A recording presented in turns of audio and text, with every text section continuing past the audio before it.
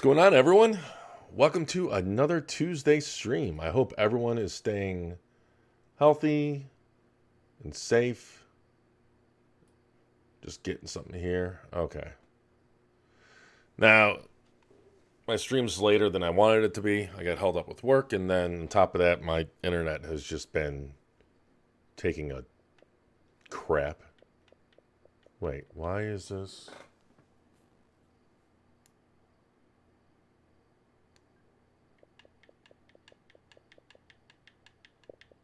I just got a new headset today, and it was working fine earlier. And go figure, it's...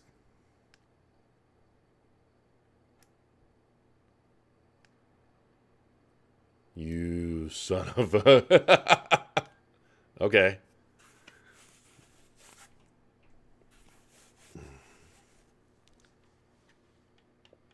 There we go. Anyways, yeah, we're going to be playing some Fable Anniversary. I figured we'd do an oldie but goodie.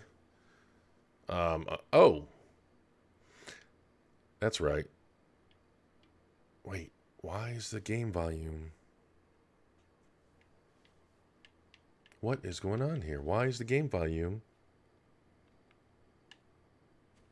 Oh, there we go. Unfortunately, the original Fable is not available through backwards compatibility. And I play through the beginning and part of the training just hopefully so I can get through it, so we can get... You look tired after killing those beetles. So we can get to the main game. Your training is about to begin.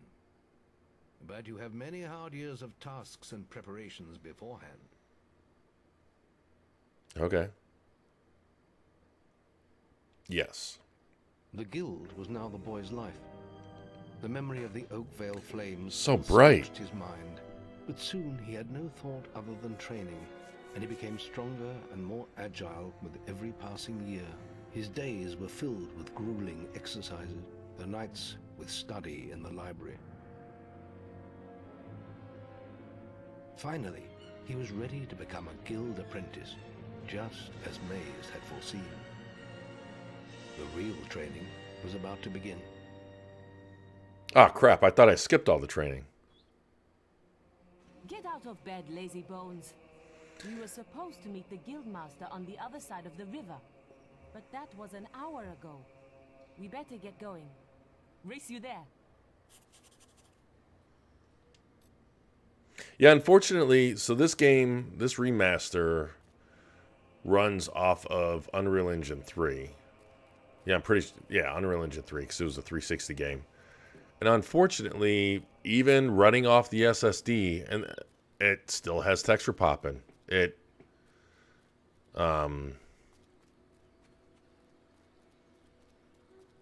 Now, this is enhanced, so it's running at 4K. And unlike the 360 and the 1X version, or I imagine on the 1S, it's the same. What? You do seem to have a problem getting up, lad. It's You can put that. it's at least a solid frame rate. We'll begin training with real weapons now. Get used to the weight of this sword, and let's see if you can hit Whisper with it.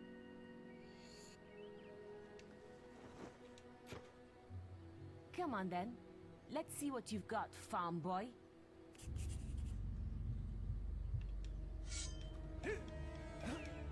Now, I don't know how many of you remember Fable when it first came out. Peter Molyneux really hyped this thing up to be... I think he said he was going to be the greatest RPG What ever. I'm about to teach you could well save your life one day. The life And- of a hero is a dangerous one, and you must learn to block your enemy's attacks if you expect to live long. Yeah.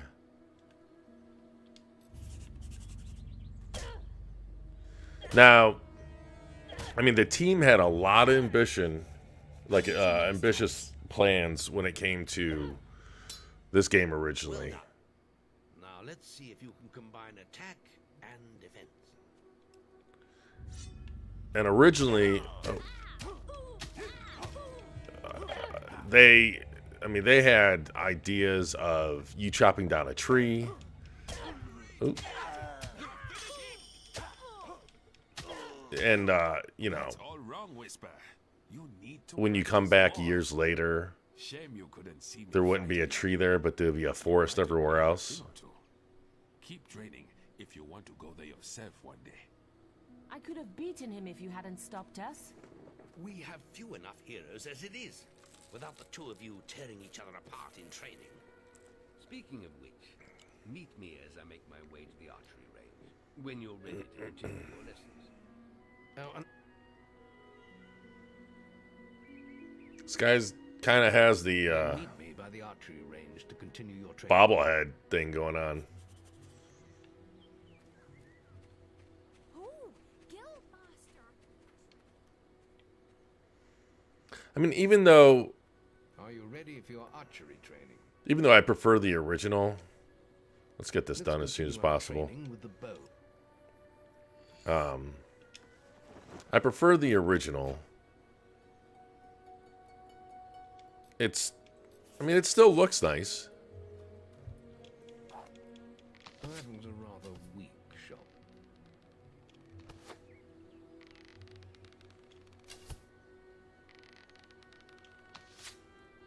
Come on.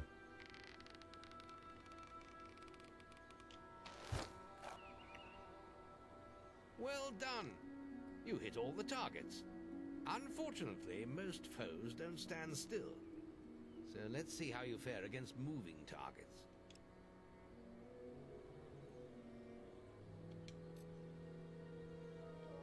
Come on, lad. Get your bow out.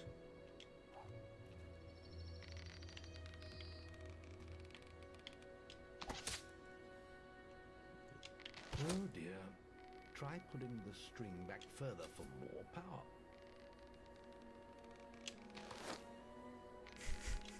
This is why I don't like being an archer in this game. Like, what? Here, we're just going to do this closer one. I really don't care about getting a bad score as an archer because I'm like a combat mage usually. Here, let's try to get the one in the back, I guess.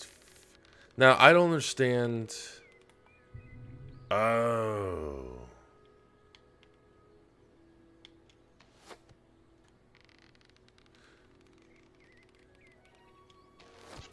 Hey, there we go.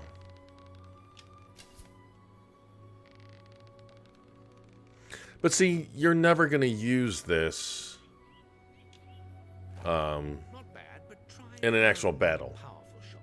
No, do we have to? Continue, Next, yeah. we will learn about the ways of the will. There we Me go. when you're ready to continue with your training. I'll be heading to the...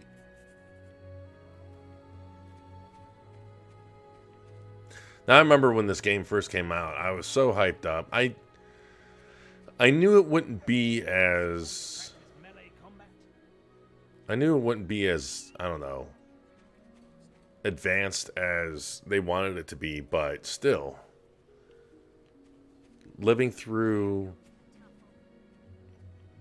a character's life or seeing them grow, it wasn't entirely common in a console game.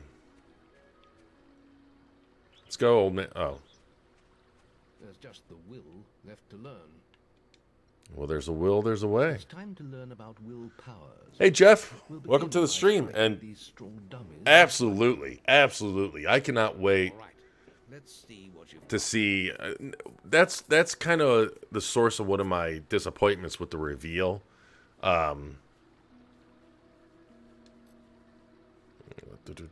Power can be accessed this way using the B button. Use your lightning power. Yeah. I cannot wait for Fable. I have the utmost faith in Playground to do an awesome job with it. Plus, I mean, they are amazingly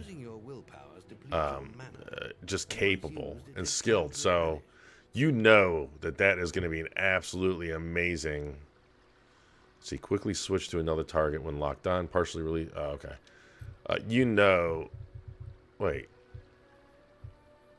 Why? It says partially release. Oh, I have to be holding it down while it's happening. There we go. That is weird. I don't remember it being that, like, clunky.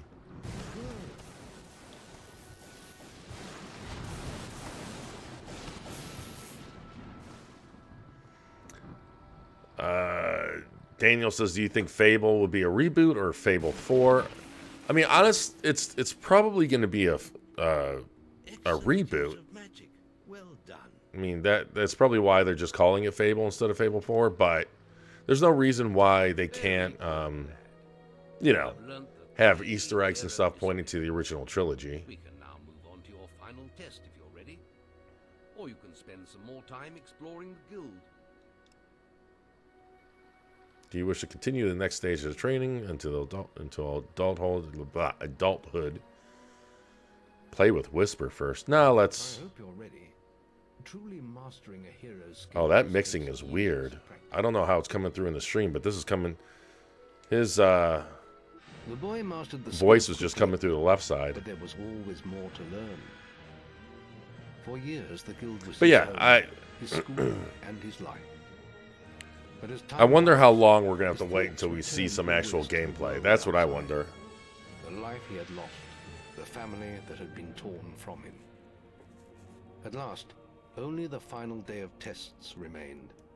Success would mark the end of his training. He would receive the guild seal and be free to forge his own destiny. He would become a hero. Before you graduate, there But is how about one you guys? final Are test. you excited for the new Fable? I almost said Fable 4. Look what you got me doing, Daniel. To the log at the top of the hill. The test will be revealed to you there.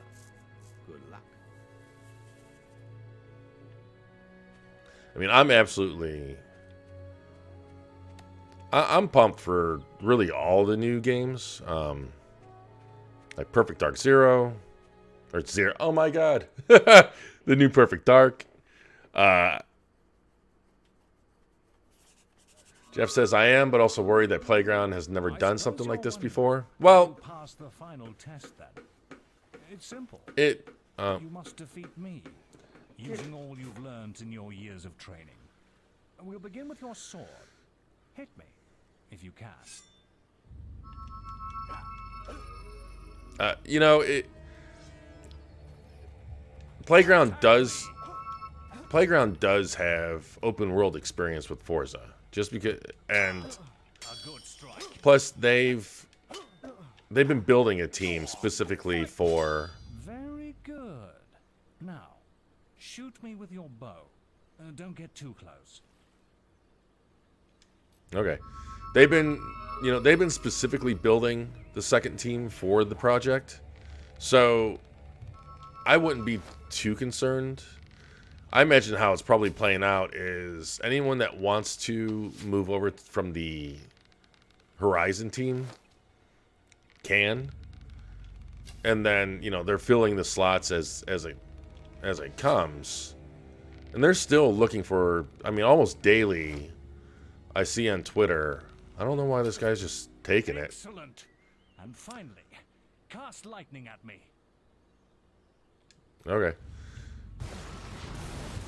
Almost daily I'm seeing on Twitter that they are...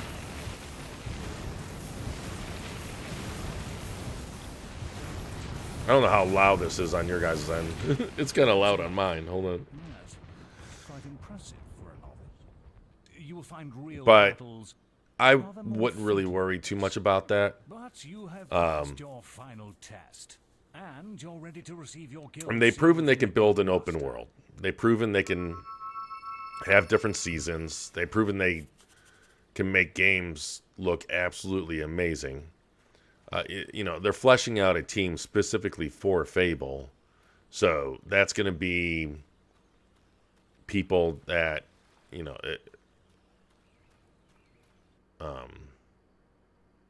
that's going to be people that know what they're doing and the disciplines required.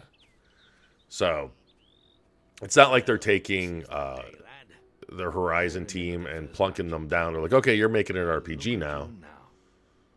So I think it'll be fine. I wouldn't worry about it at all. And actually, The ceremony will take place in the Chamber of it Fate. wouldn't surprise me if there was some cross support between the two teams. I mean, why not? They only stand to benefit from it. Let the apprentices approach. For many years now, you have worked hard to earn yourselves the title of hero. Today, that apprenticeship ends and you go out into the world to do great deeds. Deeds that will bring you the gratitude of thousands, or strike fear into their hearts. These are dark times. The shadows of Albion are stirring, and strange winds are blowing. Your choices, whether they lead you down the path of good or evil, will change the face of the world. Now, take your guild seals and venture forth as heroes. Now, the one thing that I was originally concerned about was whether or not Playground's Fable, because I mean it's been like the industry's worst secret for It's time a long time, you know. So we knew that but you're still very much part of they were making it. On the map table, you will find details of any quests the people of Albion wish heroes to perform. and you'll need to return often to focus all your experience into new skills. Only by doing this regularly will you advance as a hero. Step into the light, and I'll show you how to do this. I don't know. I don't trust people that tell me to step into the light.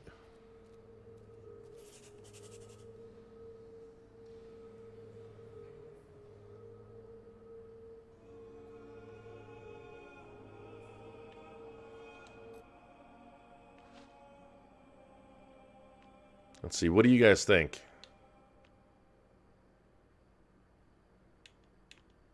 Oh, wait. Is there more than one? Oh, yeah. Oh, okay. No, never mind. That's all of it. So I can't level up. I can only level up my physical capabilities, or can I? Oh, here we go.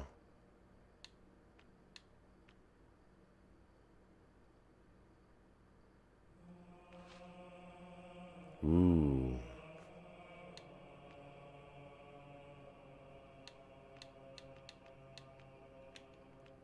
Now, I remember having a lot of fun with the magic in the original game. And I don't know how it is in this. I imagine it's the same in this. But I just remember just going in the middle of the town and doing like a force push. And I don't know if it's just my memory failing me, but I could have sworn like you'd see like windows blowing in. I forgot how many different magic spells they had. And they definitely toned it down.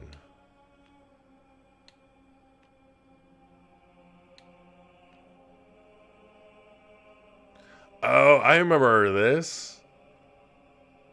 Yeah, I used to use... Oh, man. Yeah, I had a lot of fun with the magic in this game. The more mana you have, the more energy for casting spells. Alright, so... Since I'm primarily going to focus on... magic. Let's do fireball. Oh, wait. We can buy more than one? Oh, wait. So, oh.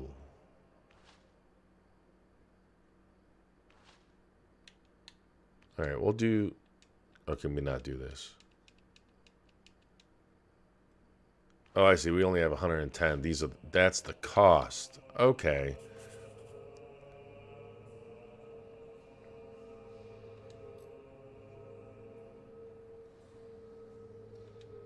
There is little else for me to teach you, but I will always be around to offer you guidance. And your guild seal will allow me to communicate with you at all times. You will also notice it flashing when you have enough experience to spend. I have given you a basic... So yeah, the one thing It'll be enough for a while. I was concerned about is the British humor. I was afraid that... Wait. did I never play this far in the remaster or the anniversary? I may not have. I might have just loaded this up just to take a look. Honestly, the beginning of this game I consider a chore, which is why I try to skip most of it. Check the guild for more quests. And I might have just got sick of... Yeah, we'll take this. Can we take them all? I guess not. We can only take one at a time. But yeah, I was worried about them not having the British humor. But based on the trailer that we saw, that's still in there. With the fairy getting eaten and everything like that. Remember, following the gold markers on your map will lead I you to remember your quest Chicken destination. Chaser. See, I'm having all kinds of Wasps are attacking the picnic area. Follow me. nostalgia playing this. Follow me. Now, I think this came out in 2004. It's this way. I mean, imagine playing this in 2004. You know nothing. Not looking this pretty, of course, but It's this way. it It's this way. having a semi-open world, I guess. I mean, this isn't really an open world. It's these hub sections definitely drag it down.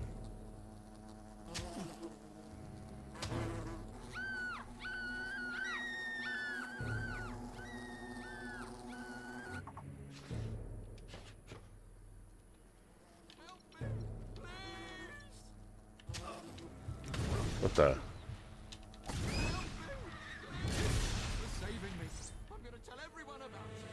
Oh, thank you. That's right. And that's one of the greatest things that I loved about this game, was just based on... I mean, the people did feel more alive than you saw in a typical game during the PS2 Xbox generation.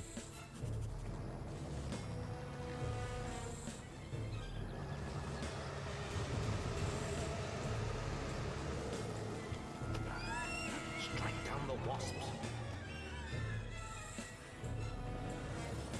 I forget how you get Useful against the wasp queen. mana. I guess does it? I guess it regenerates on its own. Hero, your will energy is low.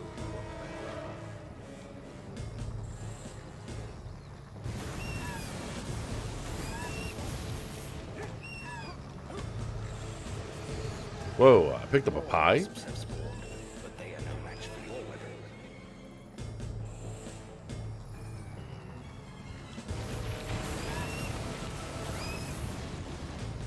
Attack the wasp queen again. Remember, you can also use your will powers against her. Am I supposed to be doing something here? It's been so long since I played this game. It's been insanely long. I'm not gonna lie. Part of me wishes that the OG Xbox version was available.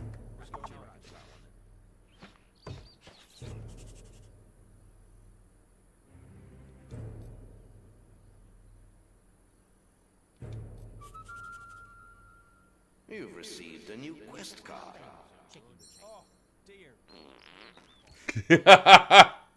I thought that was an ass on the bottom left-hand corner. Why? That's one of the things I love about this game. You can...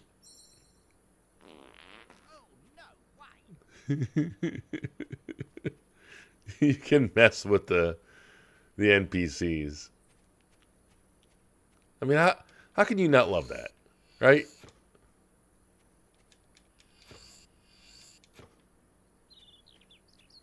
I'm assuming you can eat all these for health. I mean, obviously the health potion's going to be for health.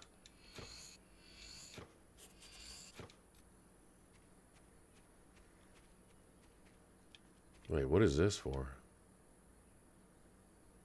Oh.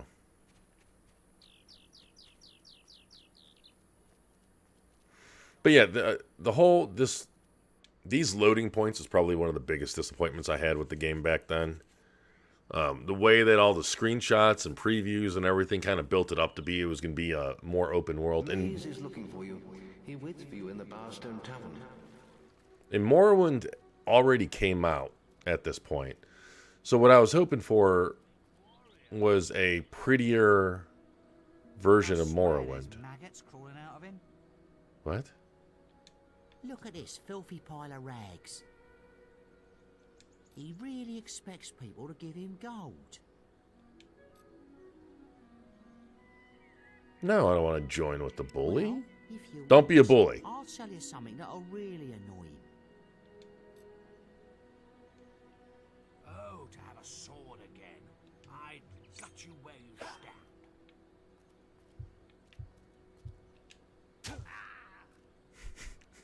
Ow! You lousy heroes are all the same. Ha ha ha! Funniest thing I've seen in years. If you see that wimp again, give him another scare. The little rascal deserves it. You've earned my thanks, hero. Oh, I'm God. Sure you'll make many friends in your travels. That character model, they did not do much work on, it seems.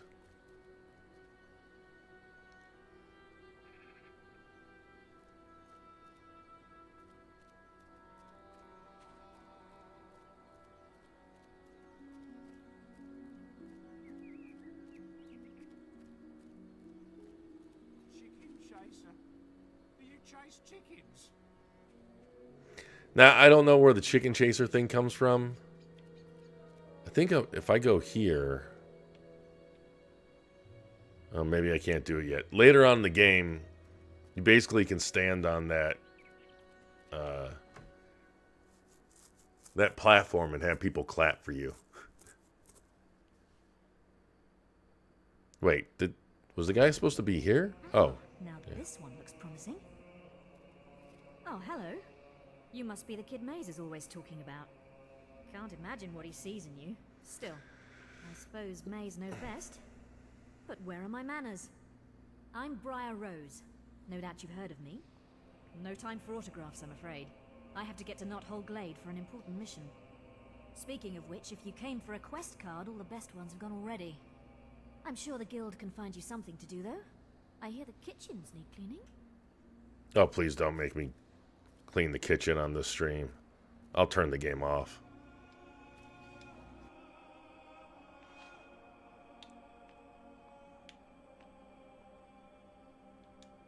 Yeah, okay. Wait. Oh, okay. Wait, can we not pick one of these? Oh, your renown is not high enough. So...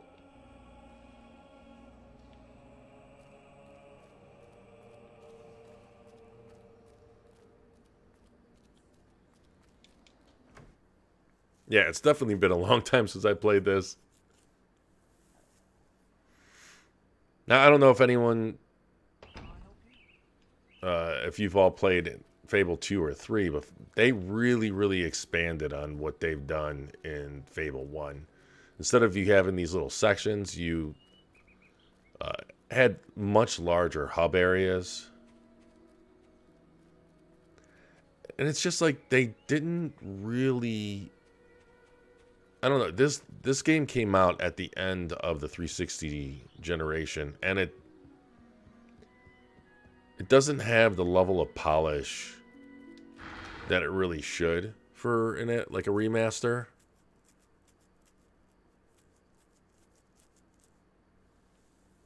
Which is what kind of makes it disappointing. And Oi, you're new here, aren't you? yeah. We have some rules round here that you need to know about. Okay. Bowerstone is a peaceful town. I'll have to confiscate your weapons for now. God, these children are horrifying. There are shops, inns, lots of different people, games, all kinds of things. Why not pay the tavern a visit first? It's the building in front of you, just up the road from here. Oh, and keep an eye open for Lady Grey. See, Treat look, her with respect. She is the mayor after all. Have a look around. and enjoy your stay in Bowerstone. Now, see, that's when that's when it's interesting that you still see texture popping. I mean, Unreal Engine 3 was notorious for texture popping issues, and you know, there's a lot of games that did a lot of good to kind of minimize or remove it. But like I said, this game just does not seem to have the budget that it really deserved. Have you? Yes, I heard about your encounter with the Wasp Queen. Most of Bowerstone is talking about it, but you shouldn't let that kind of thing go to your head. Anyway, that's not why I called you here. You see, there are dark forces gathering that put your giant insect to shame. Tell me, how much do you remember? Hey, anyone that's just joining us, welcome to the stream. Of the raid on Oakvale? Not much, I wish. Definitely say hi if you'd like. Terrible night. I thought those bandits had killed. And I'm definitely curious to see how everyone's excited for the new Fable. But it seems there may have been another survivor. Your sister. I'm afraid it's only a rumor, and there's no way to be certain yet. But I thought you should know. And for pity, Jeff says, what exactly is Xbox Era and how did you find it? So Xbox Era, I mean, it's an Xbox specific website. It's a collection of it's a forum, a YouTube channel, obviously, which is what one of the things I'm streaming this on. We also have a Twitch channel, and I think Periscope is Twitter. But basically, it's an all-encompassing Xbox platform or what have you, and you know, there's plenty of PlayStation sites, there's plenty of Nintendo sites, but especially when I think it's, what is it, Xbox Nation that IGN bought. I'm trying to think, it's been forever now. Basically, there was, we kind of saw a void. Hey, little girl. Oh my God. I think she wants to eat my soul.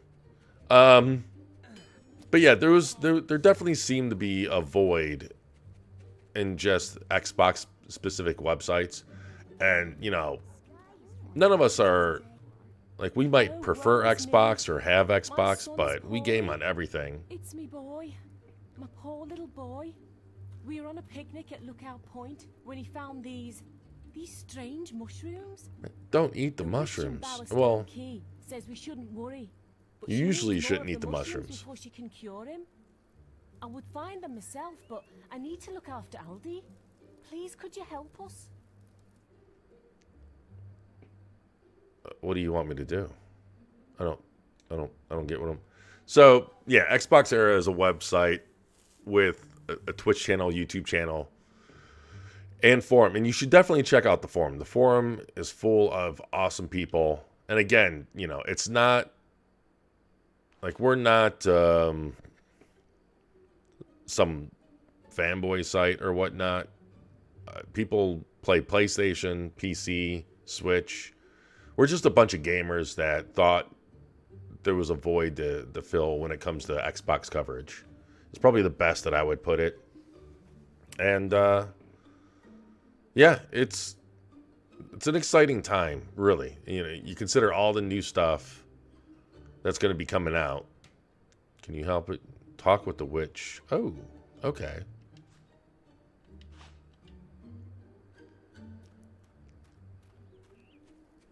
So it's interesting, Jeff, that I've seen you in a number of streams, and I always thought that you were familiar with us. Wait, why am I not getting a?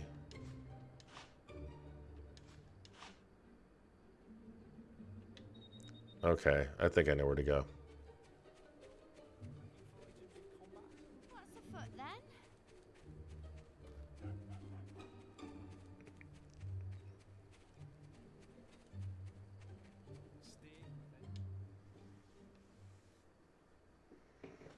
Okay, that's cool. Well, I'm definitely glad that you found us. Yeah, we put out reviews, we put out opinion pieces on and that's both on the site and on the YouTube channel. I'm working on for a long time now, like overdue. I've been working on a video review that I got to get out the gate, but I'm hoping to be able to cover the medium a bit in depth on a technical level. Like basically, I'm curious to see what the frame rate is, because the early footage. What is the early footage? Talk with the witch in Bowerstone. Oh wait, that's where I was. The early footage seemed like it had some frame rate drops, and I don't know if that was just like the recording, if that was the game. Oh, okay. If there's anything that looks like a witch, it's this girl. Or this lady. No, don't tell me. You were sent here by an irritating young lady. The one with the comatose kid. Yeah. Don't look so surprised. I am a witch, you know. I read tea leaves on Thursdays. Besides, you're not the first fool she sent my way. Find me 4 blue mushrooms, and I can brew up an antidote. But there's no hurry. The stuff won't kill him. The little tyke's probably having the time of his life. So he is tripping.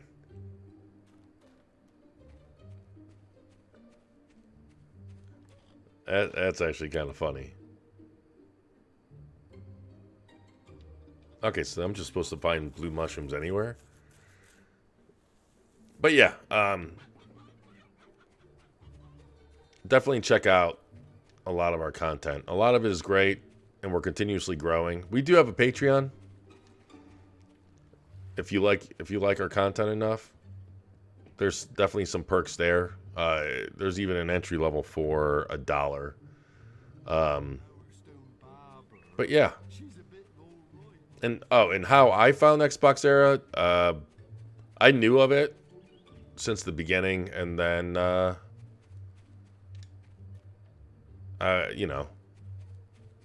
the awesome people that started it up basically asked if I'd like to contribute, and I jumped to the opportunity. Really. And it'd pretty much go the same way if someone asked me if I wanted to contribute to a PlayStation or, well, not so much a Nintendo channel, just because I don't have any Nintendo platforms. Now, see, that's one of the cool things about this. Just like, like the older Shenmue games, shops and stuff do have, wait. Okay, so these are quick travel teleports.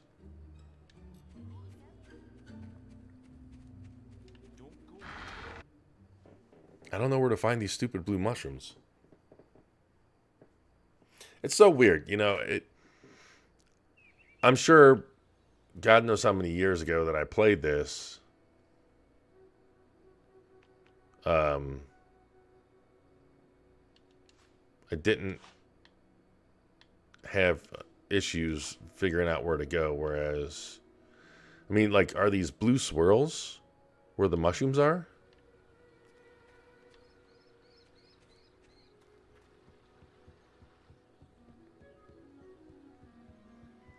But yeah, I guarantee you that, especially the next couple of years, it's going to be a really, really good year to follow us and keep up on all the content that's coming out on Xbox. I mean, it's kind of crazy when you think about it, because hey, we've Hey, if you keep really still, I can see your skeleton. Far out, man. He's tripping too. You're from the guild, aren't you? Man, what a place. If you go back there, maybe you can find our mushroom. I was standing on those stepping stones in that pool where the door talks. Man, it just flew right out of my hand. Talk about talking doors. Talking to me. sound waves can make your head spin into the sun. I've seen it happen, man. So are these like the equivalent of fantasy, like hippies? I'd be able to show you. Well,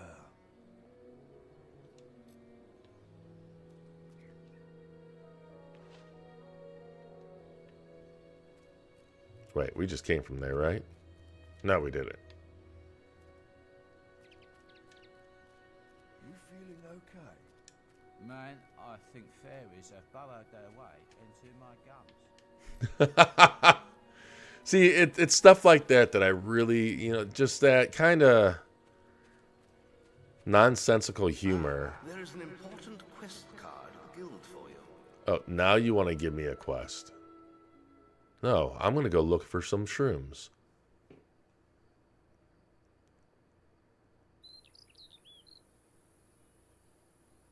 All right, Darth. What's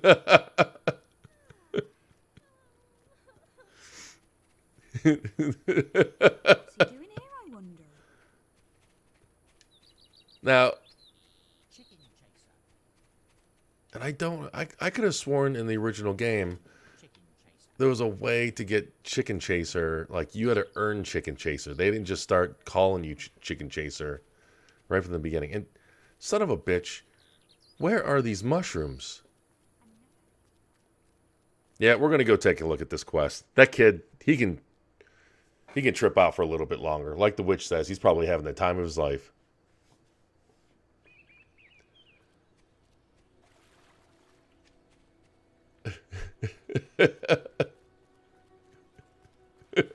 Now I can't just stop thinking about Star Wars for some reason.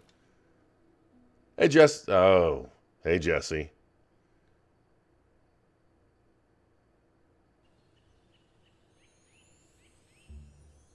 Oh, hey, you know what? That's awesome. At least now we have someone during the normal time zone that has access to the account. None of this other side of the world. That's another thing there, Jeff. Pretty much everyone that contributes to the site, we're like a whole worldwide enterprise. Jesse here in the channel, he's another contributor. He's all right. Easy as that. Oh yeah. Whenever I was getting everything prepared, I took one last glance at the Discord, and I saw you mentioning about doing that, which is awesome. Easy.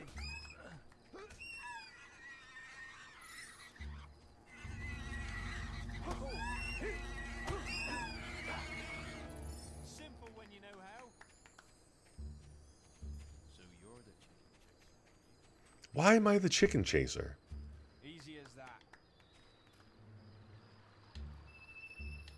All right, we're going to go back to the Heroes Guild. I don't even know where.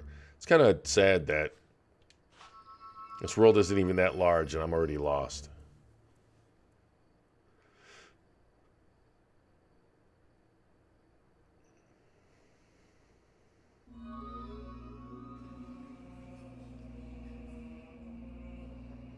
That Halo 1, I'll be surprised if it's only 20 minutes. I mean, I read most of the review, which is, it's great, by the way, so far. But I haven't even had the chance to read it all the way through. So translating that to a video review, that's got to be nuts.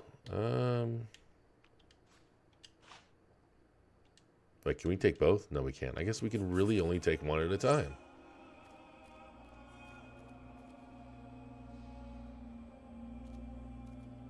Oh, okay. Nice.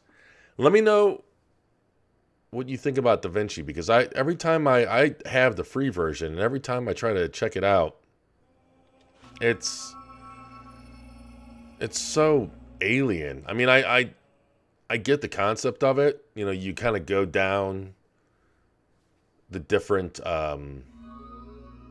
steps, I guess, of the editing process, but the way that Vegas has it, where everything is on one page, just makes so much more sense to me. Maybe it's just I got to get used to it, but I've been half tempted to fork over for the $300 DaVinci just so I can edit in HDR. Oh wait, I am nowhere where I need to be.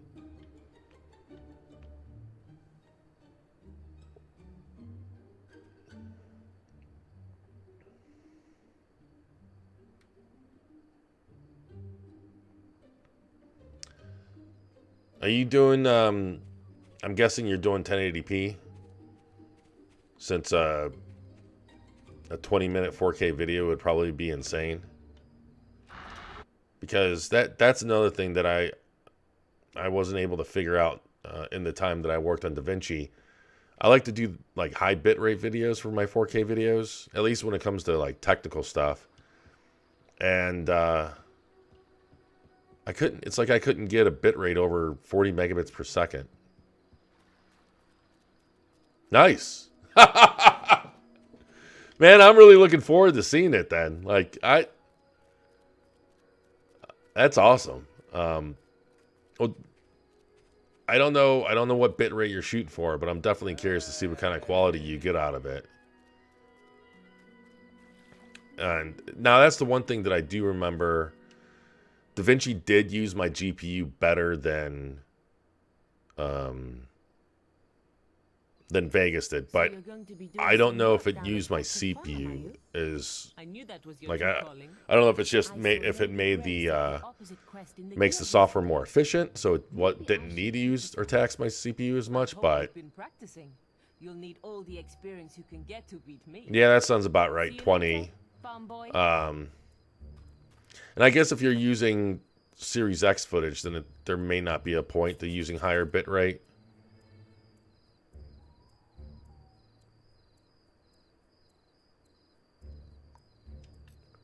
Hi, Tavish. You damn well know. You know that the Winter Project got delayed. Yeah. I knew it. I spent an entire night trying to figure out how to get in-game chat recorded in a stream just for the thing to get delayed the day of.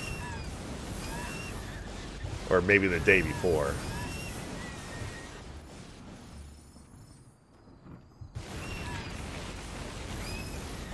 At least it gives me time to figure it out. Wait, 115 clips? Man, you know, now I've never had a video with that many clips, but as long as you label them good, it's not that hard. You know what? Maybe I did have that many clips because I had like 4. I had almost for that backwards compatibility video I did last year. Was it last? Maybe it was last year. I think. Yeah, maybe it was last year. The long one, the like 40-minute one. I had almost 4 terabytes of video recorded. Now all of that was at like 100 megabit per second 4K video, but still, I mean, 4 terabytes is a lot. So yeah, as long as you have it all labeled, yeah, you actually should be fine. And depending on how you labeled it, like I don't know how it goes for normal video editors and all you guys, but like in my head, whenever I'm like writing a script or recording footage, I almost have a see, there's mushrooms on the ground. Why can't I pick that up? I almost have like a kind of like a storyboard played out in my head to how it's all gonna play out. So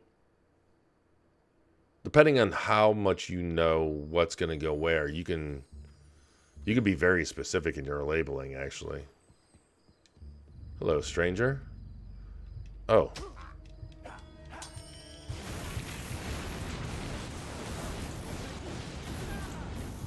But I'm definitely, especially with it being 4K, I'm definitely looking forward to it.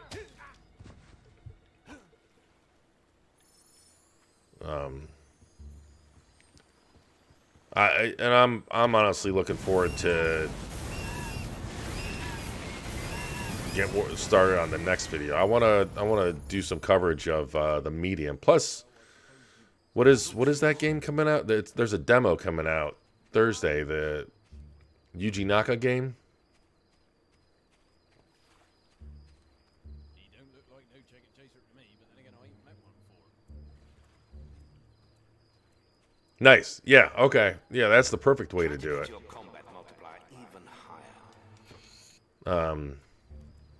I need to do something regarding. I don't know if I need like coaching or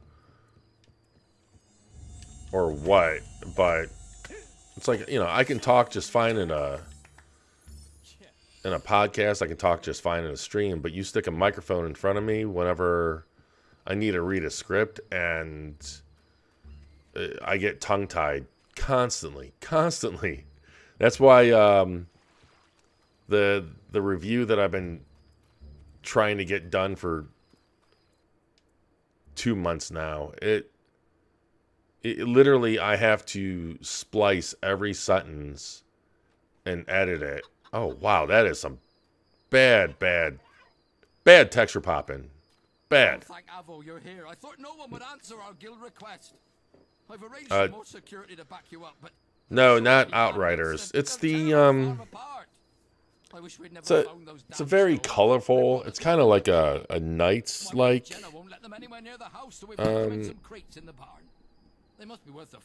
It's a very colorful. It's like a platformer that Yuji Naka made. Working with or now that he joined Square. Hey, yeah, there we go. Thanks, Billy. Welcome to the stream, man. Balan Wonderland. Yeah, that's another. See, that's the thing. I mean, they just reveal what, today or yesterday, that they're dropping a demo on Thursday, the same day as the medium. Protect the Orchard. And it's like, you know, I would basically I'm trying to get this video review done by Thursday because I want to cover those two games. Like, I'm curious to see how Balan Wonderland works and runs on the Xbox One X compared to the Series X. And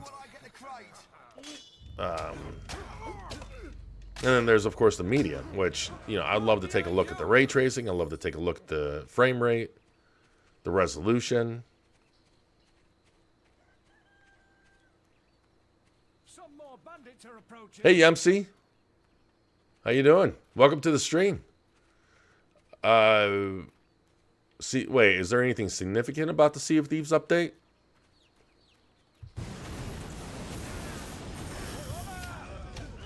Wait, Control Ultimate Edition. Oh, 2.1, the Division 2, 60 frames per second. 2.2. Man. Wait. 2.1, that's next week. Oh my god.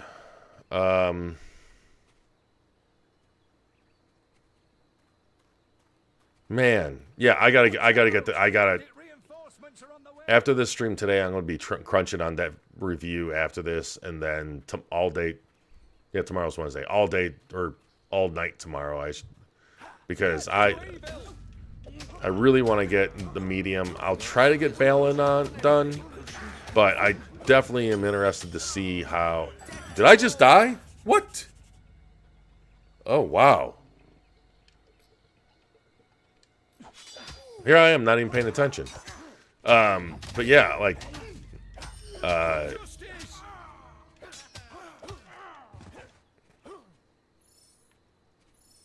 wait, progression system. Are they actually having a progression system in Sea of Thieves? I thought they were completely against that. So, you've learned some new moves, have you? Well, you're not the only one. I hope you've learned how to. And I'm also curious to see how. Anyway, you're going to get close to me. Go on, try to hit me with a flourish.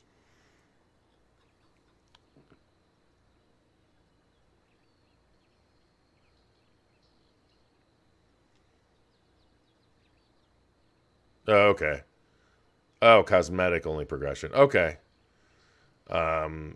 Hey Jeff, have I played Little Nightmares yet? The sequel's yes, I actually did try it out. I remember playing. I'm still going to beat you though. I remember it might have been no, it wasn't Tavish that told me about it. But yeah, I did play it, but it's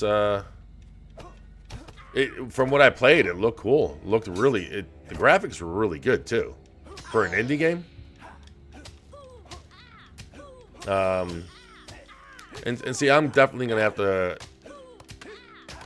I'm interested to see how solid of a frame rate Control does in both the ray tracing and 60 frame per second mode.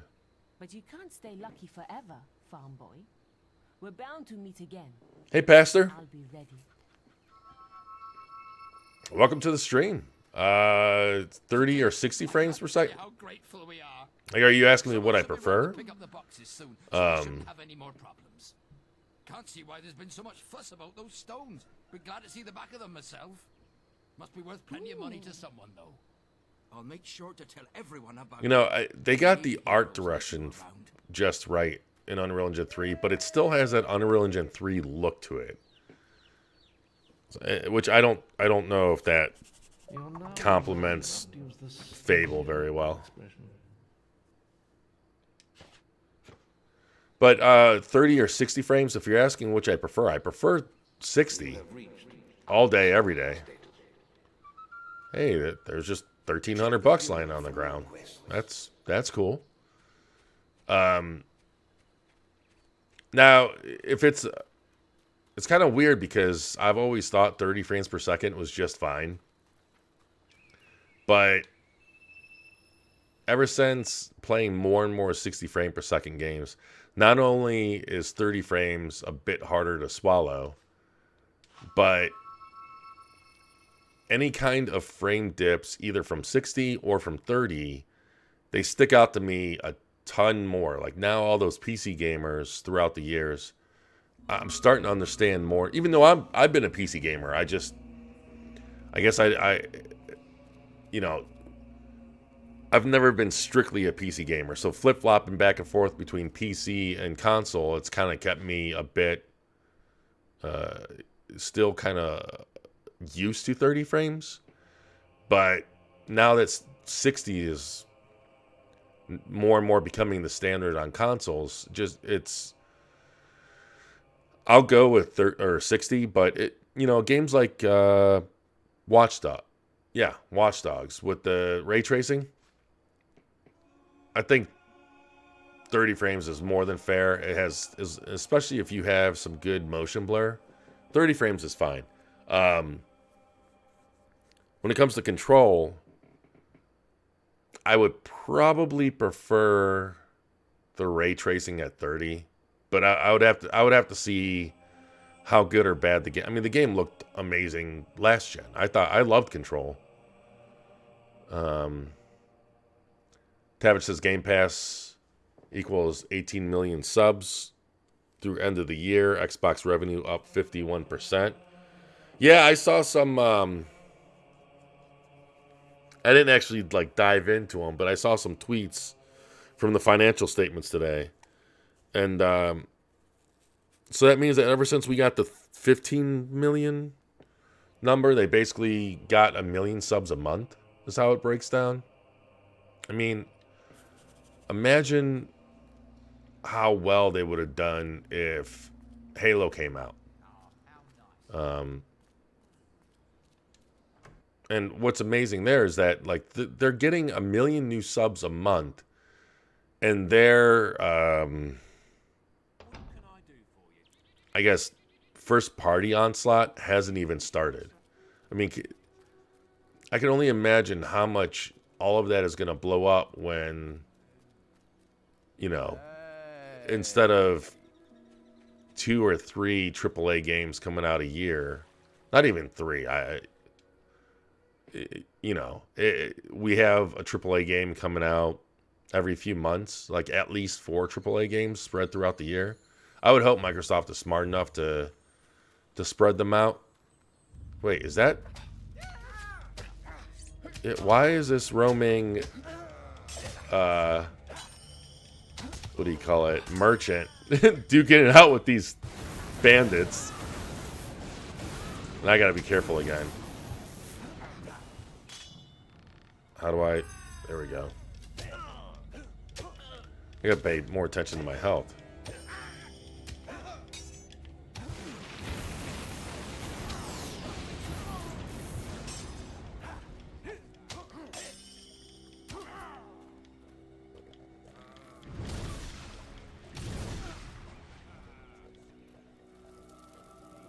Can I level this up yet? No. Oh, you're not a bad guy.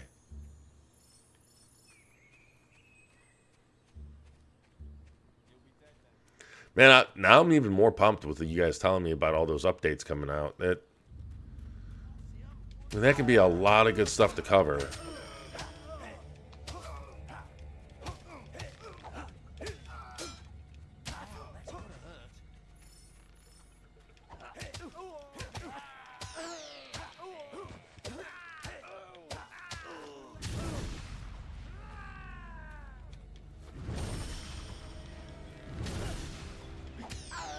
Oh, crap. I'd stay down if I were you.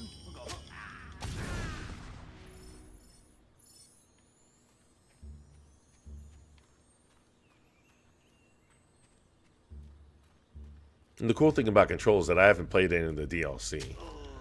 So to play it with either ray tracing or 60 frames, that's going to be amazing. And one of the things I'm most curious about is that, I mean, Control is...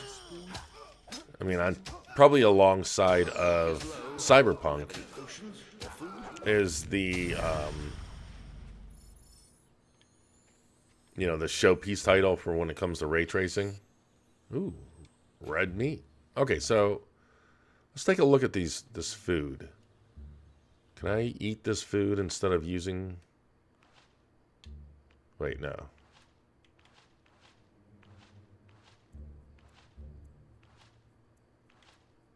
This menu. I don't remember this menu being this confusing on the OG Xbox.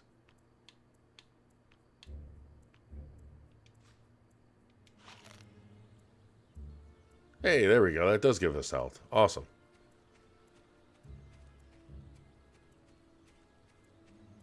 But yeah, Control, and just like Cyberpunk, is a showpiece title for ray tracing. So I'm curious to see how much of the ray tracing they bring to consoles. I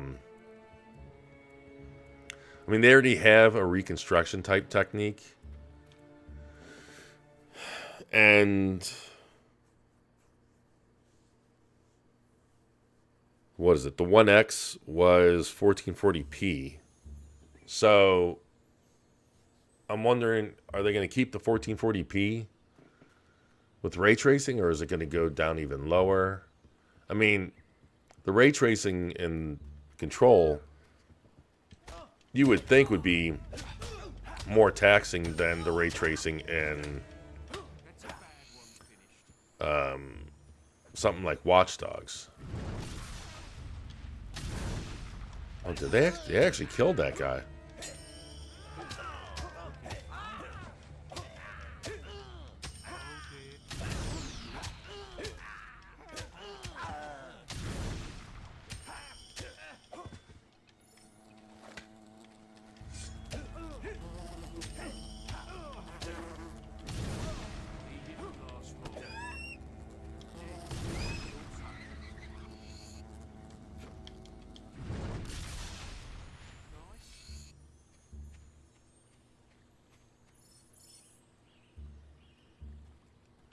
So nice that we found a pie on the floor.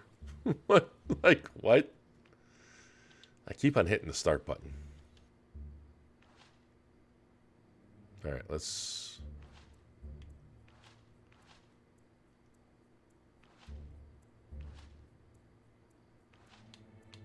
So many button presses just to get to a pie.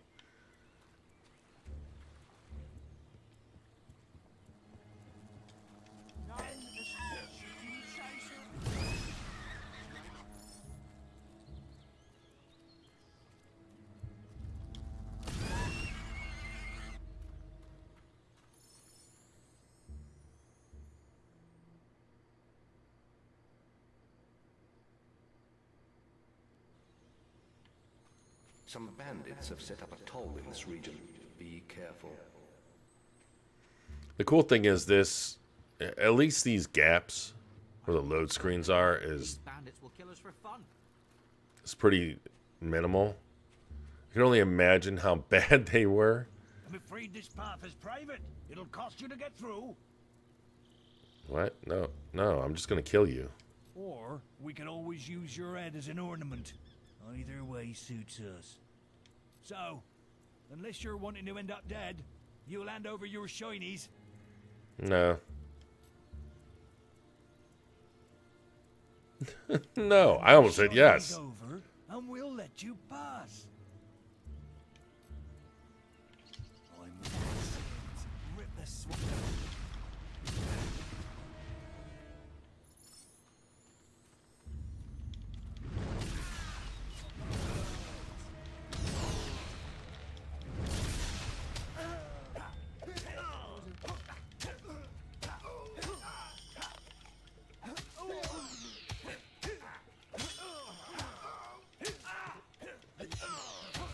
Oh crap.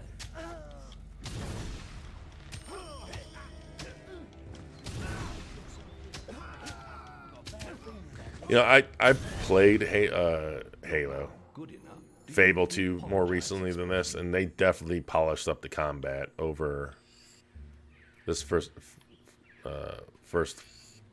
iteration of it. Why can't I pick? There we go. Oh man, they're just money all over the ground.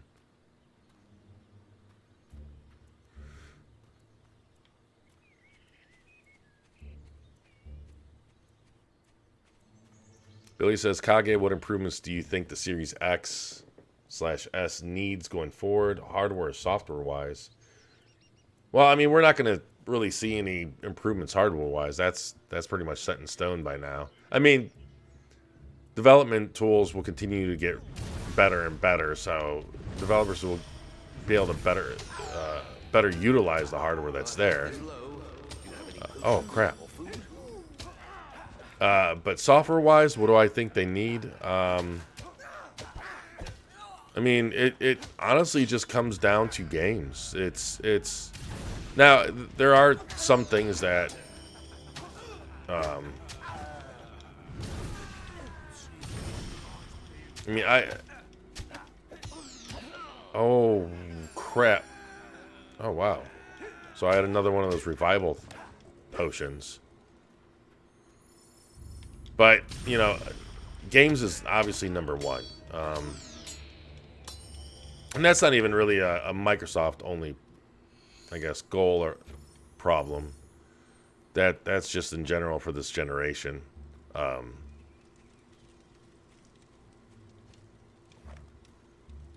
I open that? Nice. It's kind of weird how $500 is in a chest, but I can pick up 1,300 on the ground like nothing. I think I skipped the chest in the back. But software-wise, you know... Okay, so this is a weapon augmentation. I'm curious to see what, if any, features they introduce this generation. You know, during the 360 generation, they introduced things like party chat. And obviously, we're going to be seeing... Ooh. Okay, that's a pretty beefy weapon there. You know, we saw party chat in the 360 generation, but then last gen, we saw things like the introduction of... Oh, I thought these barrels were going to explode. we saw the introduction of like Dolby Atmos support, HDR. Another thing that I think Microsoft really should pursue is VR. I think they're going to get left out in the cold in a way if they don't pursue VR in some way, shape, or form. Because, I mean, Valve said that the success of course, that one explodes. That's what I say to that. So, you know, it's going to be interesting to see how things evolve. I mean, think about how much stuff has improved or evolved in the last couple generations. You look at Battlefield 4 to Battlefield 5. You know, Battlefield 5, I think it's a great game, but I know it's kind of divisive among Battlefield fans. But there's no denying that Battlefield 5 is a noticeable improvement over Battlefield 4 on the same console, even on the base Xbox One. Or, you know, you go to the 360 generation and then you look at, like, I don't know, Halo 3 to Halo 4 or something.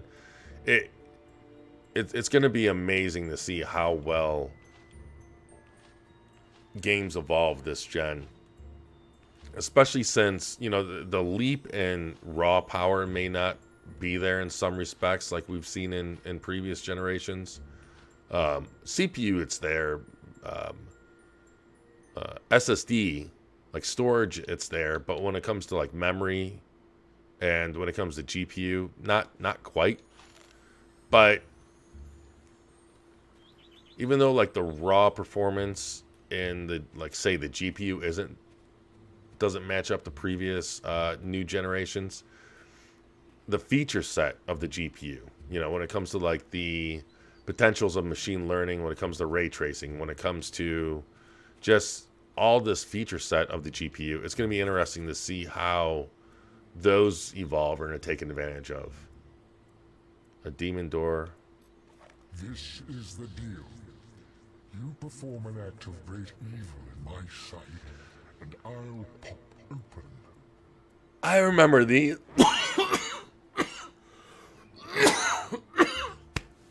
Oh, excuse me. Got a frog in my throat. Yeah, I remember this. Try to get your combat multiplier even higher. So, like, what I can do is when I get popular enough, the citizens will follow me if I ask them to. Like, the villagers will follow me, and I can have a bunch of villagers following me like a posse. And if I just kill them all right in front of that door, he'll open up. Like, there's a lot of, yeah, you know, for an older game, there's a lot of really, really cool elements to this game. Yumsy says, will Game Pass be released in Central America? I imagine. I mean, there's no reason why it shouldn't. I mean, Central America has Xbox Live, right?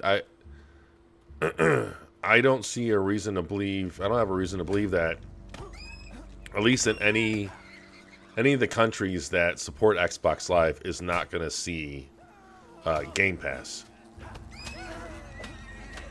I imagine what might be maybe one of the things that are slowing down the expansion of Game Pass is that, see, Microsoft's ultimate goal is not just Game Pass, but it's to get everybody on Game Pass Ultimate. And I don't, you know, I imagine they might have some servers for Game Pass Ultimate in Central America. But maybe they're not confident they have enough servers.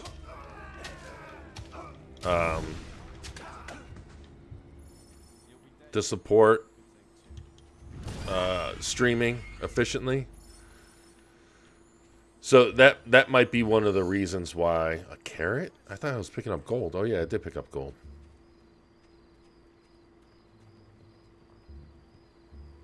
And Tavish is right. You might be able to work your way around it by setting your region to the USA.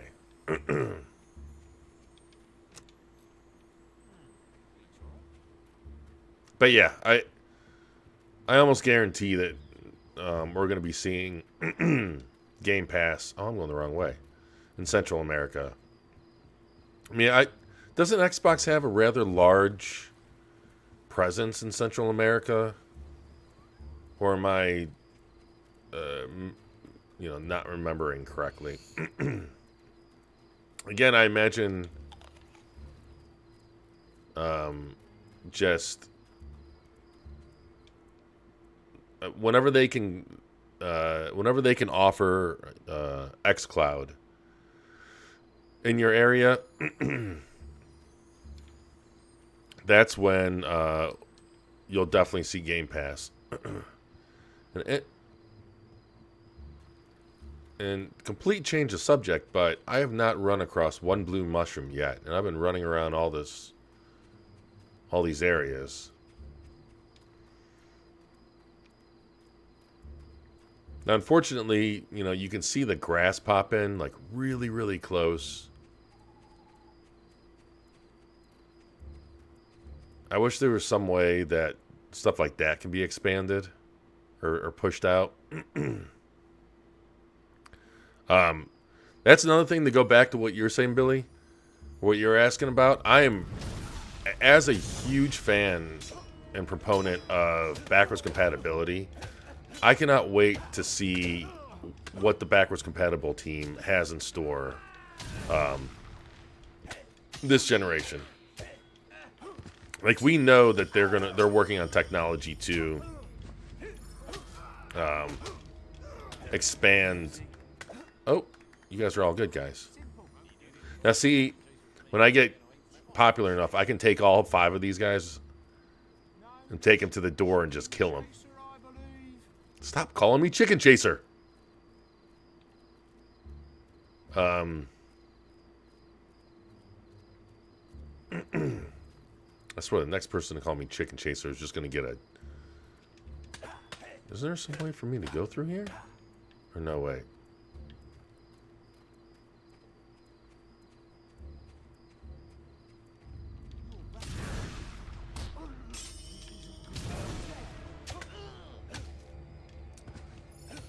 But yeah, backwards compatibility is where I think it's going to be at when it comes to innovations, and even still.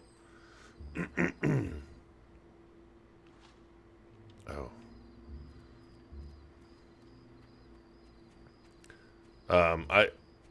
I wonder how expanded. So they're working on technology that will be a 4 times resolution boost on Xbox One games. That is going to be huge, because think of how many 900p games are running on the Xbox One. That would translate into an 1800p title on the Series X. So games like... oh, whoa, hey. So games like Sunset Overdrive that runs at 900p. What is going... Oh, this... Oh, there's more than one. That 900p game like Sunset Overdrive would turn into 1800p. You add in... And who knows, maybe they can do... I'm positive the power is there, but who knows how... how widespread... Shut up. How widespread the adoption or compatibility of things like doubling the frame rate is going to be. So, but if they can do something like Sunset Overdrive at 1800p at 60 frames per second through backwards compatibility, that'd be amazing. I thought we were going to die in this hellish place. We have to get to the Barrow Fields at the other end of Darkwood. You lead the way. We'll be right behind you. The sooner we put this forest behind us, the better. There are unnatural things out there. Coming. Wait, is this separate than the quest? You can follow. Okay. Oh, these are just for party members. In Darkwood, you will find the Chapel of Scorn. Please the deities there, and they will let evil into your soul. Billy says, do you think we'll also see any improvements OS-wise, as in UI overhauls and features? Absolutely. I mean, that's pretty much been Microsoft's mantra since... oh, these blue mushrooms? Sorry, I'm getting distracted. Ever since the 360 days, I mean, they went through 3 different UI changes on the 360. Help! Something bit me and left me for dead. Uh-oh. Please, let me come with you. No. We can't let him follow. He's infected. He'll be eating our guts before we know it. No, you can't come. We have sworn a traitor oath. We have to help him. This isn't a good idea. Not a good idea at all. I can pay well, and there won't be any trouble. Okay, let's go. Hero, I'm very grateful. So you can pay me well. That's good enough.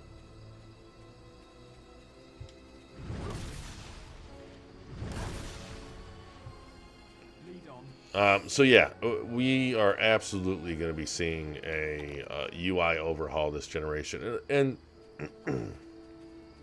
I hope it's for the better. I think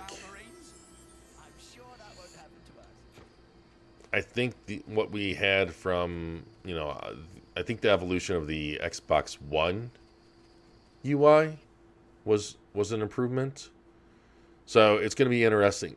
It's going to be interesting to see how they improve it here, especially whenever they finally just completely drop. Oh, werewolves! When they drop the Xbox One entirely, I imagine that's probably when we're going to see our first major overhaul. And I'm not sure if you've seen the reports.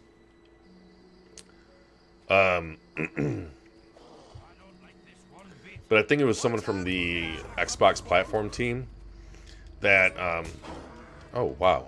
Shall we go? That they,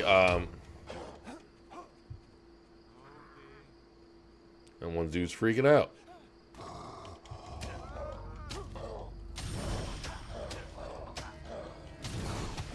hope there's plenty of business at Barrowfield after all this. I'm sure there will be. But someone on the platform team tweeted about how I think it's in the alpha or beta build. It's in the most stable build in the preview program. They are rolling out a not so obvious update where they're going to be able to update individual parts of, oh god, get that. Keep your distance, everyone. Individual parts of the operating system or UI. So, whereas the way it is now, just think of the profits we'll make at the end of this. hopefully I have unlimited arrows. But, you know, like say right now, if they wanted to update, I don't know, if they wanted to update the game capture features, because I saw Jay Ronald, I think is that his name? Jason Ronald. He talked about how they are one of the features they are putting a focus on is the video capturing and sharing options, which good because that hasn't changed since the Xbox One, and it's crazy how behind they are compared to PlayStation in terms of just capturing and sharing. But you know, previously they would have to wait for an update, like an OS update, to update just that feature. Whereas in the new way that they are kind of changing how the OS is updated or the dashboard is updated, they can just update that one portion. They don't have to wait for a complete dash update. They can just update that one thing and... Oh, no! You think this is bad? You should have been on my last trip. I didn't mean to shoot you, dude. I wonder if that means he's getting ready to change soon. That's why I was able to target him. I'm right with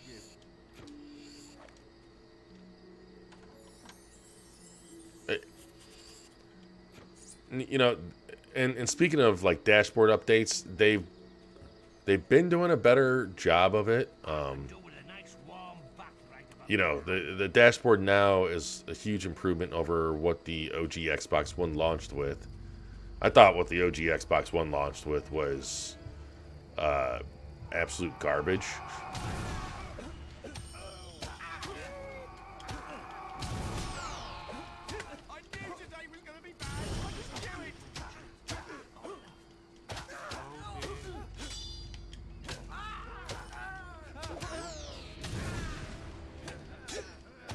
But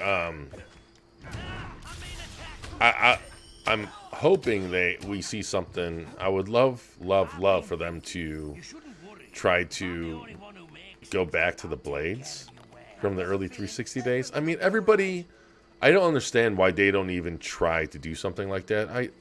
I get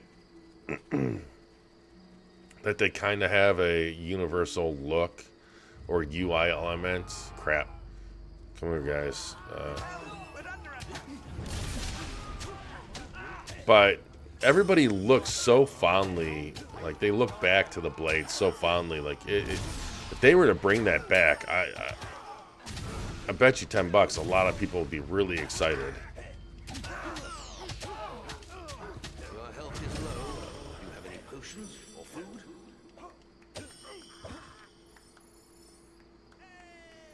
Hey. The blades were beautiful. You shut up, Tavish. I love the blades were fast. One long, painful nightmare. Something seems to be stuck in the hole in the top. Okay, so does that mean I can...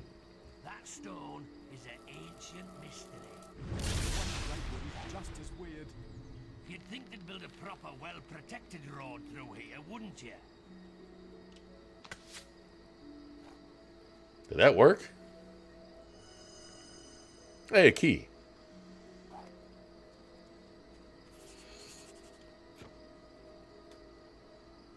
I'm a super player. But he says both the PS5 and Series X consoles have features that no one has, but the other... that one has, but the other doesn't situation. I'm glad I have such fine companions with Yeah. me. Yeah.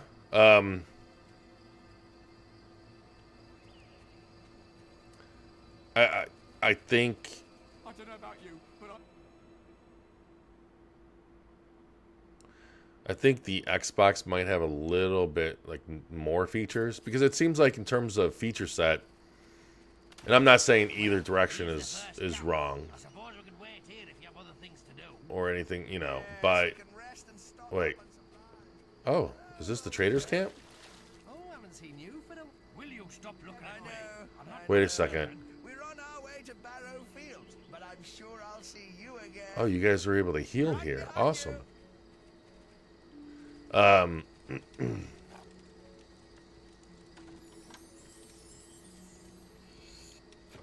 sorry. I don't think I could take much more of this. Play blackjack.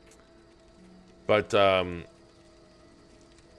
yeah, it seemed like, you know, in terms of feature set, Sony put more investment in the controller, whereas Microsoft put more investment in the like system level features, you know, when it comes to things like quick resume. But hopefully both of them learn from each other. Unfortunately, I don't see the PS5 getting anything like quick resume, because that would require additional storage to be reserved for that feature, and they've already reserved as much as they could. It feels like we've been on this trip forever. And then the PS5 card system, you know, that is going to be reliant on... Get out of my face. that's going to be reliant on developer support. So I think the idea is great in theory, but I don't know how widely supported it's going to be. If anyone in the chat has a PS5, maybe you can tell me how well supported it is in third-party games. I imagine first-party games like, you know, Dark Souls or Demon Souls and all that, that's going to be supported plenty. Oh, but don't fret. I'll be all right. I'm feeling a bit strange. Wait. I'm sure it's nothing to worry about, though. Wait.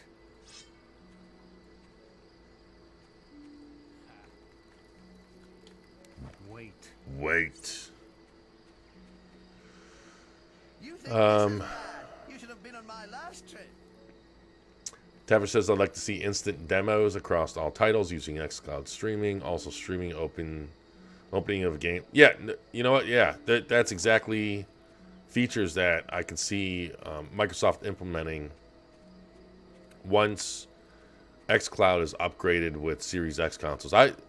Stuff like allowing you to instant access while it downloads in the background is something that I said since day one.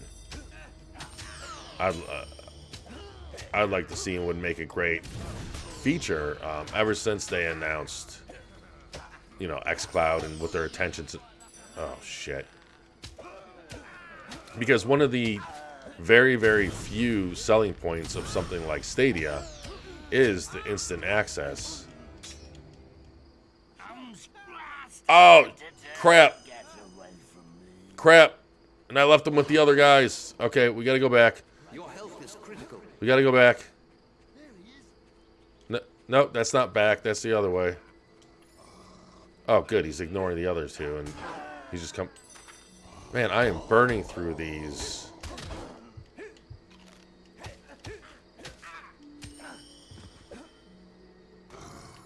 And but yeah, the demos. That's another thing. Completely agree.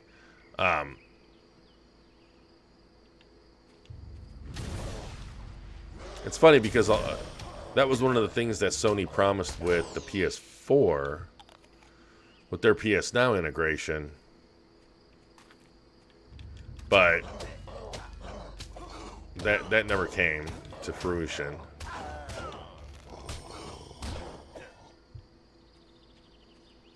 So features like that, I could definitely see. Oh, crap.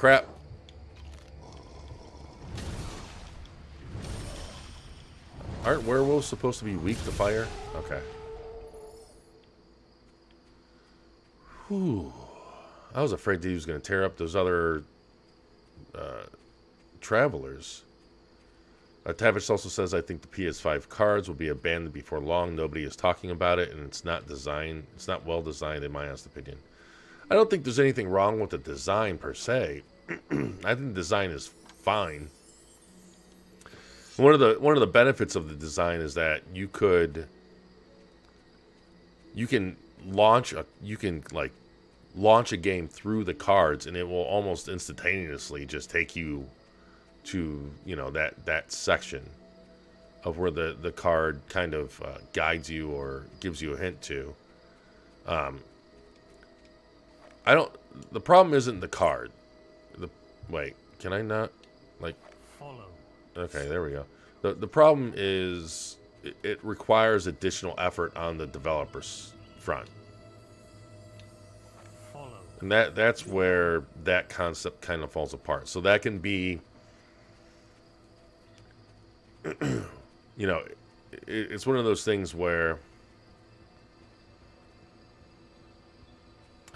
you know, that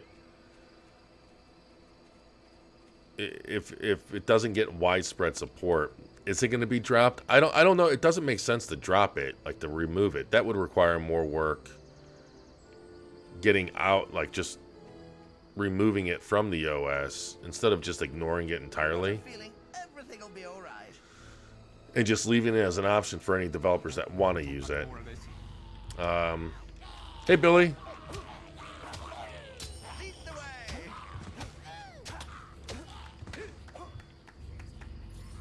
Well, I mean, the card system is more than just loading into the game fast. Can I... You're saying, can I have some help on this game? I'm stuck on a part which makes no sense. Are you talking about Fable? Billy, are you playing Fable Anniversary? Yeah, the card system has more functions or features than just quick launching into the game. You know, the card system, I thought, was primarily basically used as a guide. Or either a guide or a way to keep tabs of, like, different achievements or, you know, secrets or just goals within the game. Okay, what I mean, it's been years since I played Fable 1, but go ahead and let me know what you're stuck on. I can try to give you a hint to where to, or a clue where to go. I did beat the game multiple times, but they were admittedly all on the OG Xbox and 360 days. I'm at a part where I'm the bandits, and when I try to go to the guild, the blue thing, it makes me not able to leave.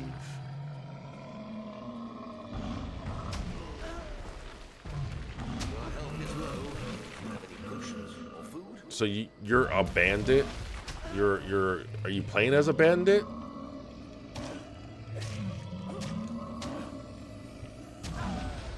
What the hell?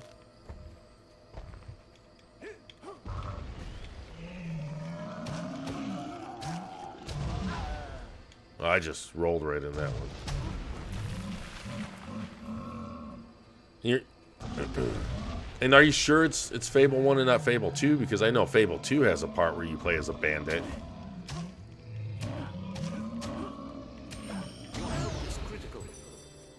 Oh, that's not good. Okay, we're going to try it. I don't think I have any more potions, so get me out of this corner.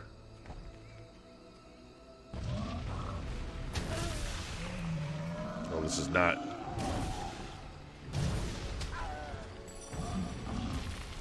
This... What the hell?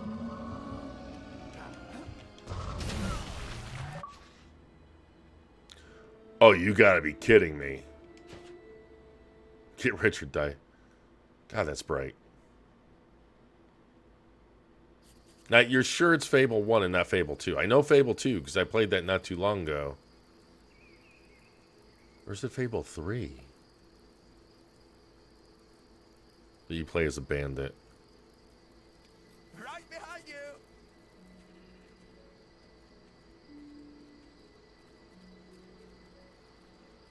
How far back did we go here? Oh, I think I stepped in a wet patch. Get me out of here! You think you... We've almost made it. So you play as a bandit? Yeah, I'm sorry, Billy. I know in Fable 3 you play as a bandit and you sneak into a base. But I don't recall that in Fable Anniversary.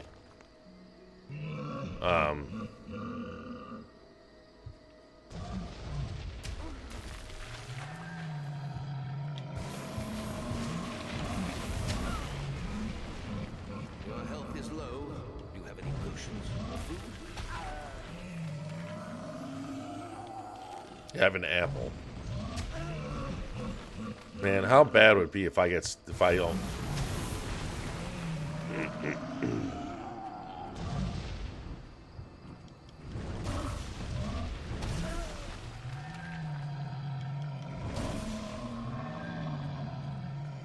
Oh. Okay. Man, Lost... If it's Lost Chapters, I literally only played that once. So, admittedly, I would be useless. Try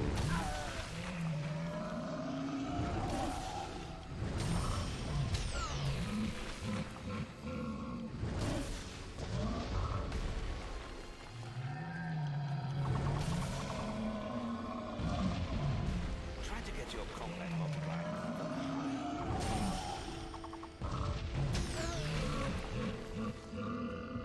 No problem. I'm surprised that there's anyone else even playing. What the hell?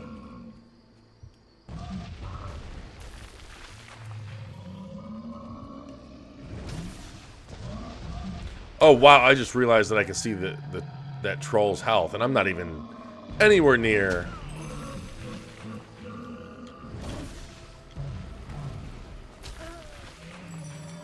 This is a crock.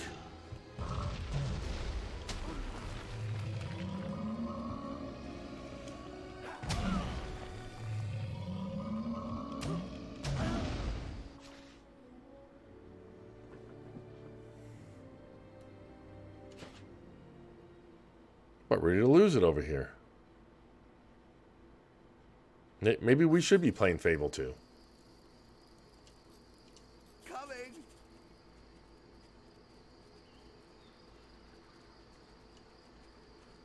Oh, I think I stepped in a wet patch. We're almost there. I mean, obviously I'm the last person that should be helping anyone if I can't even get past the troll. Yeah.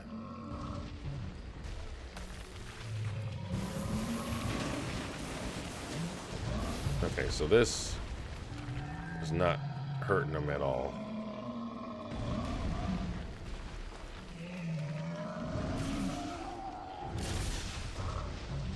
And it would also help if the lock-on system wasn't so finicky.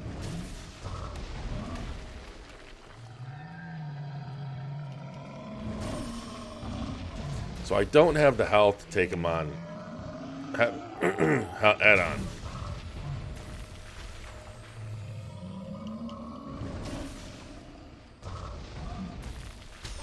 Oh.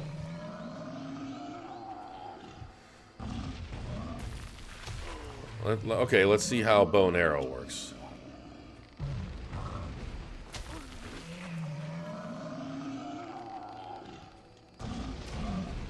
Oh, that actually took a good chunk. I mean, compared to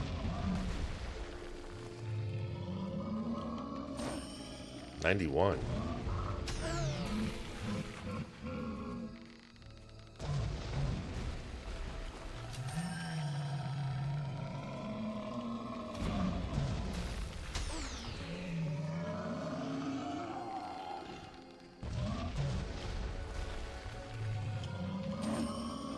How did I ever beat this game? Oh, crap. And actually, I'm sure plenty of you are wondering the same thing. Your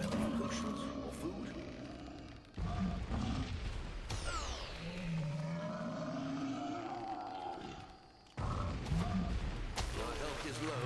Do you have any potions or food?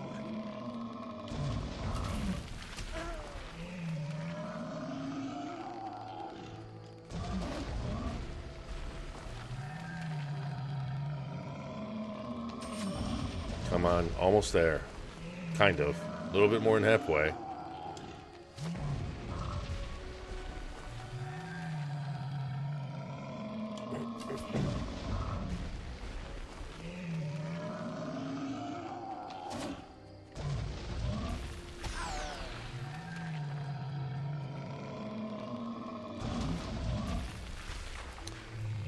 Billy says what I want from the Xbox Series X.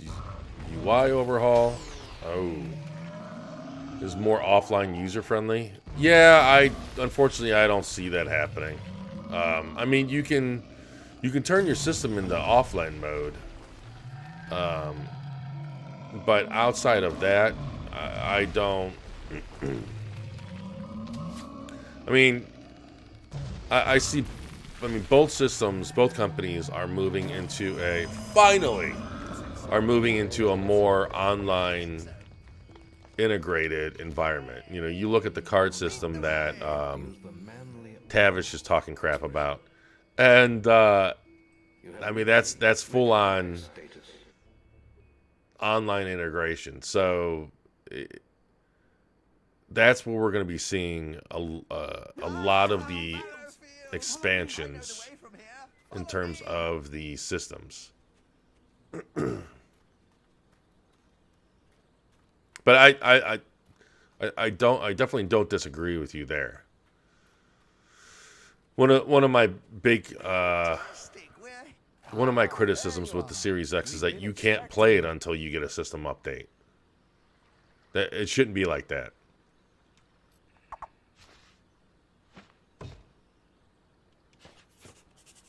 So wait, are we done? Maze seeks an audience with you again. You will find him in Oakvale Tavern. It seemed rather urgent. Of course it's urgent. You've received a new quest card. Tavern says... I would never do anything illegal. Do I look like the person to do anything illegal? I swear to God, I'm going to kill you.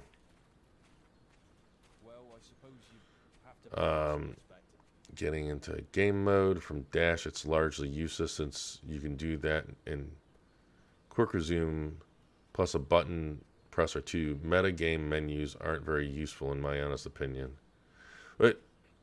But that's what I'm saying. Like, quick resume is strictly to get into a game quickly. The card system is not strictly for use of that. I mean, that's just like one of the byproducts of the feature. So I don't think it's fair or accurate to compare.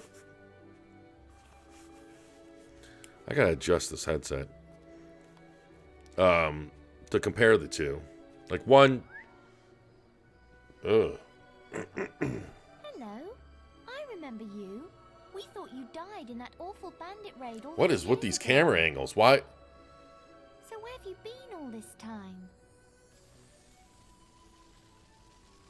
You do remember me, don't you? Oh I no. was looking for Rosie, my teddy bear, just before the raid. After that day, my parents moved to Bowerstone, but I never really liked it there. Are you all right? Yes, you just look I lost you there hauntingly for a second. horrible. Anyway, I have to go now, but it was great to see you again. Bye. Yeah, but isn't the get into the game part through like the goals or the guides? They're I don't recall seeing any card that specifically is for getting into the game. You know, similar to quick resume. I mean, I'm talking about, you know, like in. Over here.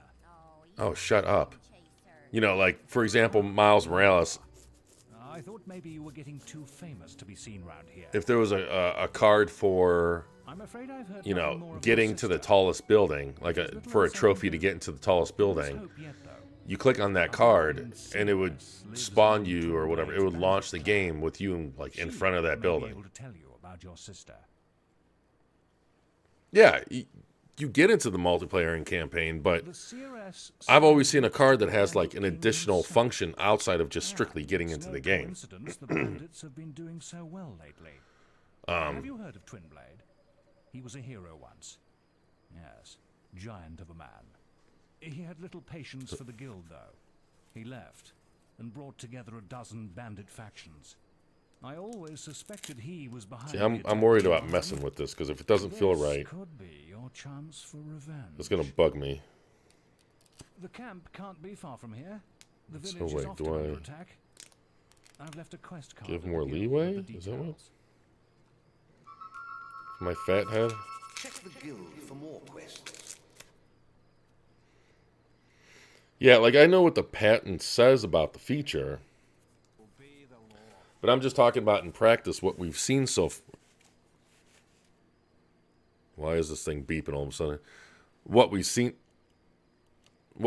so far. Okay, and I wasn't even paying attention to what this dude wants me to do.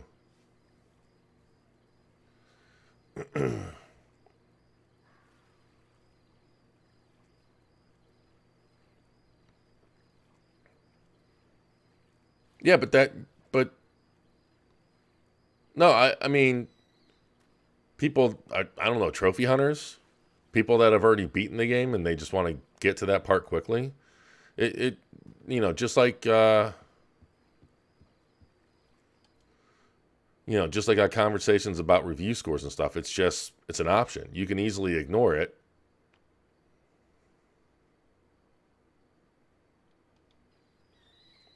It's just, you know, again, an optional thing. I mean, of course, I have to get a PS5 to have hands-on experience with it to see like all that it offers, but I don't see it as anything horrible. I'm not sure of how well it's going to be supported outside of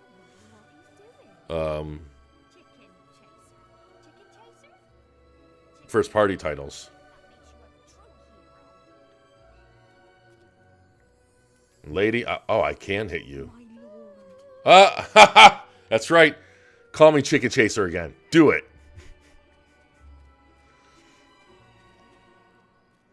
But I mean, you know, using well, I guess you can use the card to get in the multiplayer.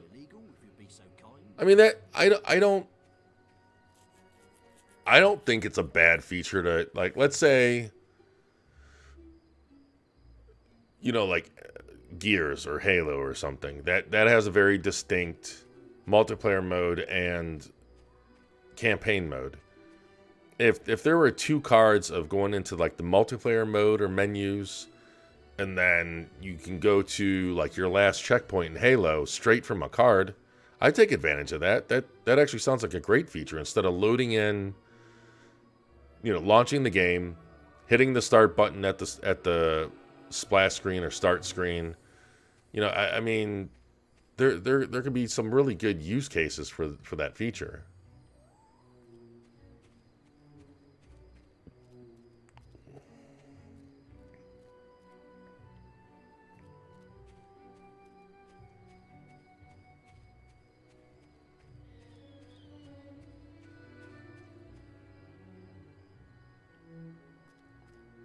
I mean, I don't know.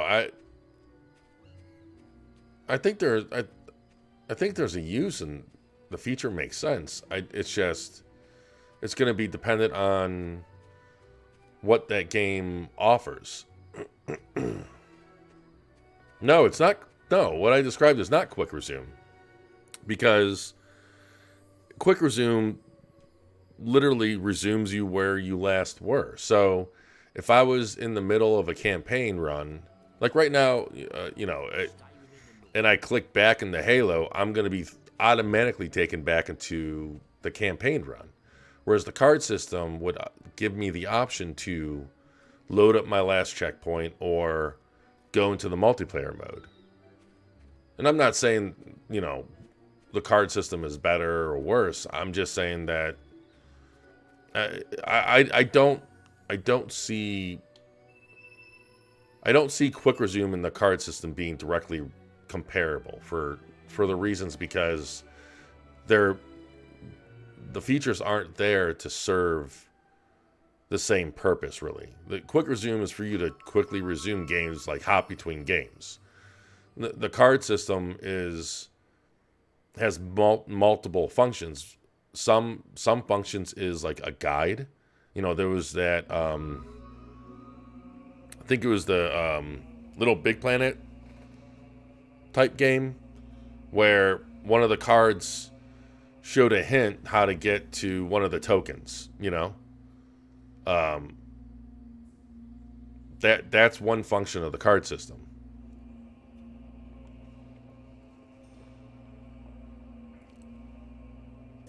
I mean, to you, cutting out 2 of the 4 button presses isn't meaningful, but to other people it could be.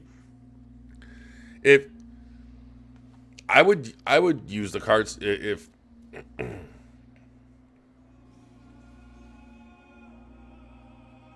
yeah, but you can't.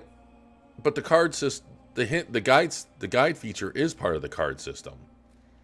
Like it's all like that's all part of it.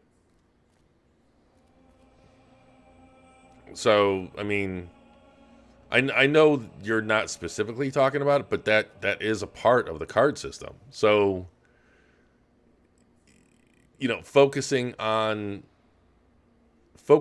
just the parts that can be somewhat compared to quick resume and saying that it's not as good, I don't really see much point in that, because then you're leaving out other features that the card system brings in. And then you're comparing parts to quick resume that aren't really comparable. I mean, again, quick resume is just to get you back into the game quickly. It's not meant to have you... Wait, how much points do I have? Okay. Have you pick between...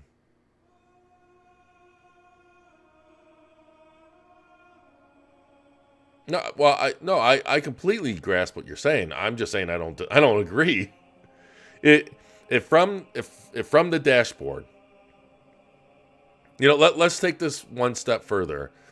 If quick resume allowed which it wouldn't, because that would kind of go against the whole function of quick resume. But if quick resume allowed the option that I click on Halo, and a little like miniature pop-up says, do you want to launch your campaign checkpoint or do you want to launch in the multiplayer? I would take advantage of that. Like that is like the closest type of equivalent that I can theoretically insert into the Xbox UI compared to the PS5. If I had a PS5 and I don't know if the card system works on backwards compatible games, but let's say, I play Battlefield 5 on the PS4 with friends rather often.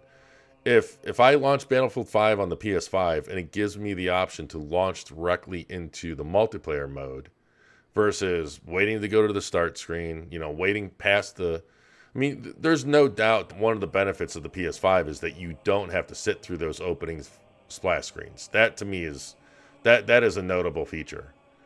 But if I can skip those splash screens and go straight into the multiplayer mode where then I can choose conquest mode, that's a pretty awesome feature. That I personally wouldn't discount that. I would use it. I would love to have something like that. I mean, anything for any level of efficiency, why not? You can either ignore it and launch the game the old school way, or you can take advantage of the card system in whatever ways the game offers. It's having easily ignorable options is never a bad thing. Just having options in general is never a bad thing.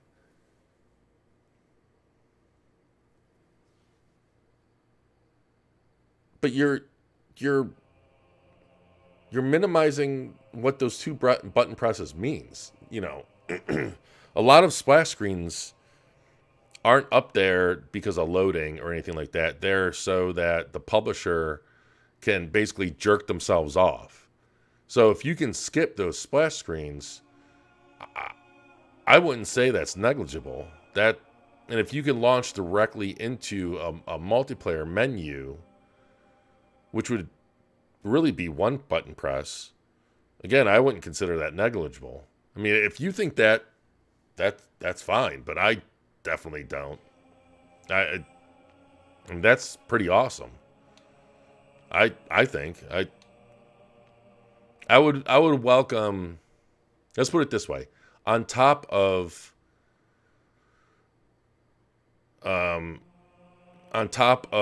quick resume. And that's one of the good things regarding I guess Microsoft's flexibility and how they've partitioned off the SSD. Sony can't add a quick resume to the PS5, but I don't see a reason why Microsoft can't add a card system type to the Xbox. And I'm not saying it has to be exactly like Sony's, like it offers, like guides and all that stuff. But if Xbox can just offer the option that when I launch the game, it takes me directly or instantly to the multiplayer mode or the single player mode, I would love that.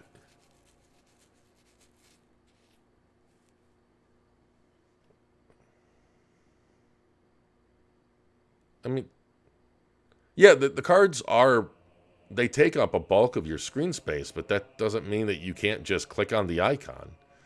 I mean, it's like you're just looking for reasons to not, you can just ignore it. It's not hard. You can just click on the little and yeah, the icons themselves are tiny. They made those super tiny in the PS5 UI.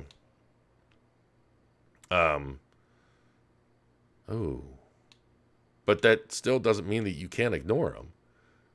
And I'm not going to bet about hearing about the card system a year from now, because you don't hear about the card system now. But, outside of Xbox gamers talking about how convenient it is, you also really don't hear about quick resume. I mean, new features of new consoles are the hot new things when those new consoles come out. You're not going to really hear about quick resume a year from now, because it's just going to be a normal thing that people are used to. There's no reason to say that it's going to be any different in a negative way regarding the card system.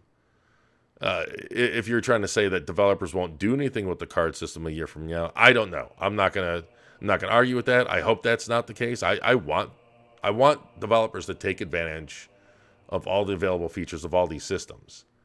But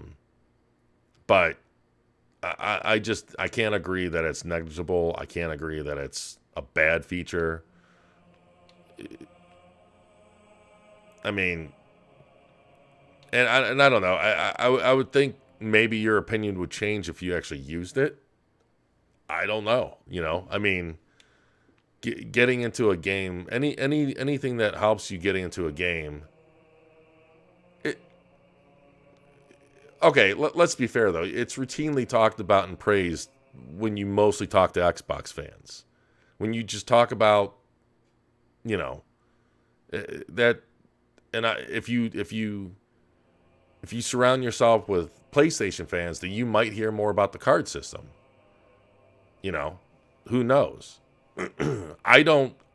On Twitter, I don't see quick resume talked about all that much.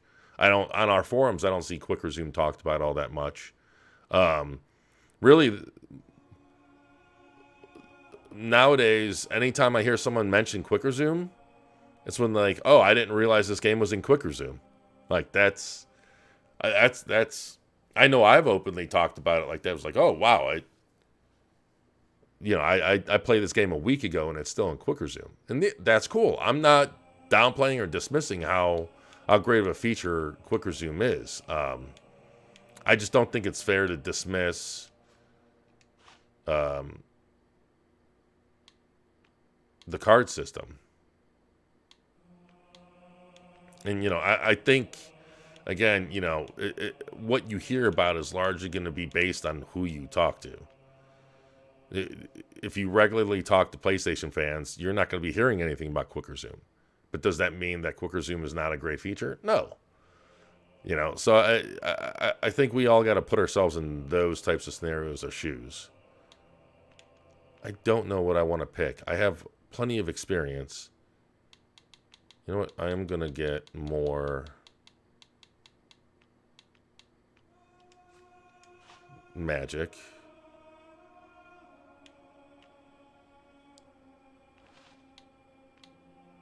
And, I would love it if Microsoft added some kind of,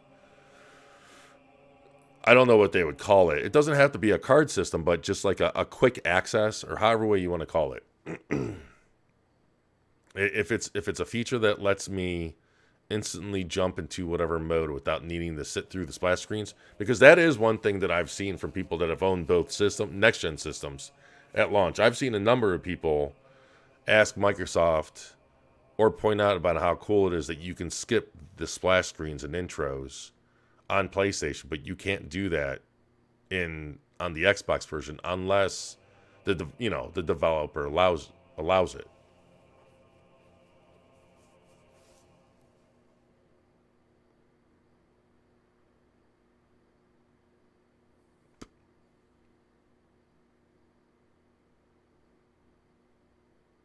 I see. I don't agree. I don't agree at all. I mean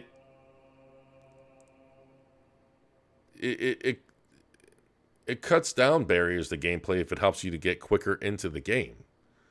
I mean, that is a way that you cut down barriers.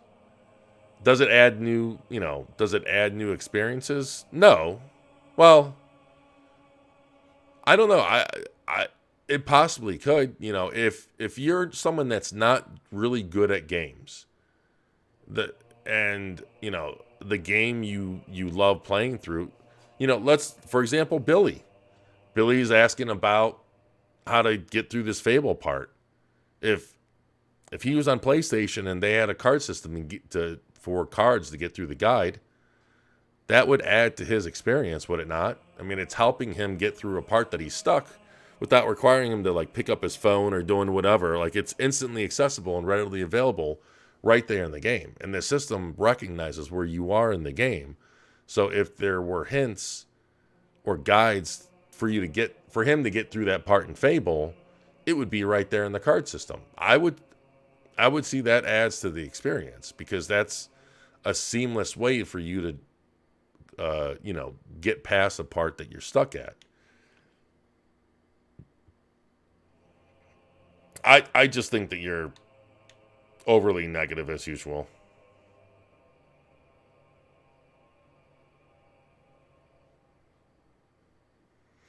No, I know that you skip splash screens with quick resume.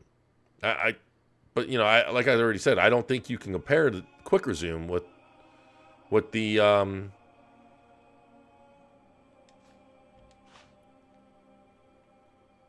with the card system. I don't find them directly comparable. I'm not talking about the non-menu card system. The card system is entirely... What do you mean non-menu card system elements? All of it is menu-based.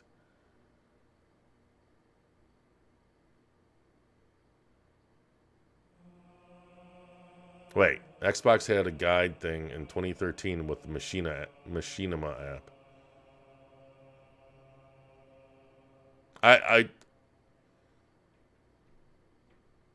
Yeah, but I know you're not comparing it to the entire card system, and I think that's part of the problem. You can't conveniently leave out parts of the card system. Like, you either talk about the feature or you don't, in my opinion. It doesn't make sense to leave out parts of it. I don't think...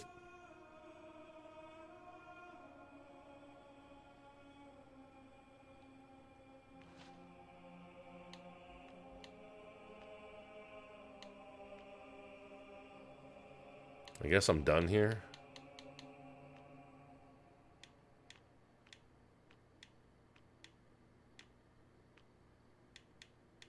Let's do... Because I don't think this is... Oh, wow, that took a lot of experience. You kill me. I just want you to know that. I think you should get yourself a PlayStation. That's what I think. You should get yourself a PlayStation and enjoy. Billy says, I think if Microsoft adds a card system, it should be more community-based. That's interesting. What do you mean community-based?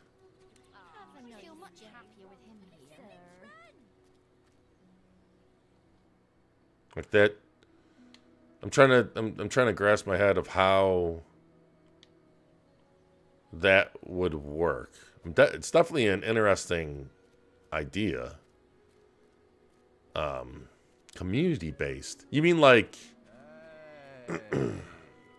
Yeah, I can't even think about how that... The only way that I can think about community-based is like if there were specific in-game goals, which the Xbox already kind of does. Like, let's say in Forza Horizon, for example, there's the goal to get however many... Where the hell am I going? There's the goal to get however many classic cars from the garages. And you see that your friends have 8 classic cars and they're like 2 cars ahead of you. The current Xbox already kind of does that. You don't have to click on anything.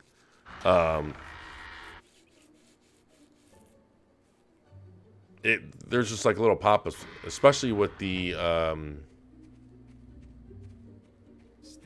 when you have your Xbox to sleep, it will tell you sometimes whenever people are ahead or behind. Or I don't know if it ever tells you that someone's behind you, but ahead of you on some kind of goal.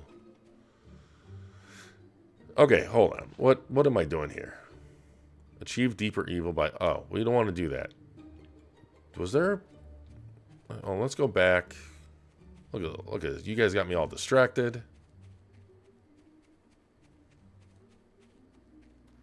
We're going to get ourselves a quest. All this, you know, I have not... Obviously, since I'm getting achievements in this game, I have not played through this version of the game at all. And it's really kind of disappointing to how much pop-in there is. Not even the drawing like we're seeing with the blades of grass right now. I'm just talking about texture pop-in. Stuff like that is really it kind of shows how rushed this remaster is. I think it definitely characterizes a Microsoft of old,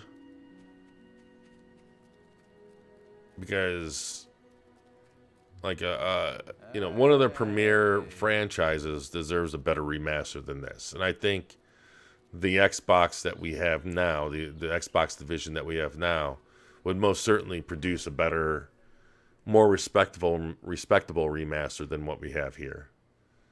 And I'm trying to think. It wouldn't surprise me if Matrick was in charge when this was released. I'm going to blame it on Matrick. Like I blame everything.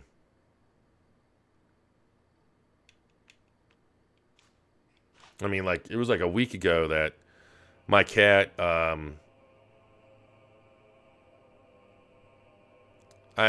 ordered some brown sugar bacon, and I had it on a plate, and I took a bite, and then I went to go get something to drink, and one of my cats was nibbling on one of the brown sugar bacons as I was coming back, and I'm like, hey, you know, I yelled, hey, and it ran off. It tried to run off with the brown sugar bacon, and unfortunately she was nibbling on one of the bottom ones, so they all fell on the floor and the carpet, meaning none of the bacon was good. I blame that on Don Matrick. He owes me some brown sugar bacon. Tavish says 360 era remasters weren't built for the future BC like they are today.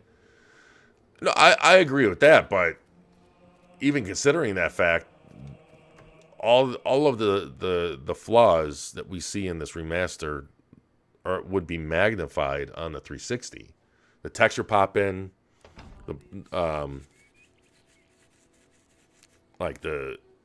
really it's the texture pop in, but the load times, I can only imagine how long these load times would be running the 360 on a disc. Like, not even installing it on a hard drive on the 360. That would be insane. By the way, is the game loud enough? I've been playing this entire time, and, excuse me, have not once asked that. Or is it too loud? And yeah, Tavish, that's typically the case. The cats always have one thing on me. Yes, I did not get this when it originally came out because I'm not sure it really reviewed all that well.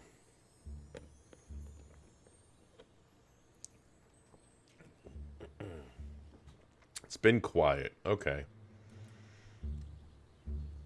I'll bump it up a little.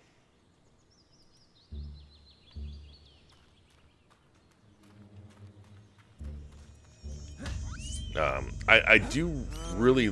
I mean, I love the music. I love the world in this. I'm trying to think if it was this one or if it was Fable 2. But I think... who's the...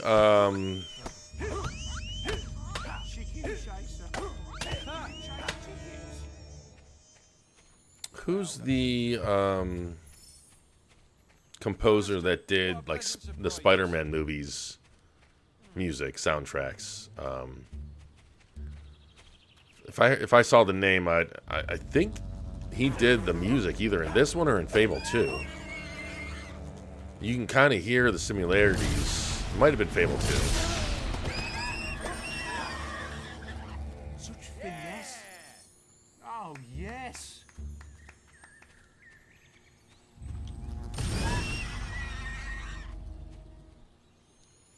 Okay, so Billy says, let's say a player named Bob. What? It's always Bob.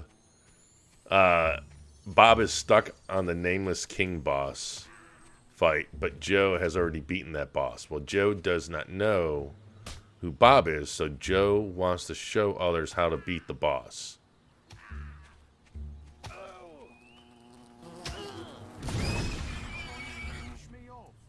Yeah, you show him.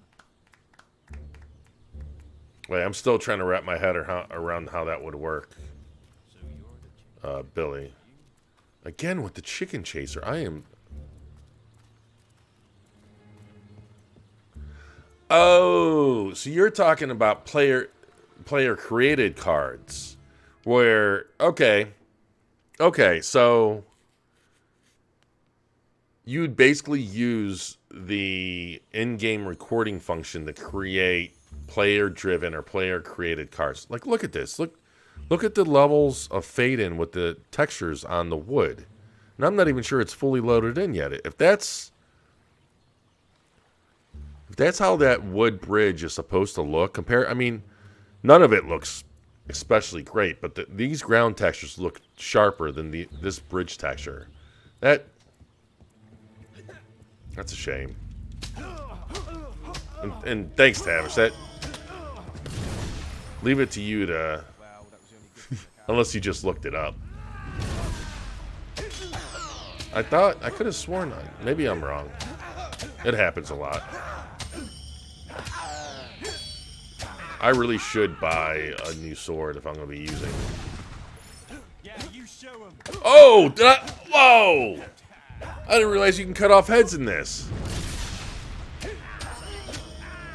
But yeah, I like that idea, Billy. And honestly, that would kind of mitigate the need for developer input or developers to make their own cards.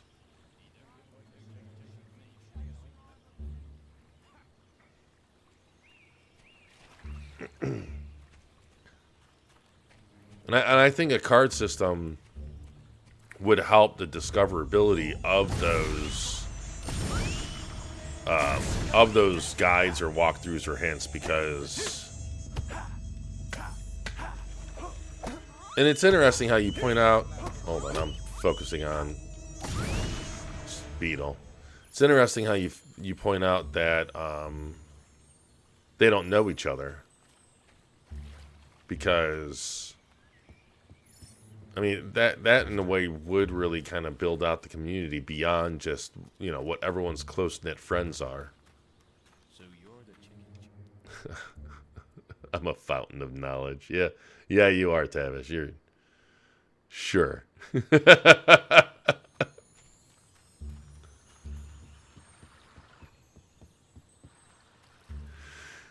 And another thing that, see, and I don't know. You can see the cascading shadows load in. You see that right there? Well, is there a way I can zoom in? Oh, wait.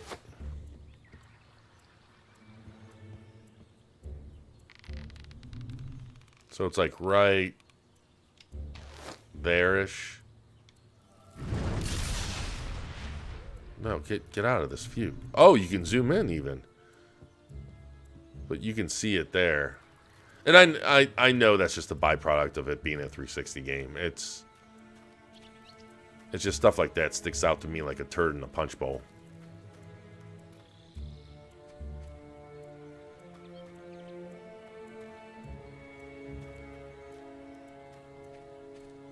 But yeah, Billy, that's an excellent idea.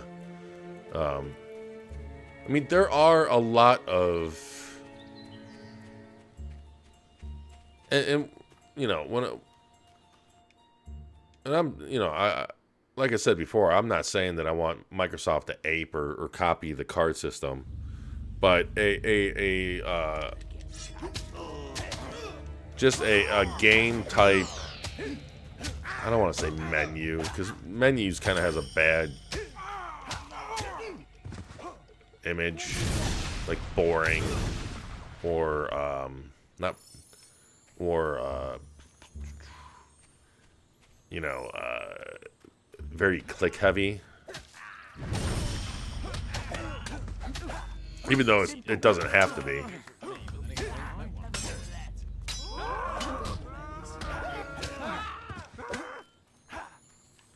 Oh, you're still. Simple. Tavish says, I'd like to see... Oh, wait. Why am I even repeating what you guys are saying? I have the chat window. I'm not used to having the chat window in the streams now. Chicken chaser, I believe.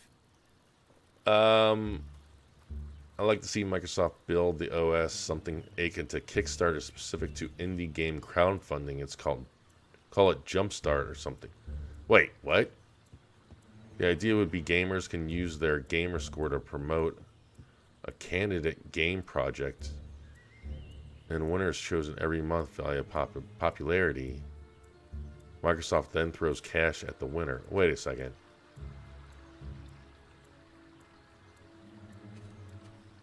Okay, so wait. Okay, so now I'm trying to wrap my head around that. Couldn't that just be... Okay, so you're talking about like taking the early access portion of the game, of the system that already exists, and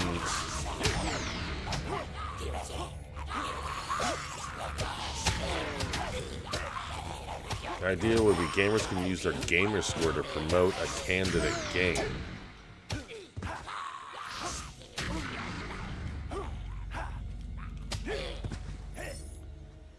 The more you play, the more votes you can pledge to the candidate game you want to see made. Okay, so these aren't early access games. So these are Kickstarter demos? I'm trying to... I mean, they would have to change how...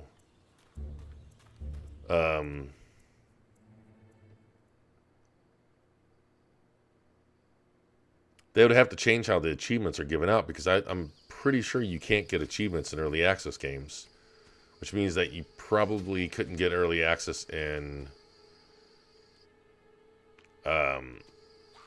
Kickstarter type games. I'm trying to think of how that would be integrated. I think I know what you mean. I'm just trying to think of the most... But I mean, Kickstarters would have... I mean, how would you have a Kickstarter, but it's not even a demo? Like, what would there be for people to vote off of? Oh, here we go. Oh, I don't have any food. That sucks. And are you talking about just... Easy. Easy. Simple, you going all right? Yeah, I really need to buy items.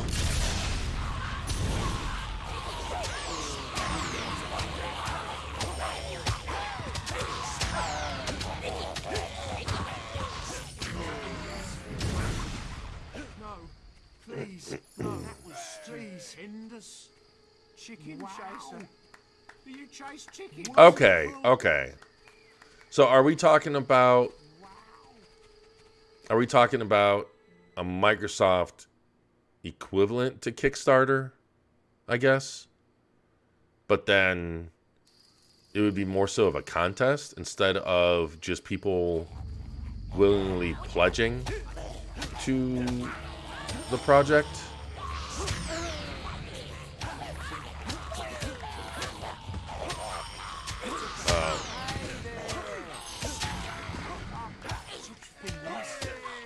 Oh, I do have food. What?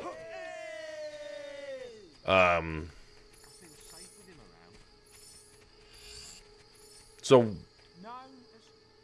where would the achievement points come from that give you... So you're just talking about the more you play Xbox games in general, not these Kickstarter equivalent games. A friendly face there. Yeah, Billy, that's a good point. There would have to be some level of moderation done by Microsoft, which may not be something they want to do. I mean, there can always be like self-moderation.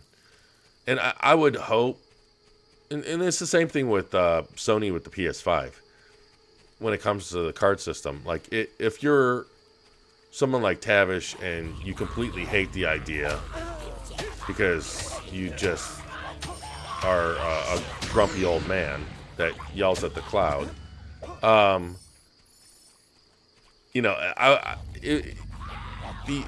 these features that can be easily ignored. It would be nice if there are options that just disable or turn them off.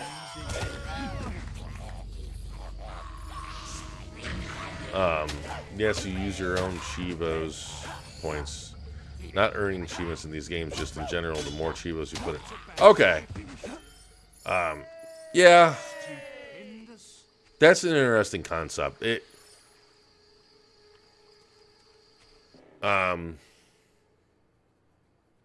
So the achievements you earn would kind of be a currency of sorts in terms of how much voting pull you have. Try to get your combat multiplier even higher. Can I? Great clothes. Yes, let's trade. We can do a special offer for you, sir. Ooh, katana. Oh, a steel katana. How much money? $4,500. Let's do it. I like the katana.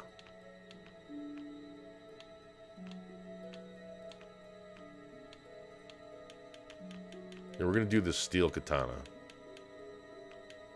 There are more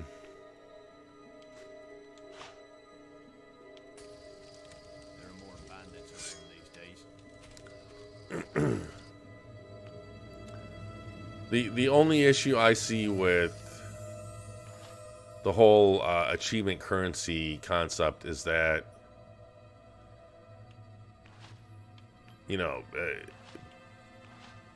what the hell? Oh, here we go. People may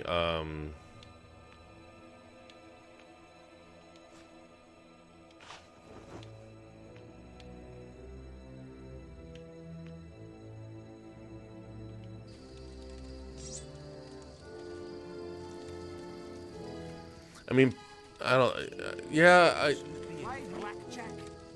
Give me food, or health potions. I'll take those.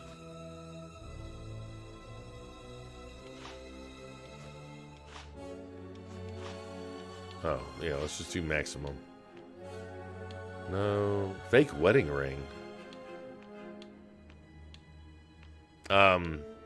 It's interesting that you say that you mentioned something like that, because I don't know if Microsoft does it anymore, Tavish, but Microsoft used to have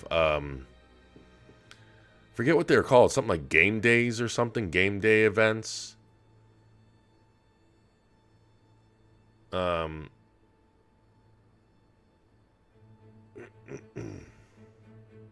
you know what? That's an interesting concept where your achievements earned through different genres can pull more weight towards genres that obviously you know about. That would be interesting. That would be very, very interesting.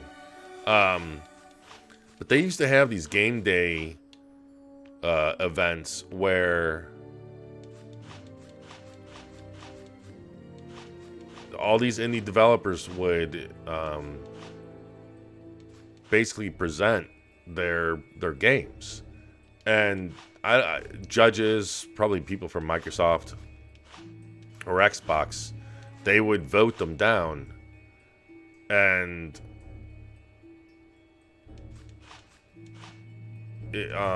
if I think it was the top two or three winners would get their games funded.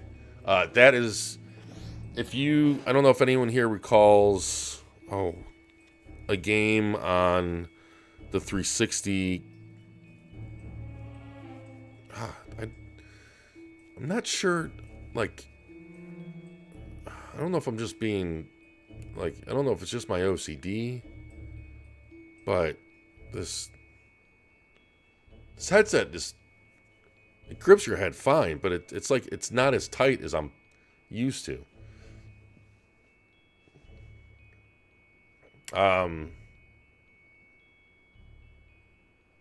Yeah, that's how Dishwasher got made. Same thing with that one game that everyone was kind of down on because they were saying that it's like a furry type game. It was kind of like Metroidvania. It had like a fox, and it had kind of like a female floating fox creature. God, I can't remember it now.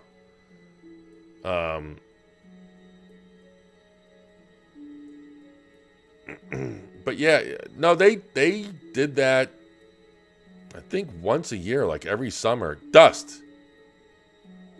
Like, yeah, Dust, Lipsy Tale or something like that. I want to say they did it almost the entirety of the 360 generation. But yeah, I mean, those games were funded because they won on that crunchy chick. Why is every screenshot just this brick wall? What the hell? That's obviously a bug. That's either a bug in the game or a bug with the backwards compatibility. Because everything is just this freaking brick wall. I love Dust. I thought that was an amazing game, especially since it was made by one dude.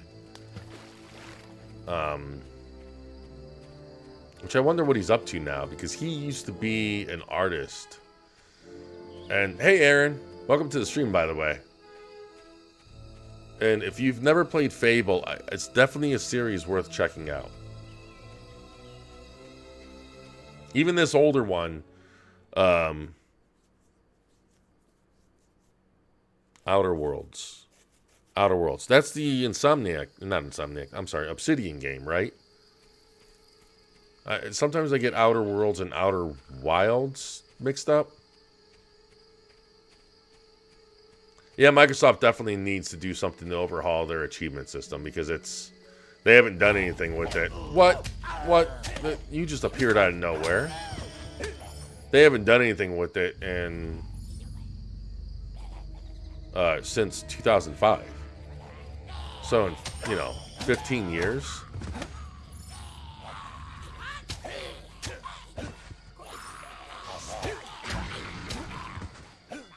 And it's weird because, like, I definitely think they should do something with it, but I don't know where to take it, and that might just be me because I don't care about achievements. So it's probably I'm sure people that pay more attention to achievements or like achievements could easily think of many ways to flesh it out. Like Tavish was saying.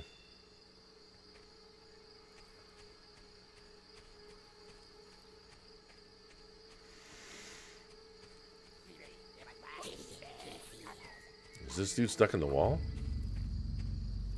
Oh no.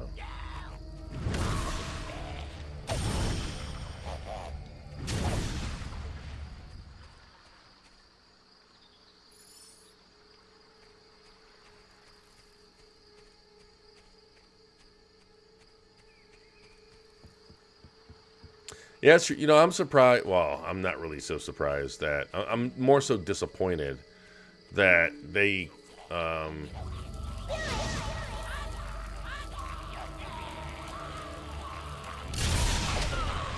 really?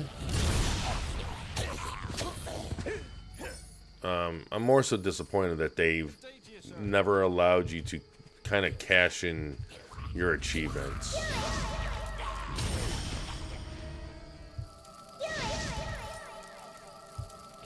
You can earn achievements off. Wait, can you not earn achievements offline anymore? I know during the 360 days you could.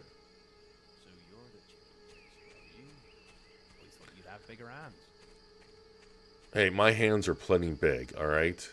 Who do you think I am, Trump? And wait, you can't.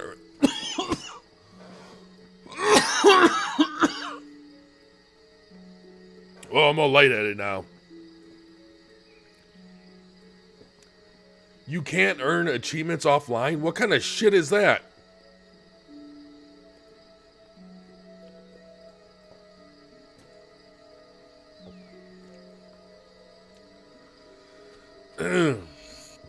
That's wrong.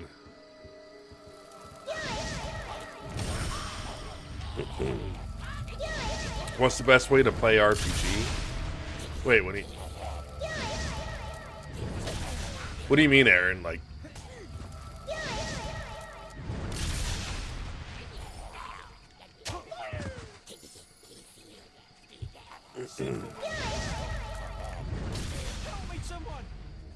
now I'm half tempted to test that out, Billy. Like,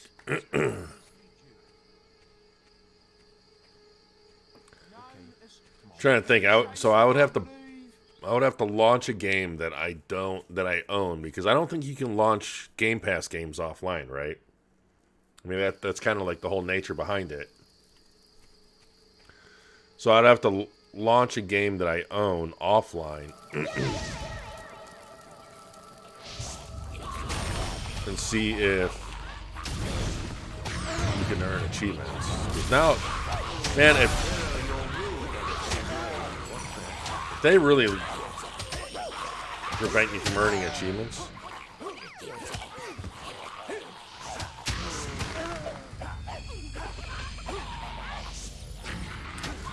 Yeah, but even that is stupid. How it should go, and how I believe it worked on the 360, is you still saw the pop-up, you still earned them. What the hell? Is that a... Whoa! Okay, that's a bad fairy. You still saw the pop-up, you still earned them. They just wouldn't sync up, to Xbox Live servers until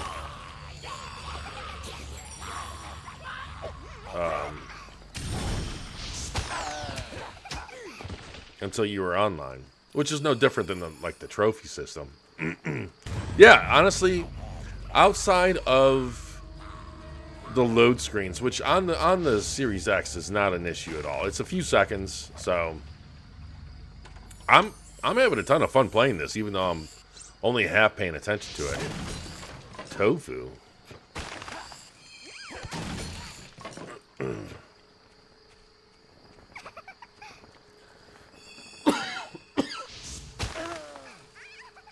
Can I? Oh, I could. That doesn't tickle, does it?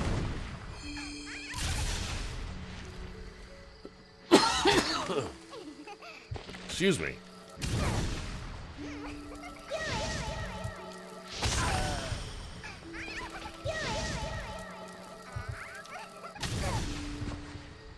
That's right.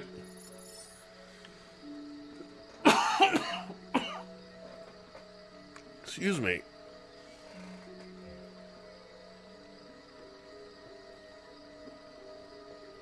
Welcome back, Jeff. Excuse me.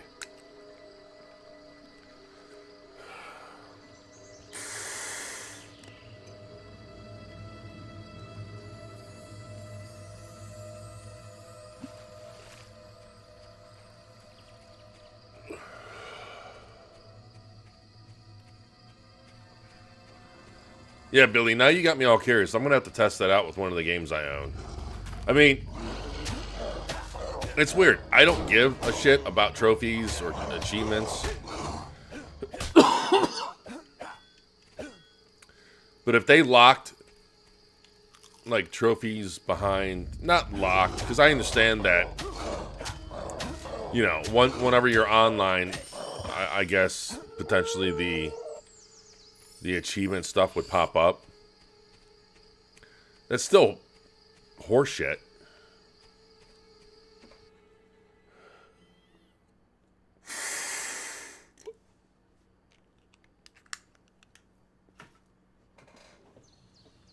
We're talking about Tavish's mom.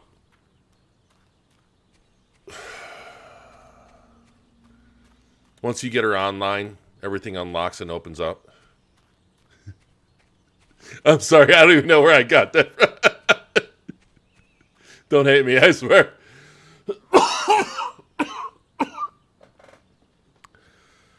Oh.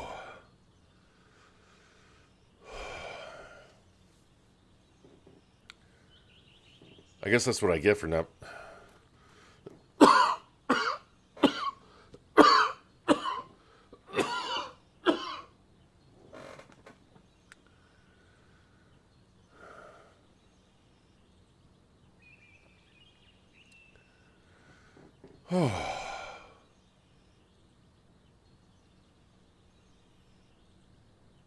Oh my God. I am so sorry. This is why I never make mom jokes. This is why, in like every blue moon I do, I look like the asshole that I know I really am. I am so sorry. Oh God. Well, you know, that was a great stream, everyone. I hope you all have a great night. Man. Yeah. Well, if I could, that's one part that I'd edit out of this stream.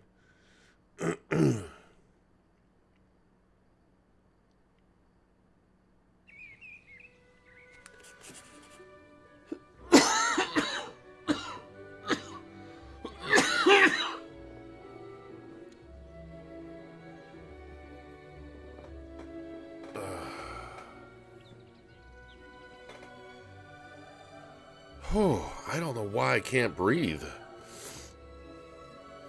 Oh. It's probably karma punishing me because it knew I was going to make that stupid joke. Yeah, I'm sorry again, man. Regardless if you're amused or not, I mean, how many times have we talked? How many times have we talked and I made a mom joke? I think this is the first time.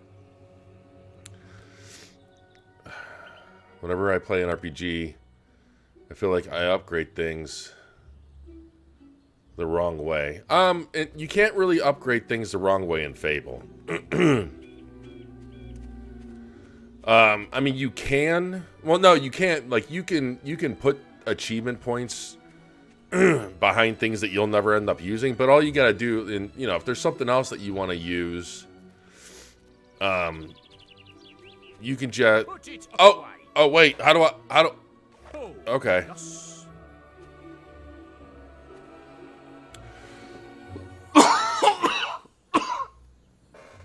Excuse me. Yeah, all you have to do is just grind a bit more. And the great thing about Fable, I don't know if you've seen it before, Aaron. Here, let me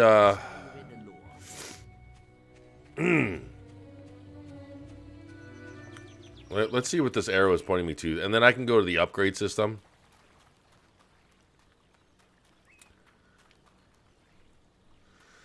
Wait, what are you guys saying? For what it's worth? Am I okay? Yeah, Mike, take a break if you need. It was like a COVID dab right now.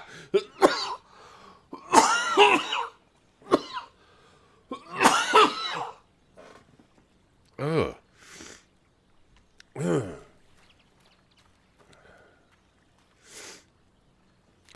No, I'm fine. I should probably mute the mic. Like, I don't want to be coughing and it being all loud with you guys. I'm just like, well, I can't breathe in that deep. without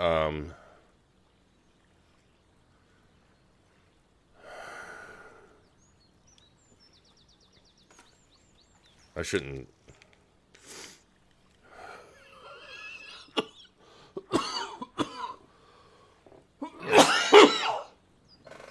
This is why COVID scares the shit out of me.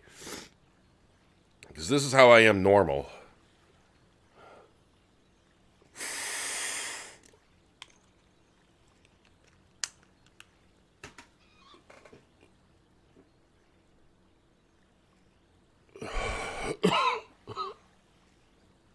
Yeah, I got iced tea to the left.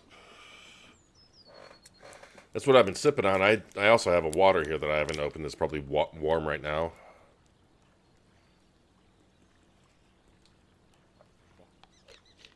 It's just... sometimes when my asthma kicks in, I just get on these coughing fits. Sorry about that. It should...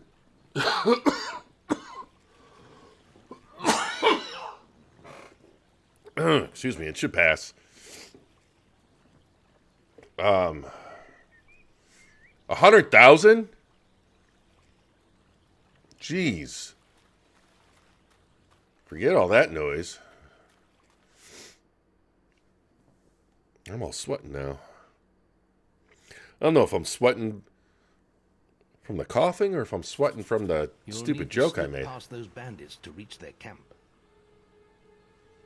If any of them see you, they'll raise the alarm and lock the gate. Wait a second, Billy. Is this where you're at? If that happens, you must stay hidden for a short time before the gates reopen.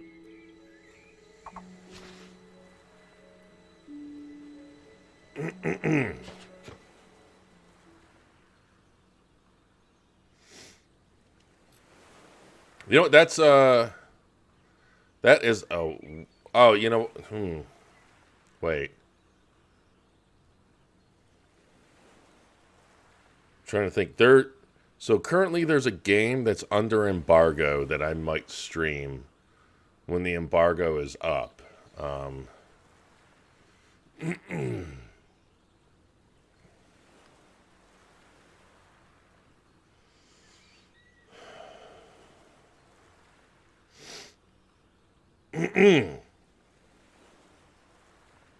Now I'm looking at when the embargo is up. Because the embargo, if the embargo is up, okay.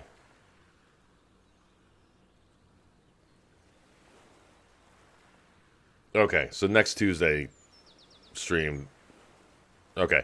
So you know what? I'll leave that up to you guys. Do you guys have any recommendations?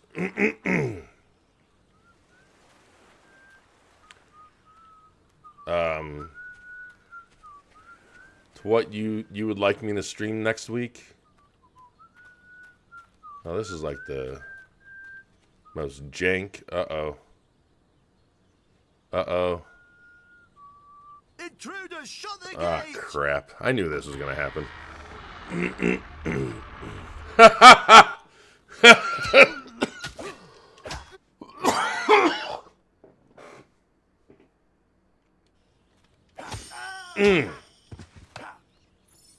You know, it's because of the non-backwards compatible supported games that I wish I had an OG Xbox. Because I'm sure that I would be able to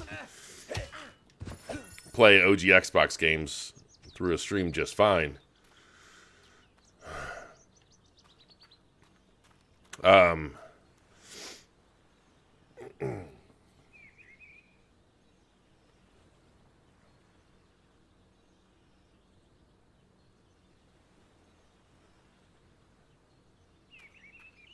You want me to stream Outer Worlds next week? I mean, I can.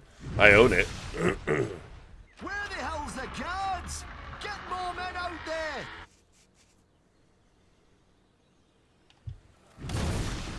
You know what?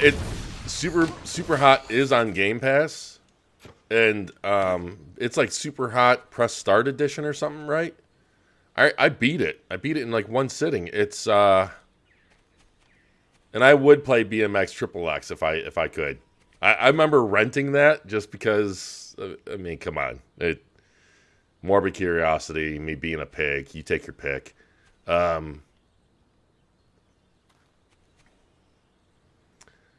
And yeah, Billy, I'm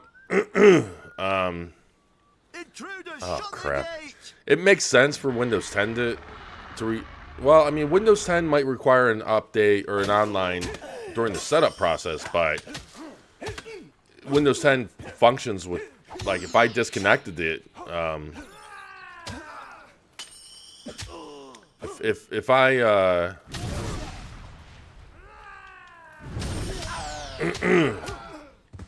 if I disconnected the internet from my Windows 10 machine, I would still be able to do whatever. I guess anything that didn't require an internet connection, let's say. Like if I turned my Steam into offline mode, I could play Steam games offline, for example. And I think you have the same option for Windows 10 games. Excuse me. That hero's still out there.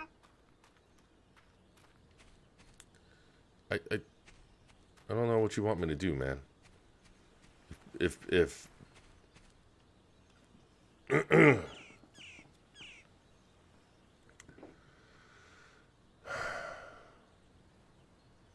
I don't even know if you're serious or not anymore, Jesse.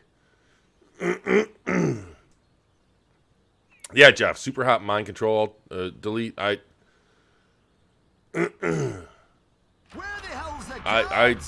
downloaded that the other day and I beat it in one sitting. I think there's only like 4 levels. I was actually kind of disappointed with how short it was.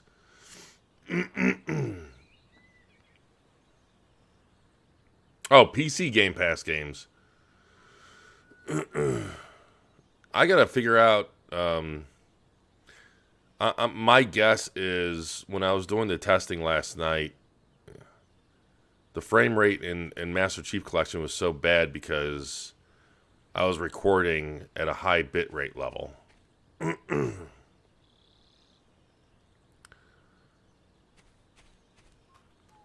Intruders, shut the gate!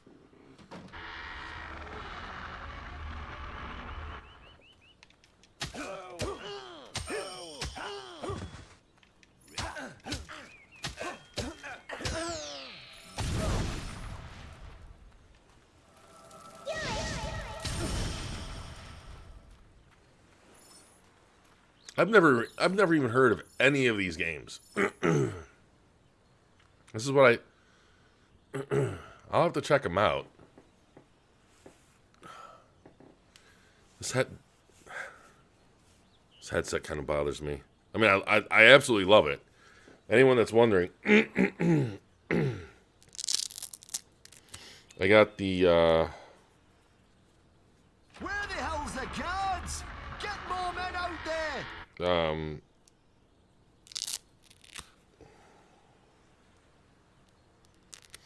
got the Arctis 7X. And it sounds amazing. It feels great. Like it doesn't there's like no strain on my head or anything, but that's kind of like one of the weird things.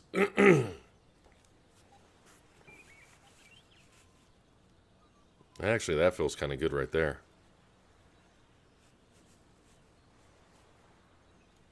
Yeah, I actually think I found my setting or what have you. I'm not used to what all the dials and bobs are. Blair Witch.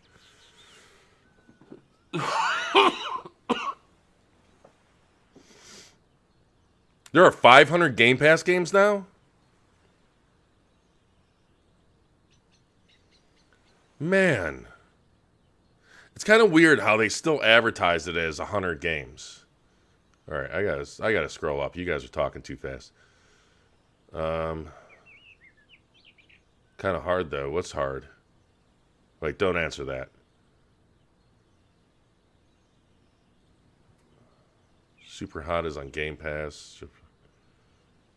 Super Hot. Okay, set up a bunch of games I never heard of.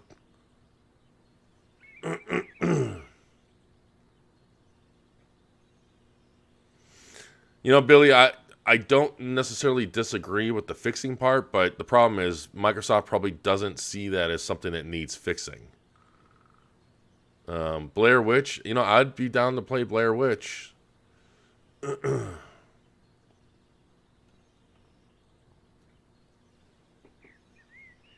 Wait, anything over 100 is too daunting? You know, if if they said over 200 carefully curated games, I think that would market itself better than just 100 games. Like, as long as you put in the... there we go. As long as you put in the disclaimer that they're curated games, which they are... I think it would... What happened to Stern? Oh, that's loud. Oh. What did I do? What did the idiot do this time? I think that would go over well. I just think that saying over 100, or you know, 100 games, or maybe they say over 100, If you ask me, old Twin Blades is underselling jumpy. Don't know what's going to him. the value proposition. Hey, who's that? And I could see if they said, you know, hey, there's 500 games, that might seem a bit daunting. Which I don't know. See, and that's one of the areas where I question relying on too much on like test demographics and stuff like that, because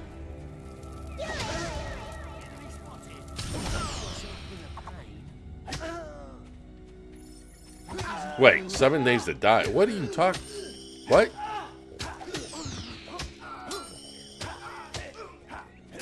Where's the show 7 Days to Die? Hero, your will energy is low. What's that?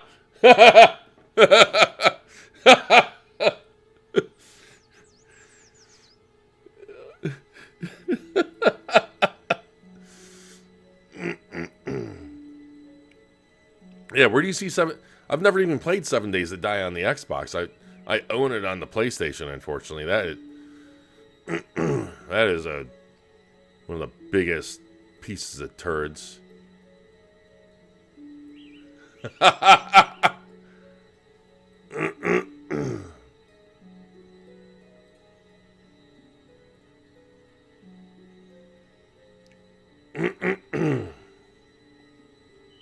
Excuse me.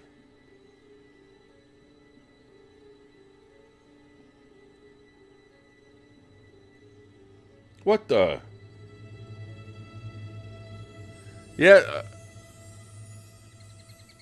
So that's on YouTube.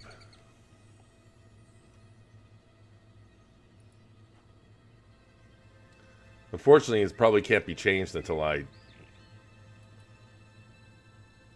didn't even know.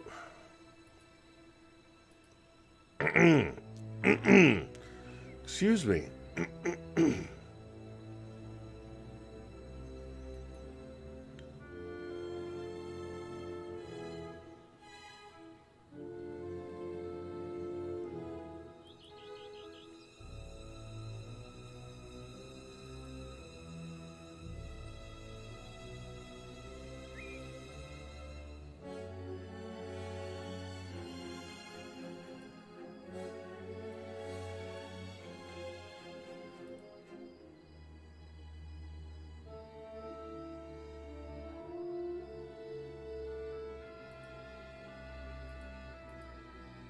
I don't even see.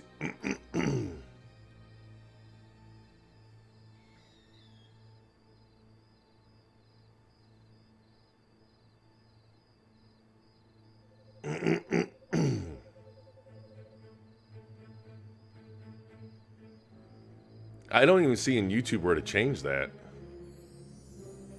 I mean, even the game title, like you can pick a game title, and I even picked.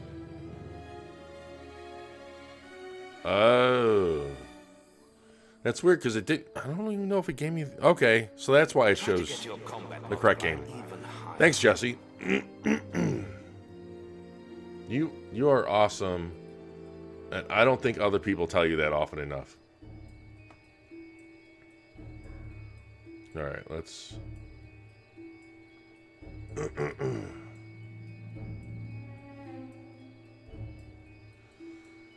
Okay.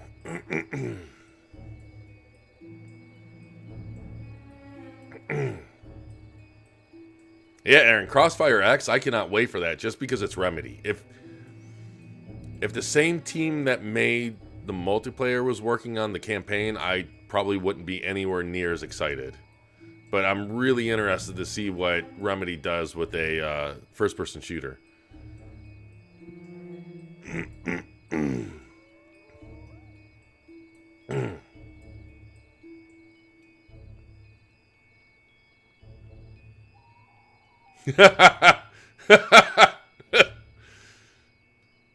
Jesse's the hero that we didn't even know we needed. Yeah, I know about the VR platforms. But we need something on Xbox.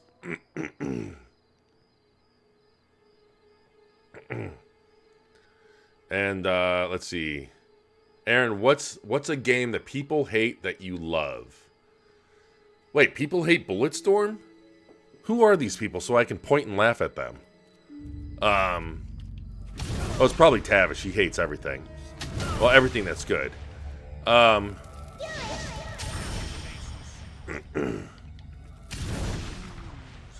mean, oh, that sucks. I was trying to heal. I would say nowadays probably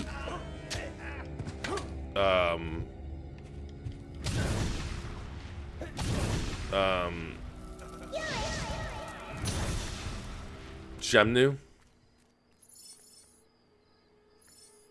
I don't think Shenmue gets the respect that it deserves these days, especially with how down people were on Shenmue 3. And don't get me wrong, like, I think Shenmue 3 was not as good as Shenmue 1 and 2. And it's weird because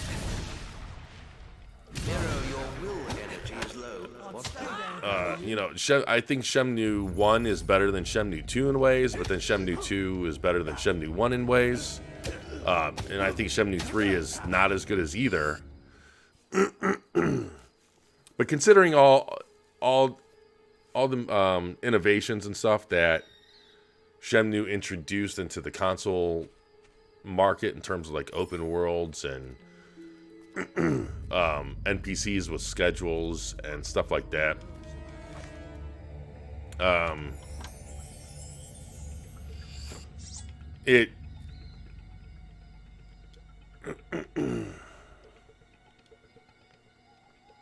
I guess that would be the closest.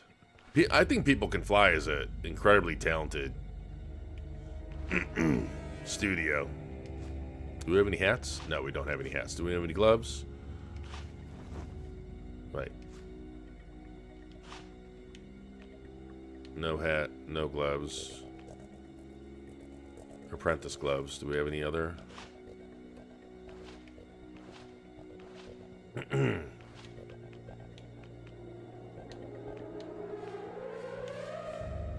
so they're both 12. See, this UI, I don't remember this UI being this bare bones in... It's not even bare bones, it's straight up broken. Like, no matter what I do in the UI, it just shows, like, a portion of what's in the background? What the shit?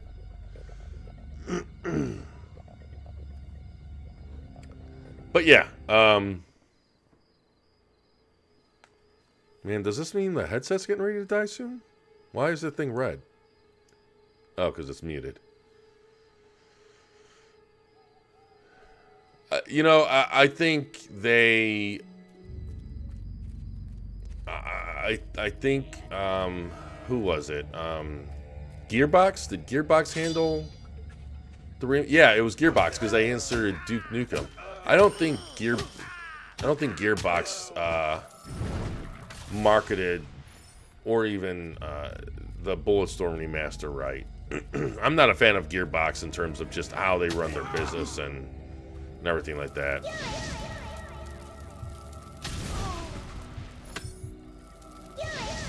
And what's happened with Bulletstorm is like a perfect example.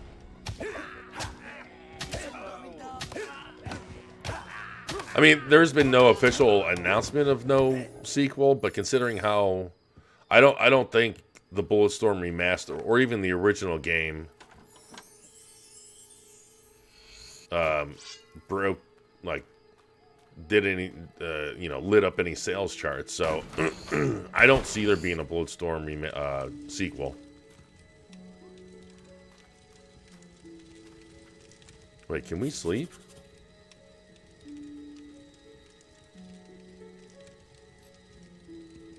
Right.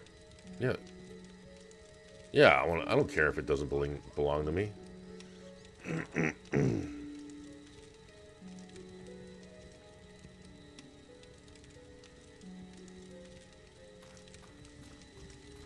Well, that's right. They are working on Outriders. I'm not gonna lie. I need to see more of that game. It looked like it had potential, but I'm not entirely sold on it. And it could just be one of those games that doesn't demo well, or I don't even think I've seen a demo. I think I've just seen trailers. You know, one old game that I hope is, wow, did he go through the floor? It looked like he did. One older game that I hope gets added to backwards compatibility, which I don't think it will. It was never added to the 360 backwards compatibility.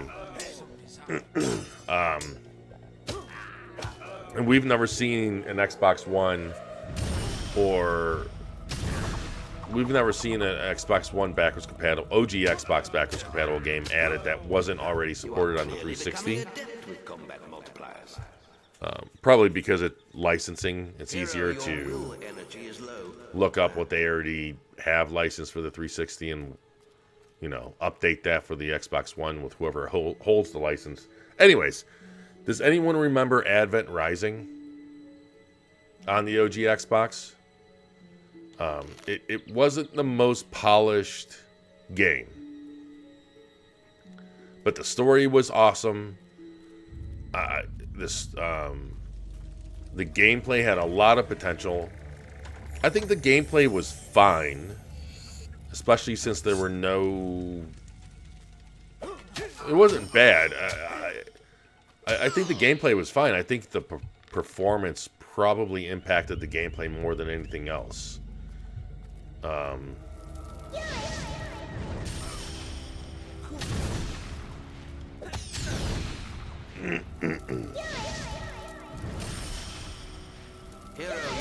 But I would love for them to bring Advent Rising to backwards compatibility, because 16 times resolution boost to that game with the obvious performance boost that it's going to have, I would absolutely love to play through it again. It sucks because it was... Shut up, old man. It was originally planned to be a trilogy, and, you know, when you play through the game, it very much sells itself or builds itself up like that. But even the first game was a lot of fun. Is the Duke Nukem series dead at this point, or can they make a Doom-style comeback?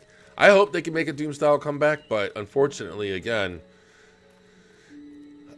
Gears owns the Doom IP, and Randy Pitchford is, I don't know. If he can't exploit it or make money off of it, he's not going to, you know. Which I would hope that he bought it or he owns the IP specifically to do something with it. But I don't know if I would trust... I don't know if I would trust them to produce anything near Doom, like 2016 or Ultimate style quality.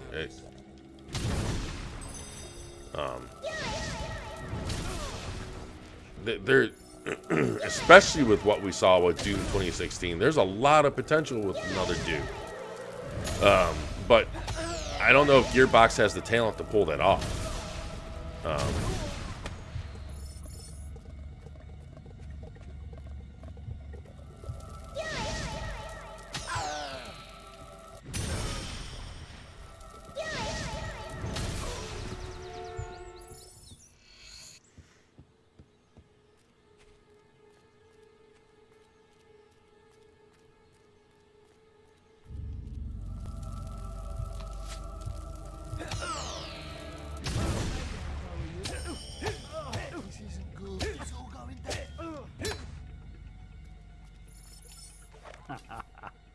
I did not mean to do that. Why did I laugh at... Like, this dude's shooting arrows at my head and I'm gonna laugh?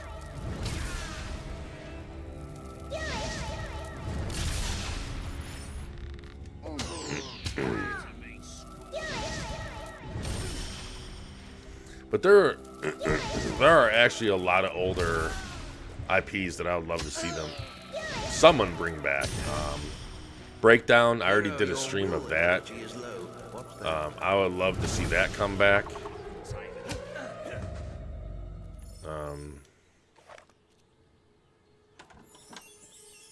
Advent Rising, I already mentioned that. No.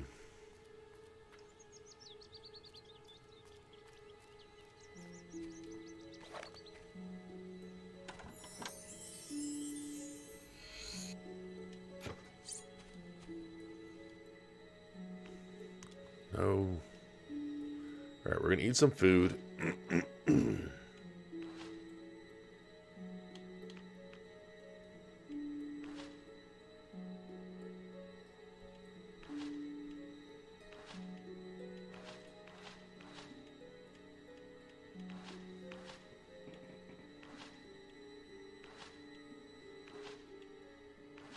Ooh, I didn't realize my stats.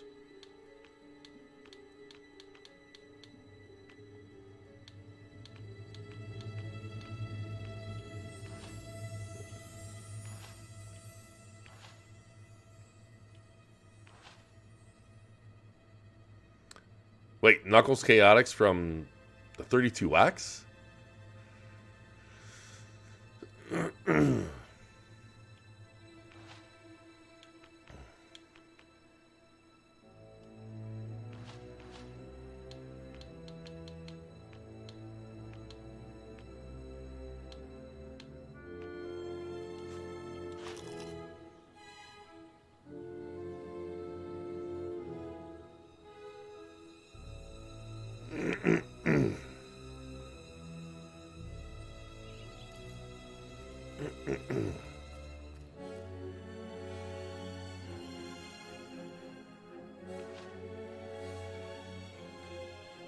Man, that's a game that I didn't know many people really cared about.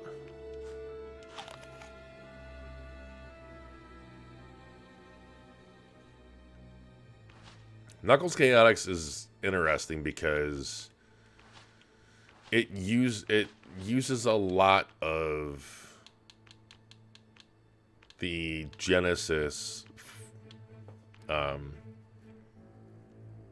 for its gameplay, because I'm trying to think of what I think maybe just Knuckles and Chaotix or whoever the one that you're linked to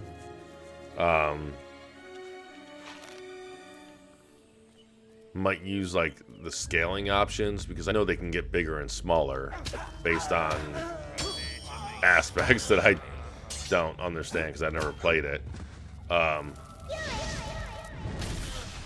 But the 32X actually was not designed very well for like fast scrolling 2D.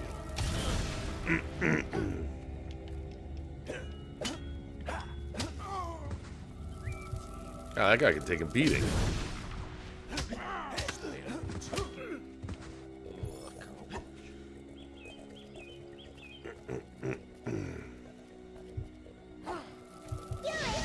Wait, Shaq Fu?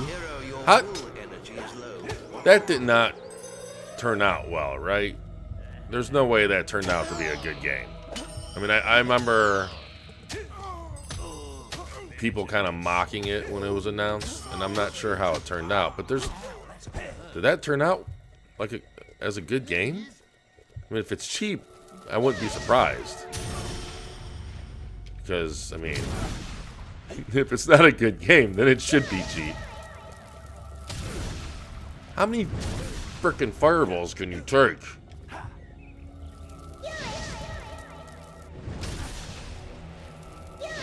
I'm not gonna lie.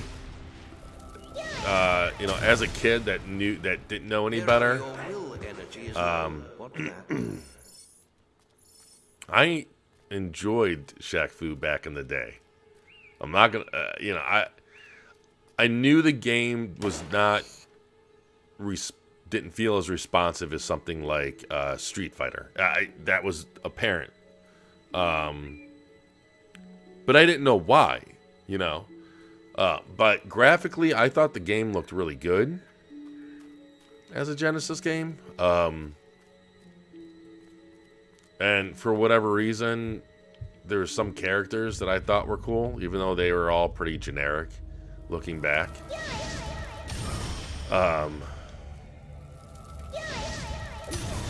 It's kind of interesting how, you know, when you're a kid and you don't, I mean, especially like growing up, I grew up in a pretty poor household, I guess, and you know, we didn't really, especially during like the Genesis days, we did not get game magazines all that often. Most of the time that I read game magazines was like when I was able to sneak away while my mom's we're at the grocery store, and I go to the magazine aisle and I look at a Game Fan or Game Pro. Hey Diego, welcome to the stream. But I did not realize how badly received the Shaq Fu was back in the day. Even as a kid I knew of the flaws, my standards were so low I didn't care.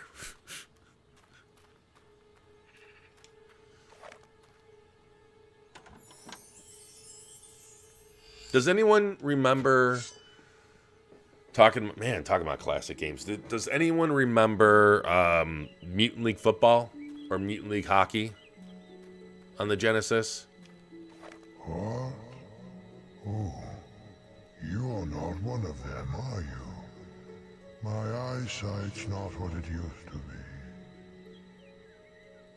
One was a gallant knight. His plate armor was so shiny. Probably what did my eyes in. Then there was an evil mage. Wore the darkest magical robes you ever saw. The last was a rogue. A bandit. Bit like the chaps here. Where is the gallant knight I await? Okay, so I need to get knight armor. This is actually something that I wish they kept. I don't believe they kept in Fable 2. I know they weren't in Fable 3. I'm pretty sure they weren't in Fable 2. I hope they bring it back in the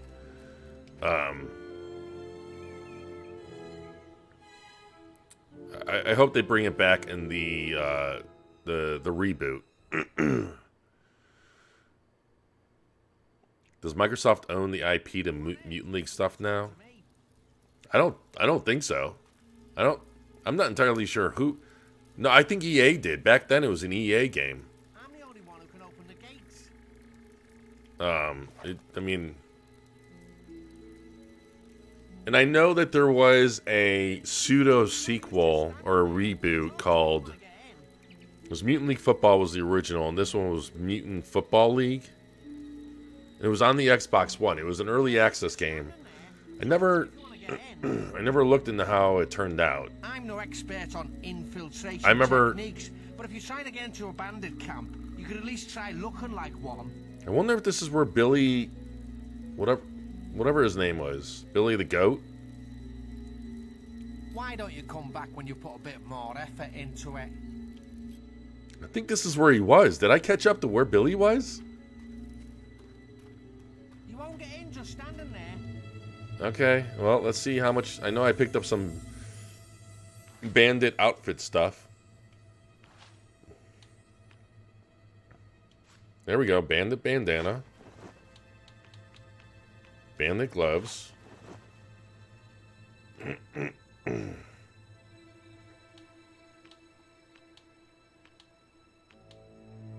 Bandit shirt.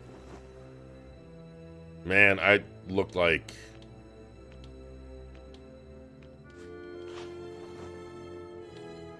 some reject from Villagers leather, assassin boots, bandit boots. Yeah, I got the whole no outfit.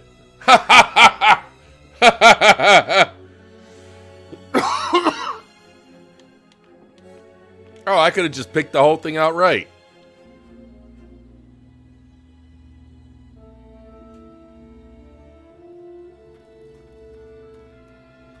I'm the only one. That's better. Now you're in. You're in for good. So if you want to go back to wearing some ridiculous shirt, that's fine. Just don't expect any respect from the lads. Another one coming in, Joe. Open the gates. All right, you know what?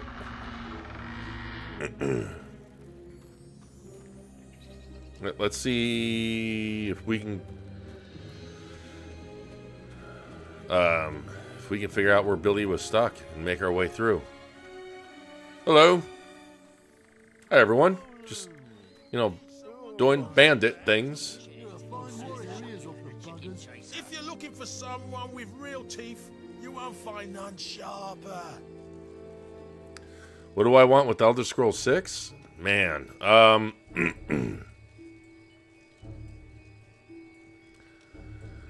Let's get with the violence in. When you don't need me no more, let me know. What? What? What? Oh. Oh, wait, I'm hiring him? No. Yeah, I'm finished with I don't need you. I already gave you money, didn't I? What I want out of Elder Scrolls 6 is something that probably many gamers don't want, and we definitely won't get.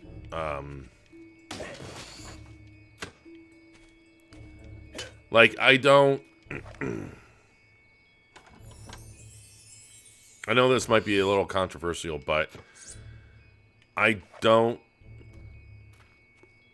like quick travel in the Elder Scrolls games, how they're handled in Skyrim and Oblivion. I very much preferred how they were done in Morrowind, where I think they're called Scaligs or something. They're found outside most towns, and you pay a fee to basically travel to other towns. And they may have been only towns that you visited. I don't remember. But one of the things that I think was lost with Oblivion and Morrowind is, in Morrowind, Oblivion and Skyrim. In Morrowind, if I was going on a quest, I knew I had to prepare for that quest. I had to get all the appropriate...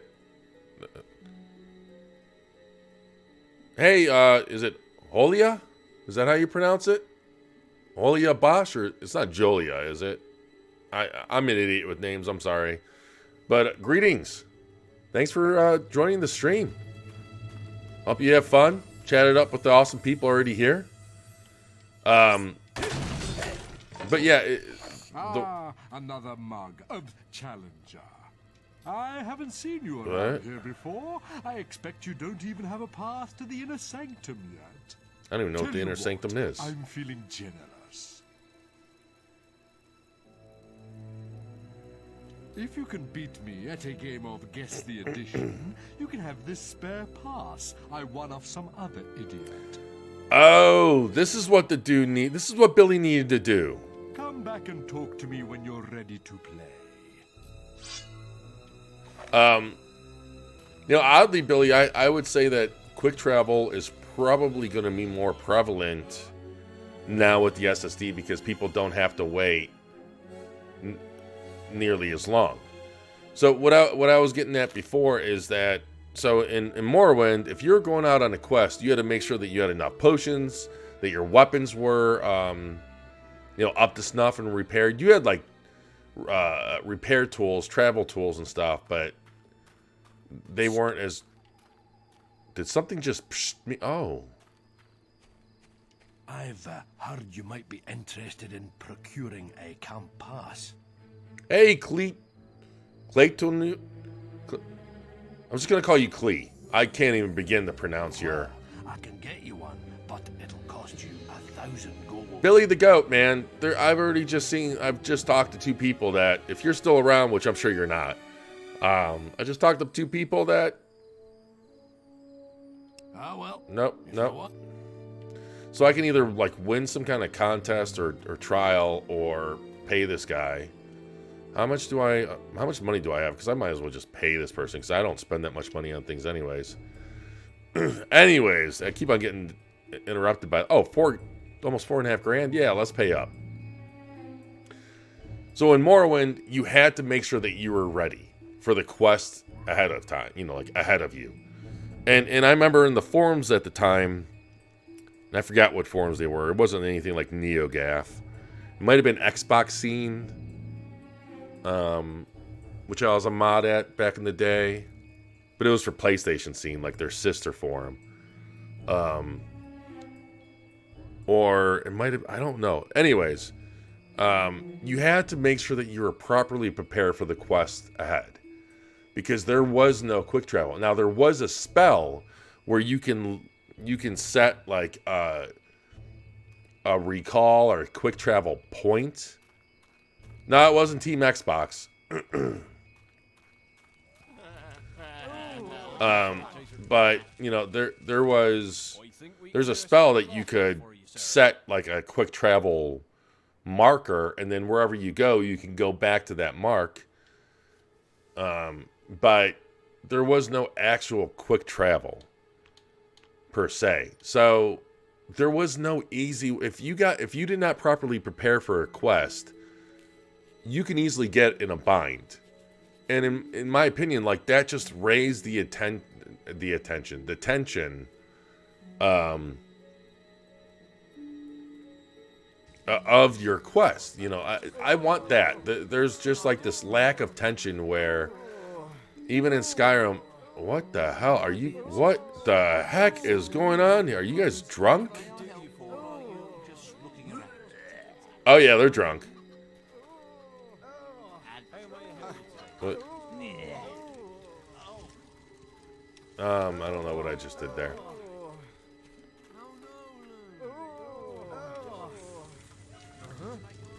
What is this video game? This is Fable. It's an awesome, awesome game. Okay. Yeah, if Billy is any of the future streams, I'm going to tell him to look at this one if he's still stuck in Fable. So that's what I want brought back to Elder Scrolls. I want the tension to come back to the series, because nowadays you can just run away from whatever enemy's kicking your ass and then fast travel back to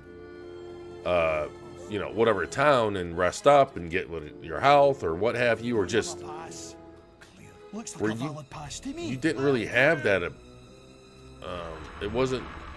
Yeah, you can run away in Morrowind, but it was much harder. Plus, another thing in Morrowind was, and they mostly fixed it in Skyrim, to be fair, the level scaling. I don't believe there was any level scaling in Morrowind. Instead, it was more so just level, there were just areas that had high level enemies, or dungeons that had high level enemies, and other ones that didn't. Clear off. No one comes through here. Except maybe the boss told me to look after this area. He's having a party.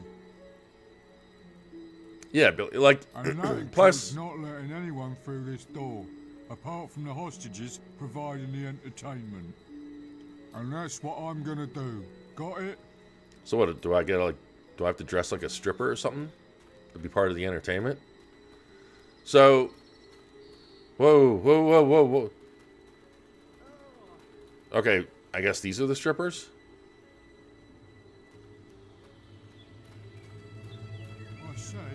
And you know, and another thing with what fast travel does is it robs the importance of exploration.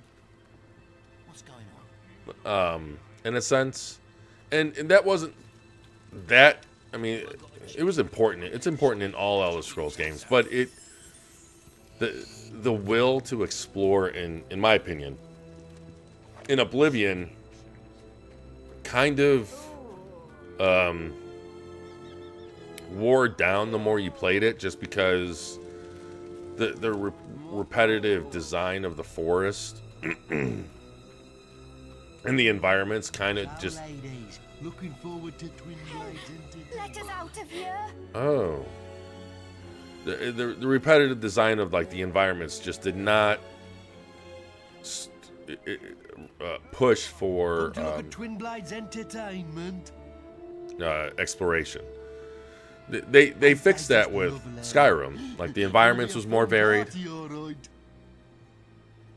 and there was more interesting areas. But it was the same thing with Morrowind. Get it off him. What? You need a key. Who has the key? You should be. You were it. Help us. Anyways, Morrowind also had just a bunch of a wide range of areas for explorations. Okay, so wait, am I supposed to sneak up on this dude? Alright, you've had your look. And I've got the only key, so you ain't getting anything else. Alright. So what, do I gotta take you out right here, right now? We're all looking forward to it anyway. Please help us.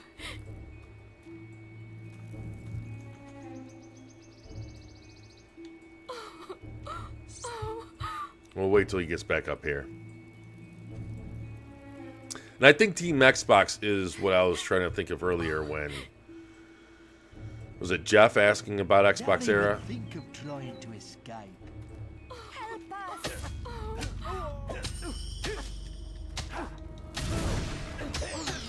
Oh, this guy is no joke.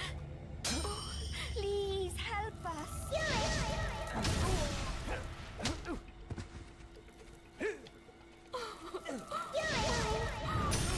Help us.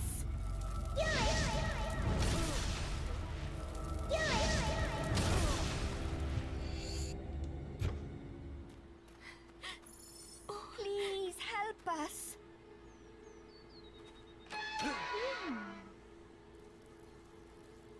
Thank you so much.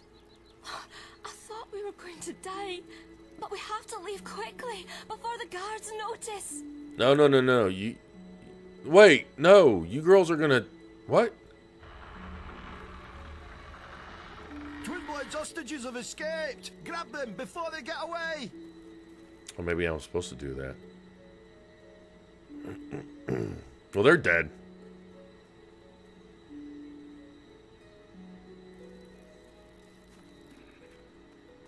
Let's see if we can go back in that area now. Done. The gate is open. Yep. You can go to Twin Blades area now. How do you know? Even they're calling me Chicken Chaser here.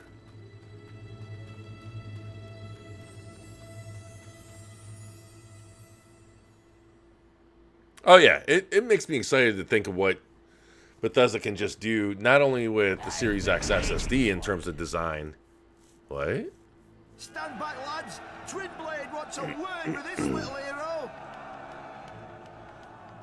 Okay. Bring it. Oh, I'm already starting to get like the hero tats or whatever But I'm excited to see what Bethesda can do with Microsoft's budget, more importantly. Like, I imagine that some of the issues that we've seen in Bethesda's games is just due to Bethesda not having the resources or budget to really pour into their titles. And that's easy, Jeff. Burgers. And here you are. My blades have been dying to meet you. They haven't been fed for days. Nothing beats a good hamburger. Much of a meal, though. I actually had one yesterday. Draw your blade, guild puppet. Let's see what you're made of.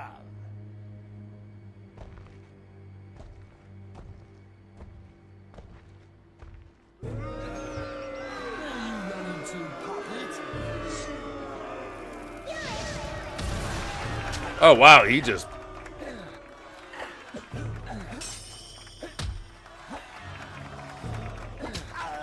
Oh, and to make it worse, that's cheating. Wait, what the hell? What? Oh, here we go. I gotta wait until he... Basically, I just have to... God, he packs a punch.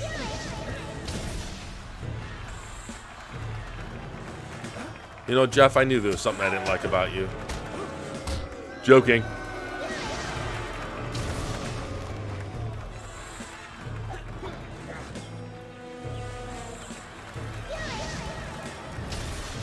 I'm not even sure if I'm doing any damage. No, I'm not doing any damage like that.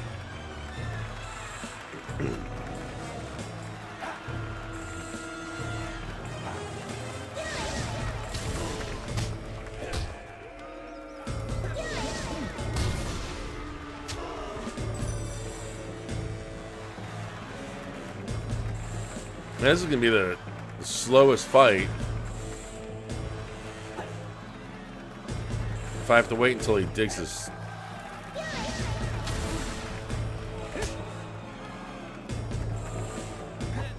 Alright, I guess I'm going to try to just hit him with the blade. I think I was doing more damage with that.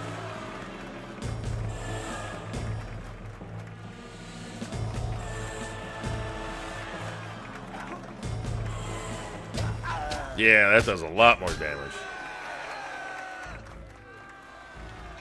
We're gonna eat our green pie. Man, I don't know about, what was that, like key lime pie? I could just go for some pie right now. Come on.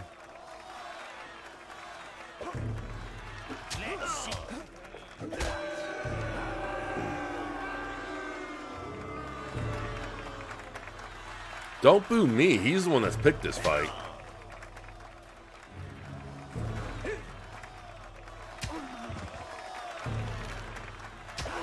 What? Or shit.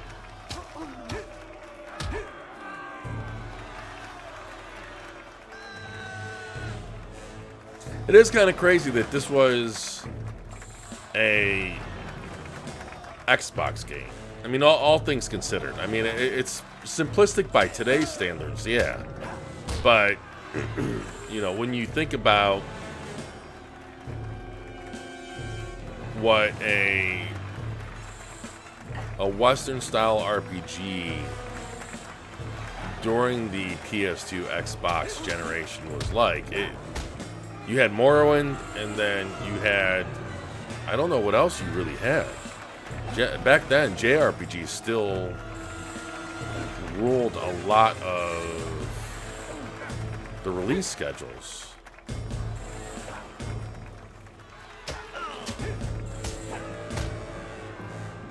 Pie or cake? Cake. Definitely cake. Just because there's so much variety in what you can do. You can have like an ice cream cake, you can have regular cake, you can... I'm trying to think of what the cake was that, it's like multi-layer, but like in the middle there's like a layer of strawberries. And I think on the top there's like icing. I don't like a lot of icing, but like it has the right kind of icing with maybe nuts or something. I'm trying to think of what the specific, like maybe focaccia cake or something. I know my work used to get it. And every time, man, I'm not much of a sweets person to begin with, but it was delicious. So yeah, cake, hands down. Now you guys are making me hungry. Understand what Microsoft put. This is the end of the series. Cost more. Doubling the RAM. Pushing hardware above the lowest range load times. Oh yeah, there's a complete. Wait, that's it? I didn't kill him. He still had health left. Quick then. I'd do the same for you. There you are. What's wrong? Don't you recognize your own sister? Oh shit. Oh shit, wait a second. Her past once again before her, Teresa's memories returned in a blaze of fire.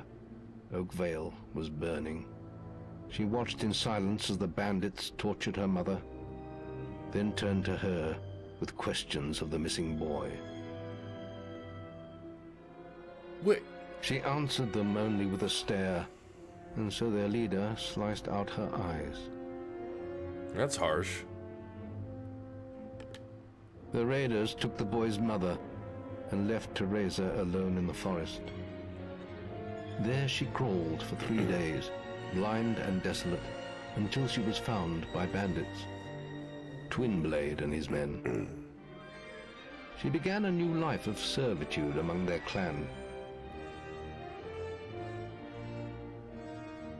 But the bandit king sensed her exceptional strength and power of will, and listened as she whispered dark prophetic truths in her sleep.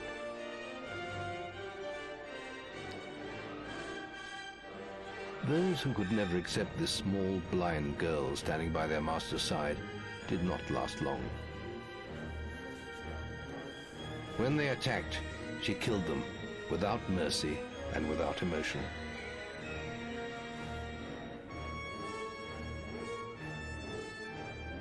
For this was her place in the world now. Gyro. I never even had a shawarma, so that's easy. I've seen so many things. So much killing. So much dying. I've seen you, little brother, in a ring of sand and blood. An arena full of secrets.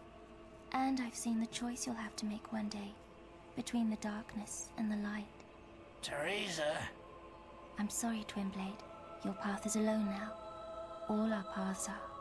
But before I leave, brother, I have a present for you. For all the birthdays I've missed. A power Hi, baby. that runs in our family. Whoa. He finds you when you're sleeping, and when the daylight fades.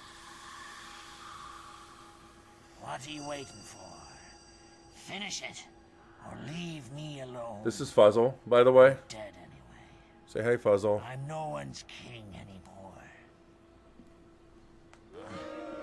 You've won all. Just don't kill me. I don't want to go. So like,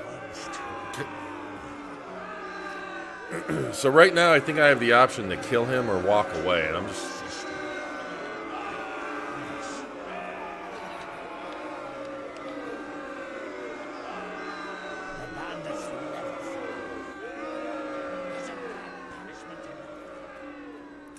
So if your sister, if Teresa is who I think she is, my mind is kind of blown because both Fable 2 and 3, I miss Avatar Awards. I'm not gonna lie. Look at these old achievements. Look at this. It's like I'm in 2007 again. Round enough to use the scary laugh expression. You have reached familiar status. That was exactly. Like I completely more news for you at the guild. forgot I that. suggest you return here at once. I played Fable 2 not too long ago, and I played Fable 3 when I made that backwards compatibility video, and I'm pretty sure she's in both. And the fact that... No, she's not... Is she in 3? No, she's not in 3. She's definitely in 2, though. Which is crazy. For more quests. Yeah, Billy... Man, I wish Billy was still around, because...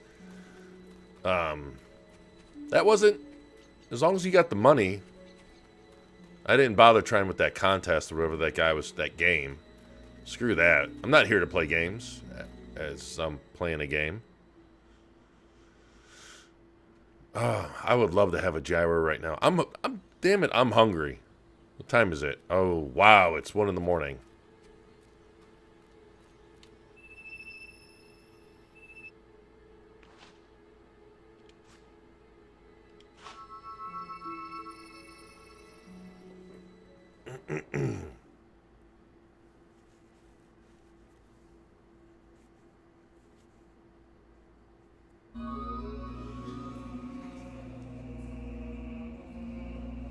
The in-game map looks like a ripped-out frog with guacamole and chip. What? Wait, what? What?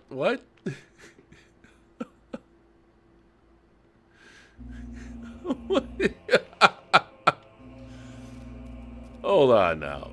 Is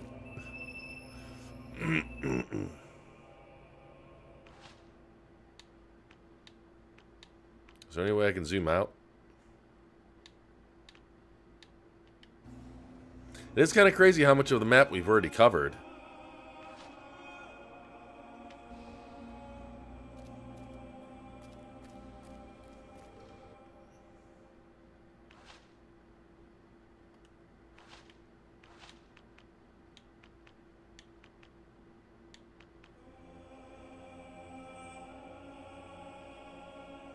Oh, and the place I was just just previously. Okay.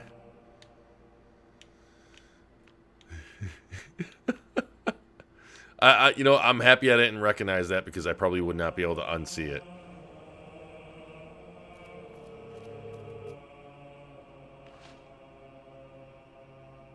$18,000 points.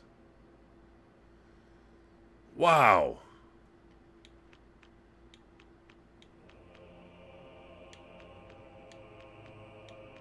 Okay, yeah, we're gonna...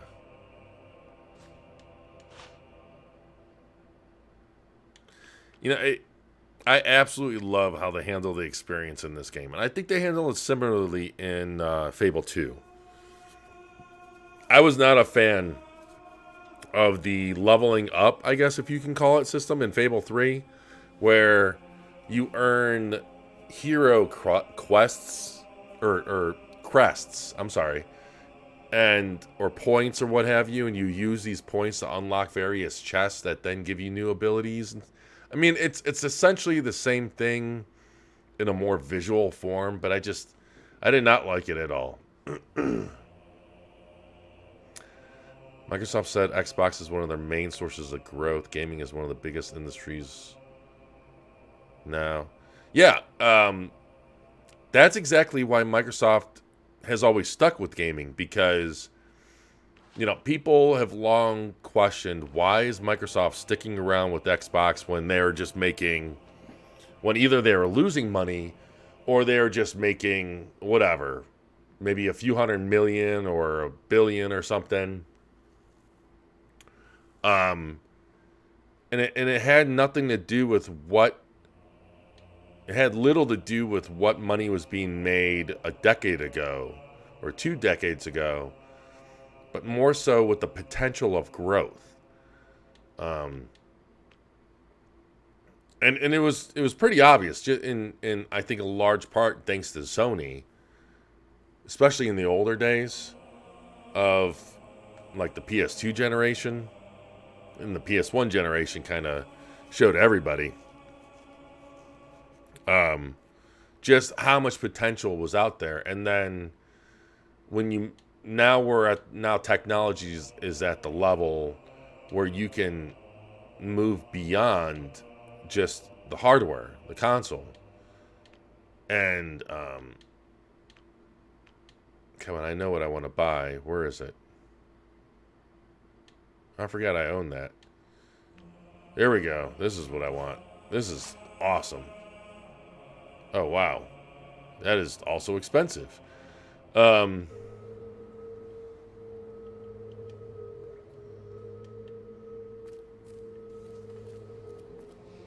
yeah, the potential of growth has long been the source of Microsoft's commitment to gaming.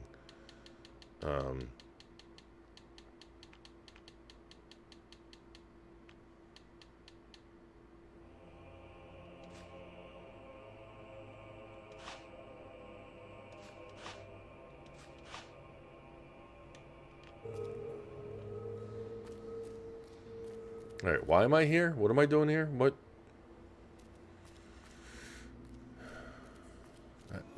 That's one of life's great mysteries, right? Why are we here?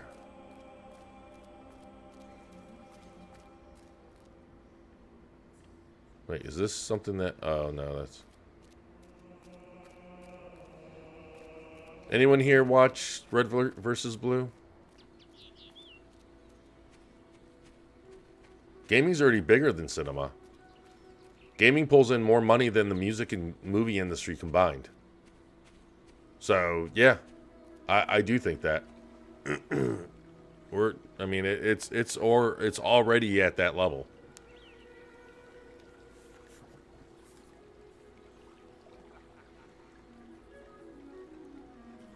For someone that's as laid back as I am, I hate having the weird OCDs that I do. Don't touch it. Just because this is not perfectly even, don't touch it, Mike, because you'll never get it perfectly even. Just knowing that it's not.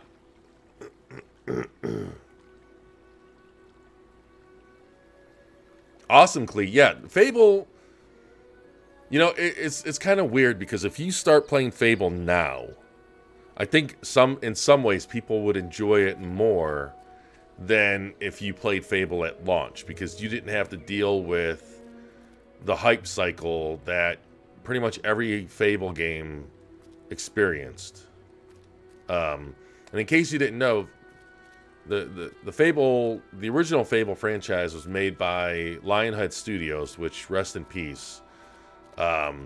It's a damn shame that they're no longer around. And the head of the studio was an actual genuine, amazing developer, talented person, Peter Molyneux. And yes, he would get overly passionate and kind of, I believe he overhyped Fable 1, majorly overhyped Fable 1, because like I said in the beginning of the stream, the early concepts of this game was that you would cut down a sapling tree, and everywhere around that tree would grow a forest, and then there would just be like a stump right where that tree was. Like, that was the original intentions or goals that they were kind of shooting for. And obviously the game is nothing like that. And then Fable 2, like, I know he promised some things, but I don't know if anything was completely outlandish.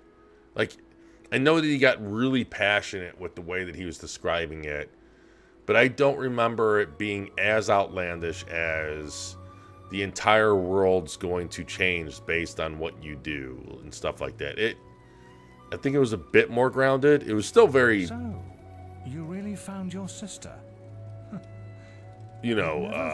hype-inducing. It could be my age, not... People are starting to ask when they'll see me not remembering correctly. Out in Witchwood. But before you go wandering again, I've left a quest card of my own. I mean, Fable 2 is my favorite of the series. Has gone missing. And then Fable 1 would be the second one, I guess. And then Fable 3 has an interesting concept. To put his life in danger. There's a rumor that he may be hiding somewhere in Witchwood. That is, if he isn't dead already. You can use a colours gate to get there. I only hope it isn't too late. Honestly, I'm a huge fan of Red versus Blue. Part of that might be from me being a huge Halo fan, but also just I don't even think you need to be a Halo fan to get a lot of the jokes. Excuse me. I think it's after, like, starting with season 7, they started introducing custom animations. Oh, let me finish real quick. Klee, if you're enjoying Fable 1, definitely play Fable 2 and 3. The trilogy is really, they're not perfect like any game is, but it's an excellent series. Back to Red versus Blue, starting at season 7, they started doing custom animations, and that really got kicked in the gear, I think, in season 8 and later seasons especially. I think now they're up to season 16, if I'm not mistaken, maybe 17. I own them all. Well, at least I own all of them that are available digitally. And some of the seasons actually get a bit more story-driven. There's still some humor aspects peppered in there. It might be like season 11. Like, there's certain seasons where there's one season in particular that doesn't even have the regular, like, Red versus Blue crew. Yeah, I'm pretty sure it's still going. I'm pretty sure. And it's, maybe just because I'm invested in it, I have no idea where the hell I'm supposed to go. Like, what, it probably would have helped if I paid more attention to what that dude was telling me. Well, let's see if I got a quest card he said he gave me. Oh, here we go. Witchwood Stone.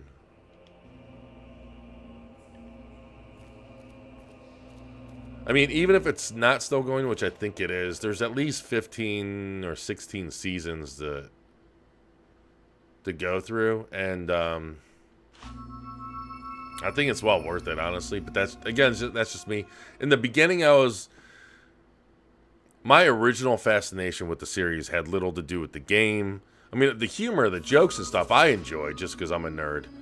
But a large part of... Who has it that somewhere in Witchwood there is a sword that only a true hero can acquire? Oh, kind of like Sword in the Stone.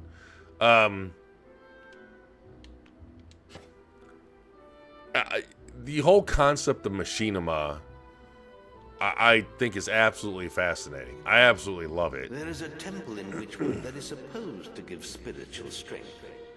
Be warned. How do I get out of here? Gods can be fickle. Oh, I can break through these? I've seen these throughout, and I never tried to break. Oh, man. So, I love the concept of machinima. So that's what originally drew me to the series, and then I just kind of got hooked from there. Do you play games with lowered brightness or higher? I generally play games with default brightness. The only time I really touch anything regarding any level of brightness or anything is like HDR. If sometimes you have to adjust the HDR sliders. Why is this dark for you guys? I remember an older game, not an older game. I remember another game.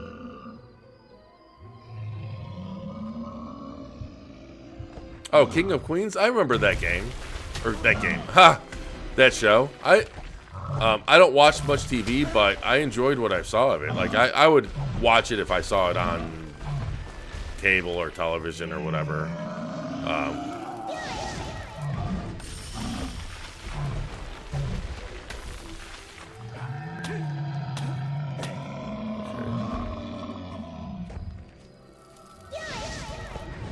So is this like overly dark in the stream for you guys? Now Billy's got me all paranoid.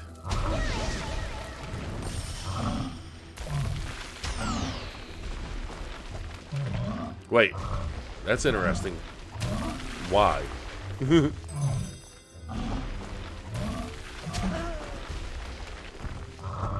you not like to see the games you're playing? Do you hate graphics that much?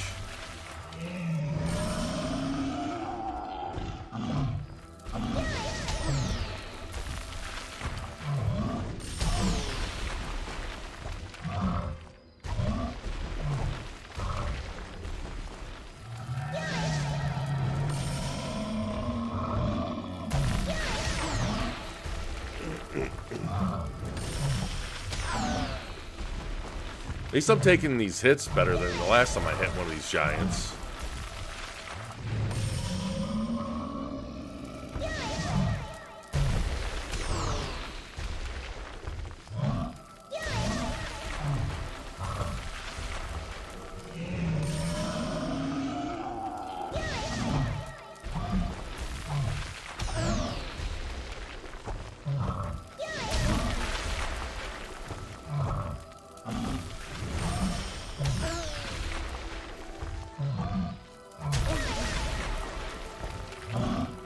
I'm pretty particular when it comes to like the darkness or black levels of my games. I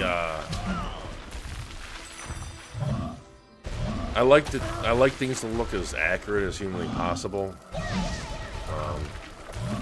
And I sometimes notice things when it comes to people in their like their TV setups. Like my one buddy earlier in the PS4 generation, like Xbox One, the last generation, he was all excited about.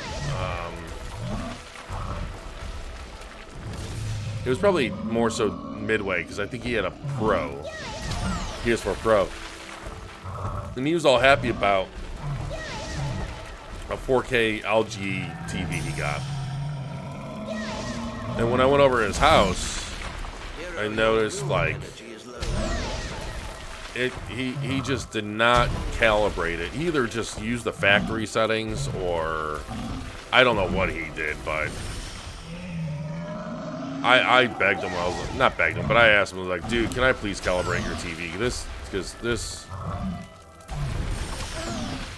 is making my eyes bleed. And thankfully he did. And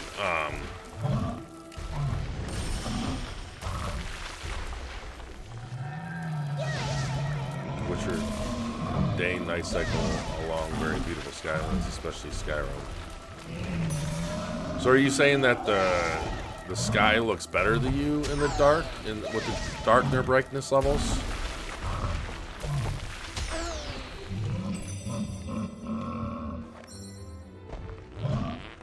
Yeah, that's what I say to your laughter. I fart on it. I poop in my pants on it. Man.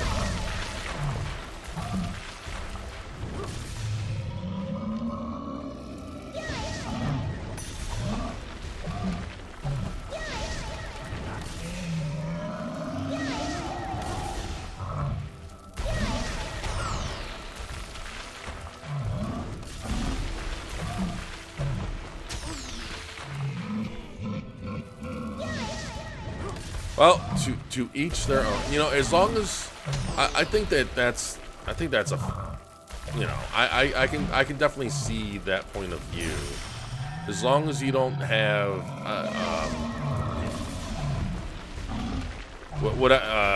Black Crush. That would probably be the only concern that I would have regarding lowering the brightness level of stuff. But as long as you don't have Black Crush, then all is well.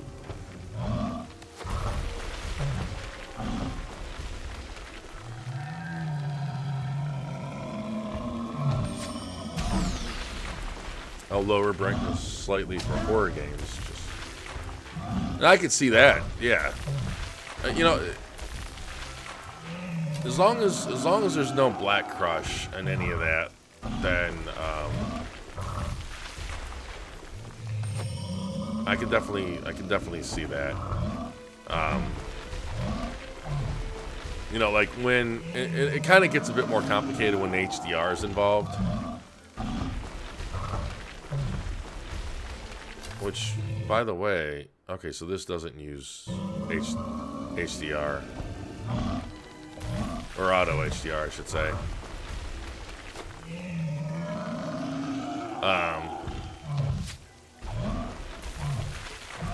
But Resident Evil 2 Remaster, the way that the HDR setting in that works, I think it actually works best, like objectively so, if you lower the brightness more than what the HDR slider would imply.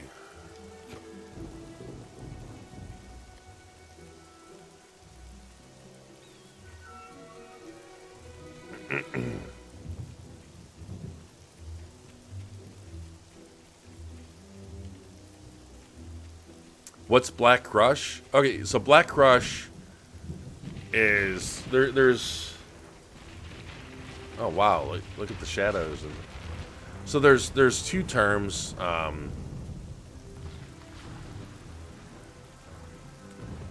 in terms of like brightness and darkness.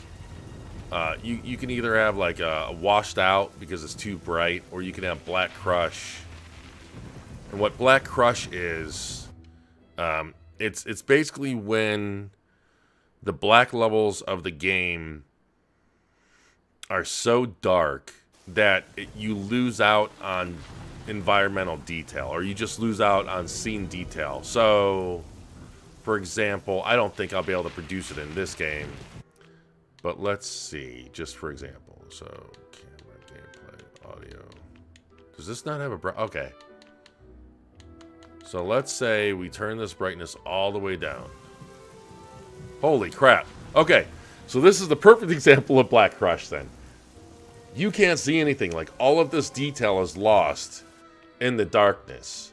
Let's try to, you know, make this a bit more balanced so that... Wow.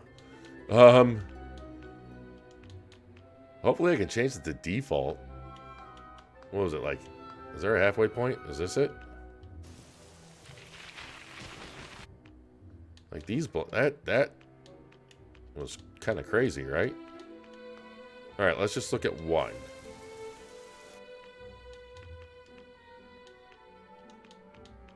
Okay, we'll do two.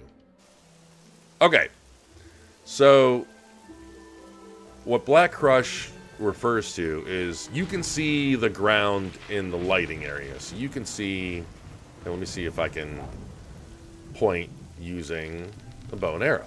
Okay, so you can see that the detail is not lost in this area right here. But when you look at, and you can see it here, but let's say that this area here was a smidge darker, where you could not see this corner. It would just be a flat shade of black. That's what's referred to as in Black Crush. And honestly, when I mean, we can go one. I think if we go one shade darker, this is just gonna make it all. Yeah. See, like this is. So if we go near the light, that. And I'm not sure how this is going to come through in the stream, but like that is all Black Crush because you are losing environmental detail due to the black levels. So when if you hear anyone in like say Digital Foundry, or you generally don't hear from reviewers because a lot of them, it's not that they don't know what they're talking about, but they're just not going to play a game like that. So and I mean, if you guys play games like that, more power, you know, I'm not saying you're wrong and but see, like right now the white balance is completely off, but you can go, you know, obviously on the opposite end of the spectrum where the white balance is completely off and everything is completely washed out, like here.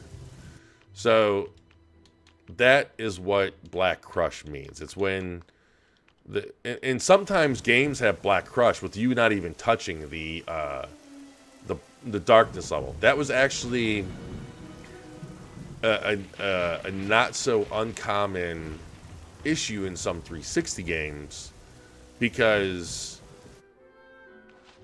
the gamma curve on the 360, instead of it being like a linear curve, it was a 4-point gamma curve. So it would be like, so if you saw the gamma curve of a PS3 game or of a PC game, it would be, you know, you have your brightness up on the top, and then it would gradually and very evenly curvy, like in a very even curve down to like the darkness of darks. The 360, and Microsoft implemented this purposely because I guess in their focus testing, it looked better. It was a 4-point gamma curve, so that it wasn't a smooth curve. It was a curve with 4 distinct points, let's say. And so if you ever, especially back in the day, if you ever recall hearing about how PC and PC games looked maybe a little bit washed out compared to the 360 version of games, it's because of that 4-point gamma curve. Who know my name. If you wit, find and hit your magic stones to spell it out. Only one person knows my name, but I doubt you'll find him even at the Temple of Avo. So, I gotta eat some food. So that's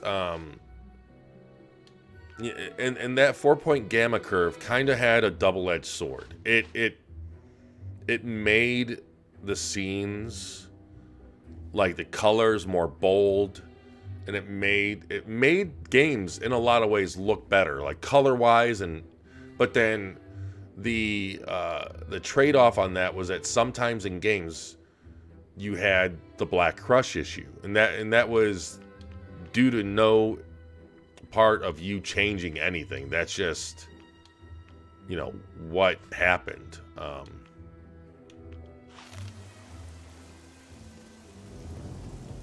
And then you can, of course, like raise the brightness level to combat the Black Crush seen in some 360 games. But then, you know, the rest of your game would look a little washed out. I mean, most devs were able to work around it or design, not work around it, but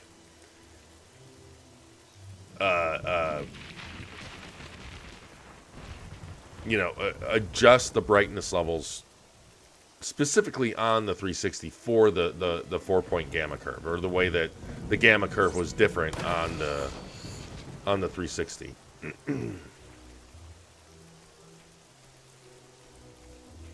Wait, are we supposed to go through that wall? Is that what...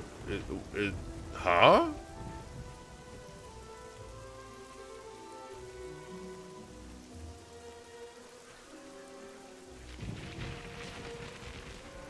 I hope only one person knows my name, but I only open to those who know my name. Only one person knows my name, but... So where are the stones? Okay, so wait.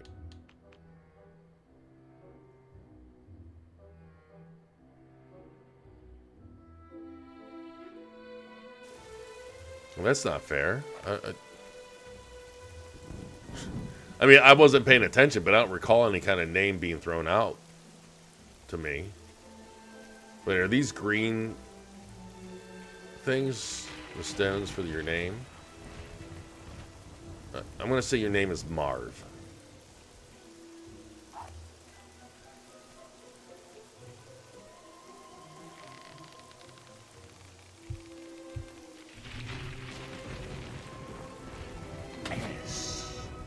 Oh, S. What? S.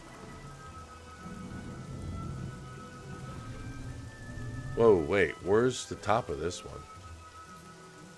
Oh, H. Okay. H. I. T. Wait a second. Is this name shit?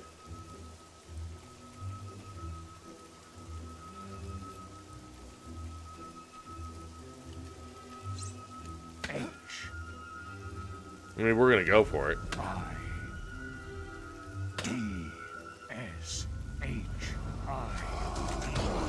Oh, okay, okay. That clearly was not it. I take it back. Your name isn't shit. I completely take it back.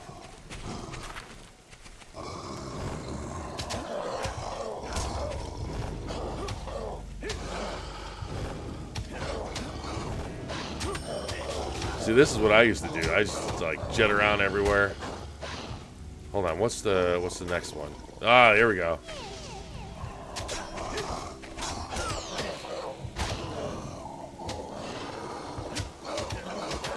This spell is really badass when you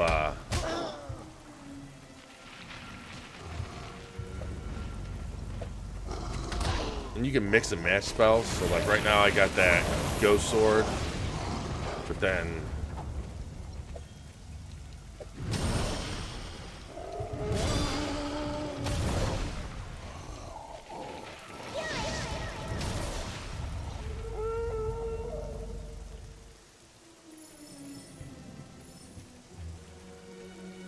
and that's cool. And you know, and you can I don't want to say easily, you know, what? Get your combat multiplier even higher. Will you shut up about the combat multiplayer? Liar.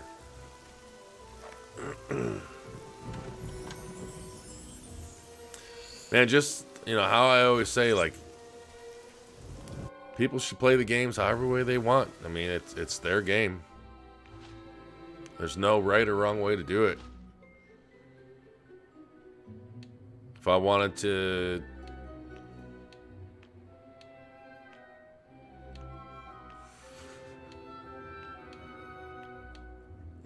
play a game by smashing my face in the controller, then that's how I want to play the game.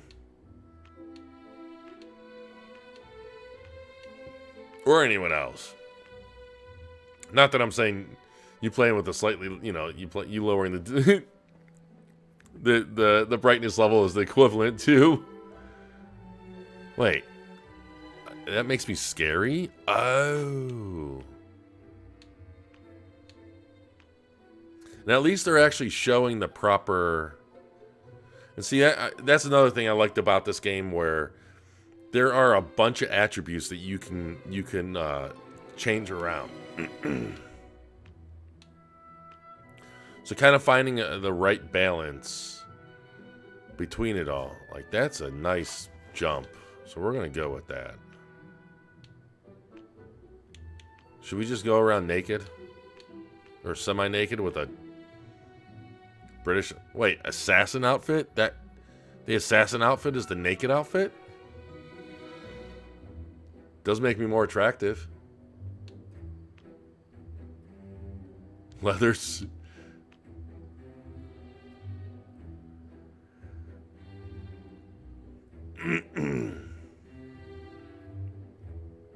Wait, how does an apprentice outfit make me scary? I mean, that should make me...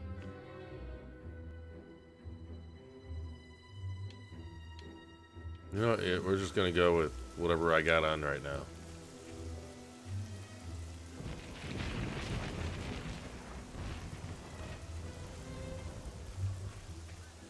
Okay, so his name's not shit. We've established that. S-H-I-T. What kind of name can be S-H-I-T? S-H...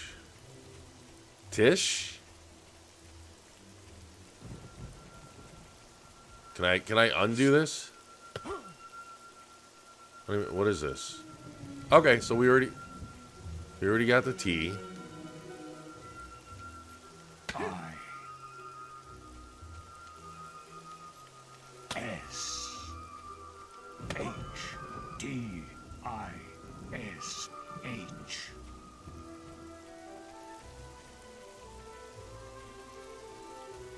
Nothing's attacking me. That's a good sign.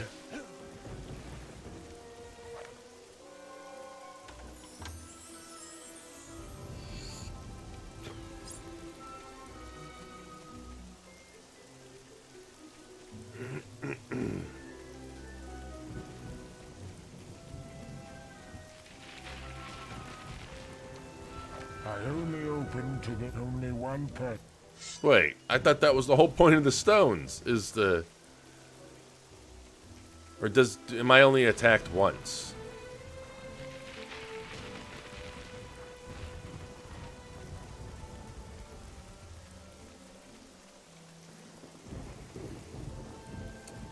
S-H-I-T.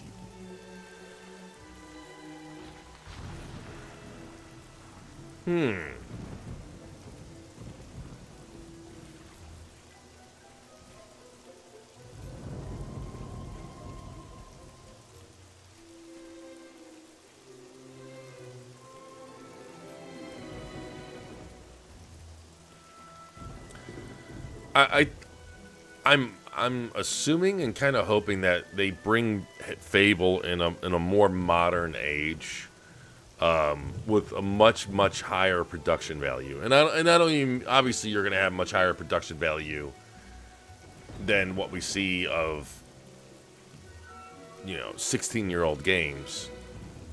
But what I mean by that is,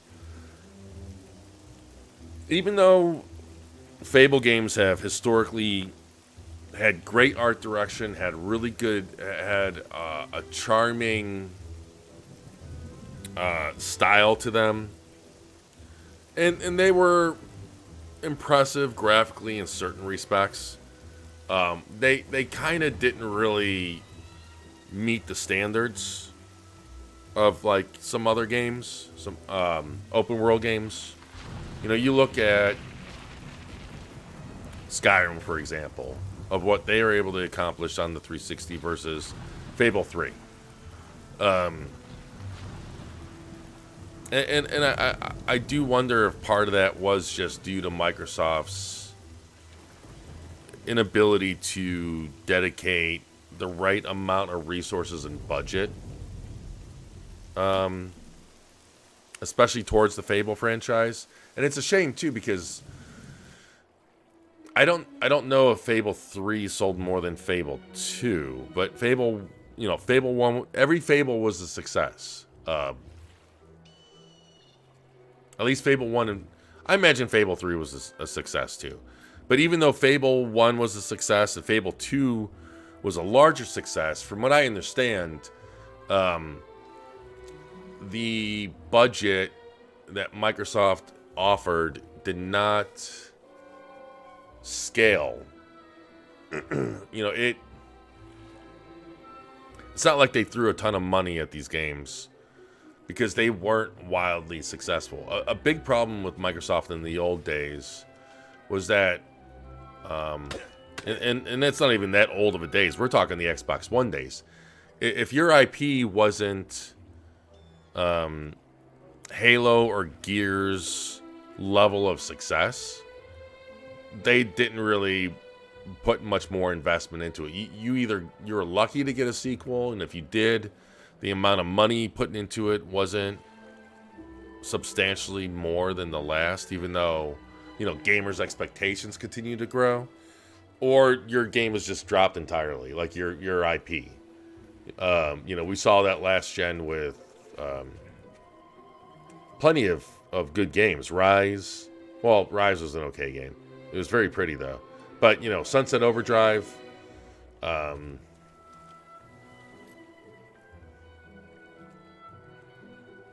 so what I want from Fable, or what I think they'll offer, is, with Microsoft's newfound, I guess, respect, let's say, of providing proper investments, proper funding. I think it's going to bring, especially when you mix in the amazing talent of Playground Games. Fable, no doubt, the next Fable is going to be an absolute jaw-dropping showpiece title. I think it's also going to bring in a completely open world structure instead of these hub zones like every other Fable did. I do hope that it brings in a bit more the cheeky type of humor and quest type of like quest lines. Okay, so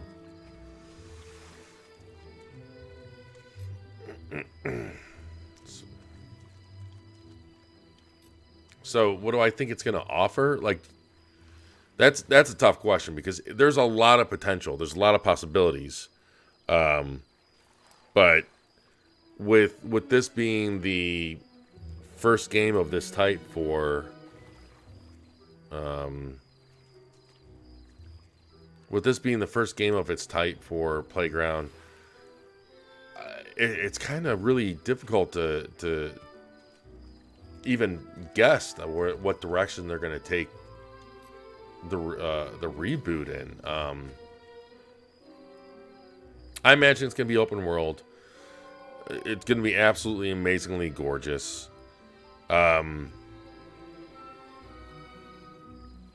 I hope the leveling system is more similar to the earlier games instead of Fable 3. It's obviously gonna. I'd be really surprised if it doesn't have the good and evil mechanic. I hope that's more systematic or organic, and it's not so binary, if that makes sense. You know, plenty of games have done the good and evil thing. You know, Fable, it's been a long-standing thing in Fable. We've had Knights of the Old Republic. The Mass Effect series has done the good and evil thing.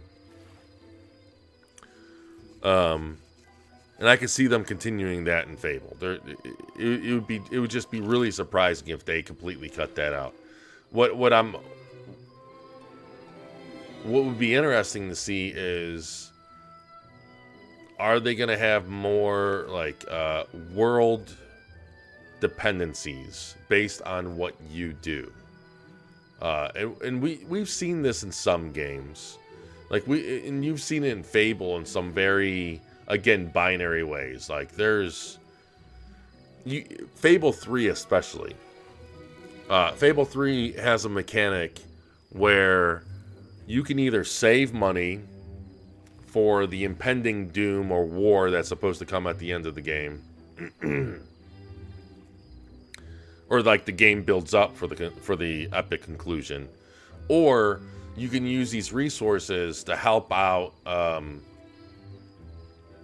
like parties and towns and your citizens and all that stuff. There's a way that you can cheat the system. And you know, I don't remember exactly what it was, but I remember it involved me keeping my 360 on overnight doing something. I forget what. I don't know if it was like pushing a button or...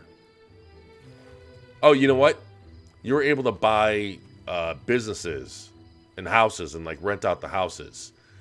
And so generally, if you played the game the right way, the fair way, you generally had to pick and choose. Do you want to put the money in towards helping out the people of the world, or towards funding like resources like weapons and stuff for the war at near the end of the game? What I did to have the best of both worlds was I left the game on overnight, and then it was like whatever, once an hour or something, you would collect all the money from all the businesses that you own. So I never had to choose. I had my money, and I helped the citizens because screw it. But you know, like aspects like that, like world influencing mechanics, I would love for them to tackle that in again a more like organic way. Make it less on or off.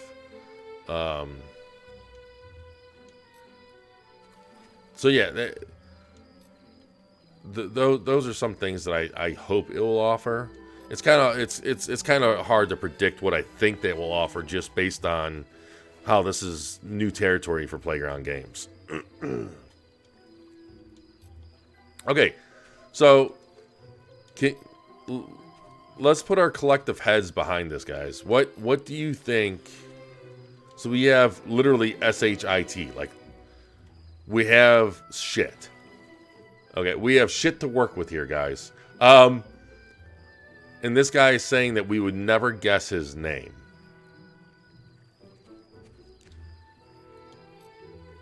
Is it...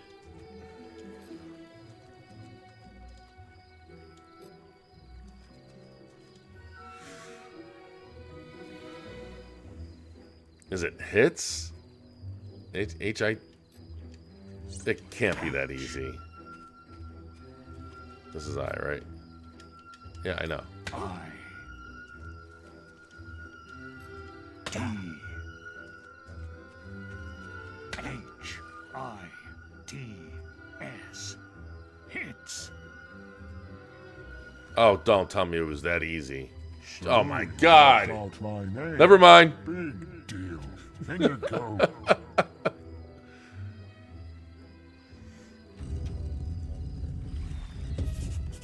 See, and that is the type of kind of the humor that the game has. Like, you're hitting these stones, you're never gonna guess it, and it's like so obvious. It's like right, smacking you right in the face. Me. That's just grand. If you can find me, so can they. I should never have started studying the focus sites. But how was I to know Jack was interested in them too? Yes, Jack of Blades. Look, I have no time to explain. You can read my journal if you want. I don't want it anymore. Now, if you'll excuse me, I'll be off. It's not safe for me here anymore, thanks to you. What about you guys? What do you think the new Fable will offer? Now I'm curious, since you know, since the what is this? Okay. I mean, it's a complete screen. I know that, but I was wondering what item that was. You know, with there being endless possibilities, what do you all think we're going to get out of the next-gen Fable when you consider just the power of these next-gen consoles and now current-gen consoles? Check the guild for more quests. And, you know, the known pedigree and talent of Playground Games. And it's not even just, you know, they are still growing. They are still...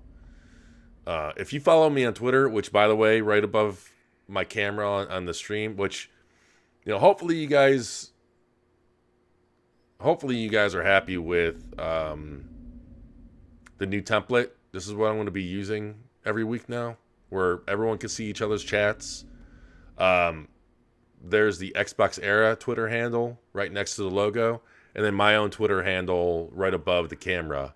But if you follow me on Twitter, you'll see how it's nearly on a daily basis.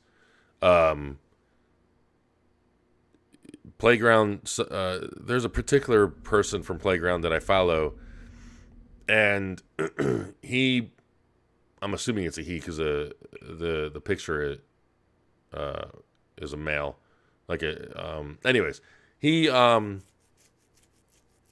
tweets out about a position they're looking to fill.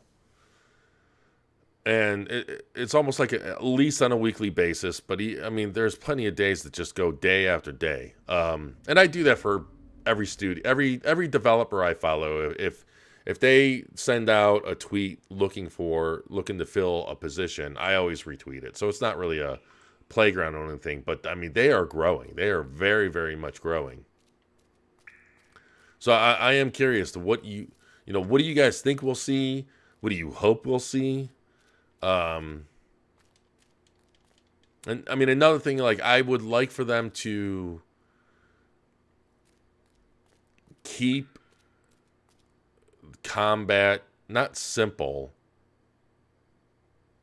I would love for them to make a combat system that's easy to get into, but takes more investment time to master or level up. Because, you know, I'm sure you guys have noticed that the combat system in this game is not complex. But there's a lot of layers of depth based on how you can level up your character. So, you know, there's a lot of choices in terms of your character development. I'll put it that way. And I absolutely loved it about this.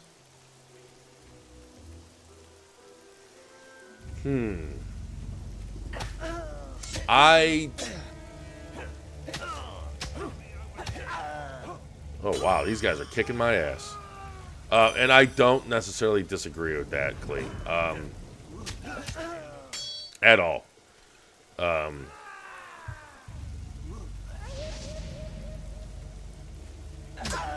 I mean, when...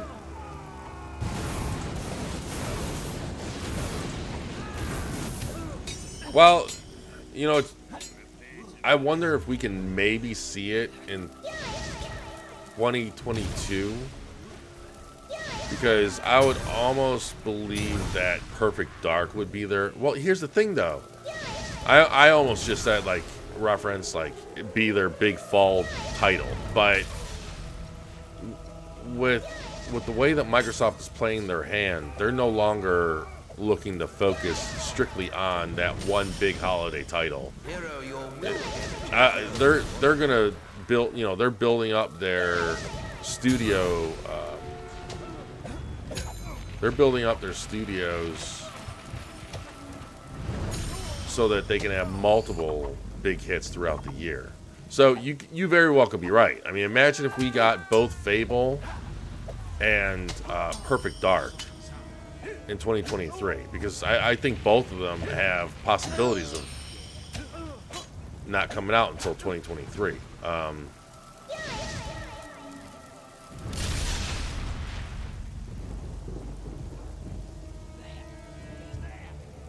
Wait.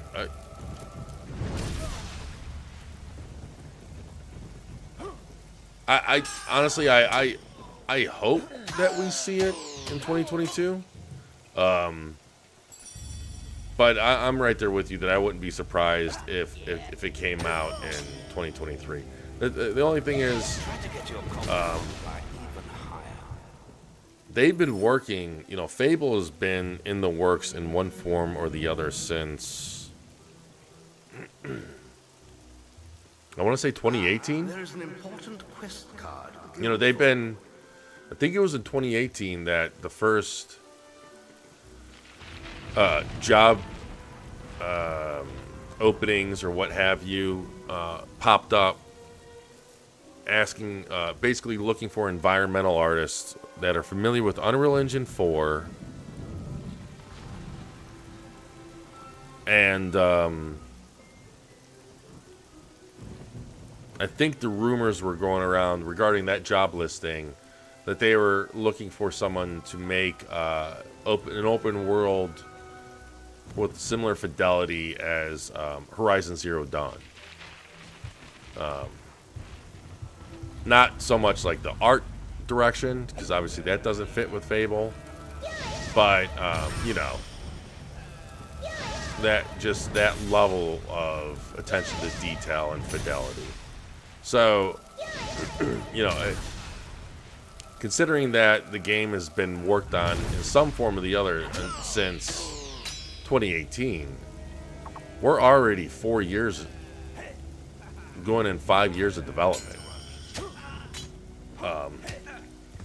And you know, granted, that's not in a full. The team is obviously still growing the staff, so that's not like that was in full production or anything like that. And it is interesting when you think about. It is interesting when you think about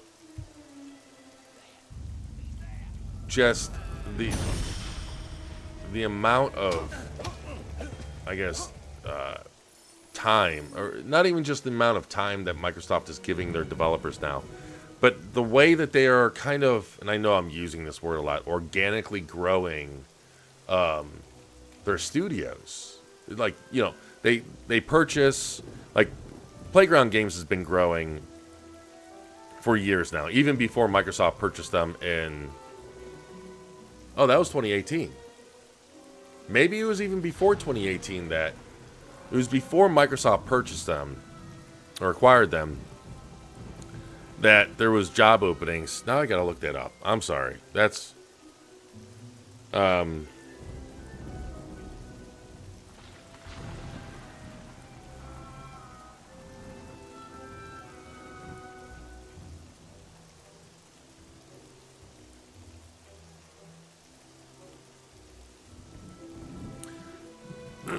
anyways,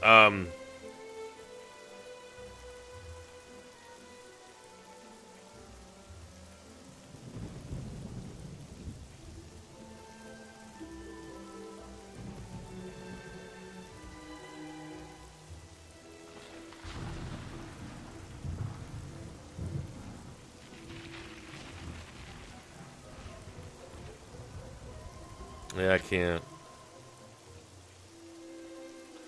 I don't think I'm going to be able to find it this many years later. Because I'm finding stuff after they were purchased, which I know that there was stuff listed before they were purchased, because when Phil announced the acquisition of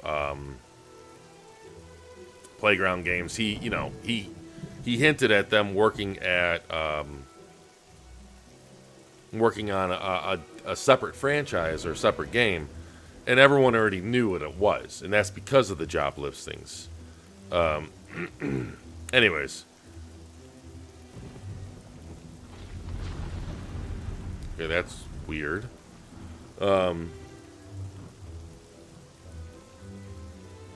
So, but let's say 2018 was the earliest, even though I think it was earlier. You know, considering 2018, that's coming on 5 years now. And when you look at the way that Microsoft is building the second team at Playground Games, when they're building the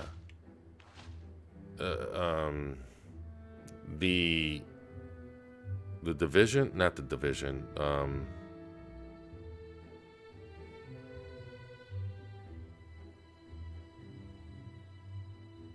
who the hell is making Perfect Dark? See, when I get tired, my brain goes bye-bye. But when you look at the way they are...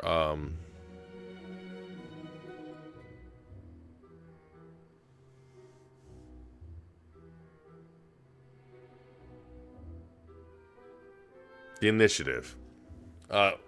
You know... I forgot what there's a developer I follow, and again, I can't. I'm too tired to remember his name. There's a developer I follow on Twitter that used to be with Insomniac. He was one of the lead gameplay designers, I believe, for Sunset Overdrive. And, I mean, he's outright kind of like headed off different questions before they... Not before they were asked, because I'm sure he was definitely asked, but he kind of just did covering all bases types of tweets where he's like, no, we will not talk about how many people we have on our team. We're not going to discuss how we grow our team. You know, and when you look at early dev diaries type for the initiative, like like they started very small and are growing, I don't want to say as needed, because that's, but when you look at the way that 343 Industries was made, I mean, Microsoft was basically just throwing a blank check at all the different talent, and they're like, come here to make, if you want to work on Halo. And there's nothing wrong with that. And it's not like they're, I mean, yeah, sure, maybe some developers were just won over by the paycheck, and it wasn't entirely the whole Fable franchise that brought them over. I mean, money's always a factor when it comes to work, let's be honest. But they very quickly, and for, you know, for legit reasons, grew that studio very, very, very fast. And that's not even just a Microsoft thing. That's just a video game industry thing. But then you look at the growth that we've seen with the Initiative, the second team at man, there's so many of these bushes I just passed by thinking I couldn't break them. The Initiative, the second team at Playground Games, the State of Decay developers with Undead Labs. They're growing. Jeff Strain, who's head of that studio, he was opening a second studio, or second studio. One of those. I don't know if it was a sister team. I don't know. That part wasn't clear. And there hasn't been much information that has come out of that since, like, him revealing or them announcing. But I don't even know. I imagine that's probably related. That's a studio under Microsoft too, or a team under Microsoft. But you know, it really does show the new Microsoft, the new Xbox, because that would have never happened 10 years ago.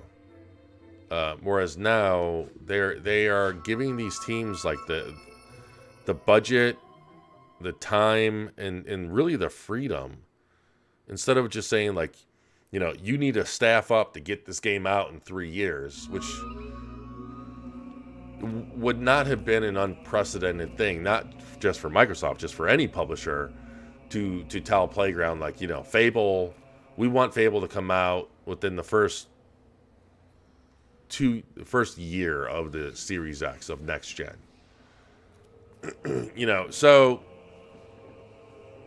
I don't know. It's all very, very, very interesting. It's, and I agree, Billy. The release schedule, like, they're taking time getting there, but I think that's for the better. Like, they are taking their time to get there because, you know, we saw last gen, and obviously Microsoft saw last gen. You know, Sea of Thieves. The polish was there, but the content wasn't.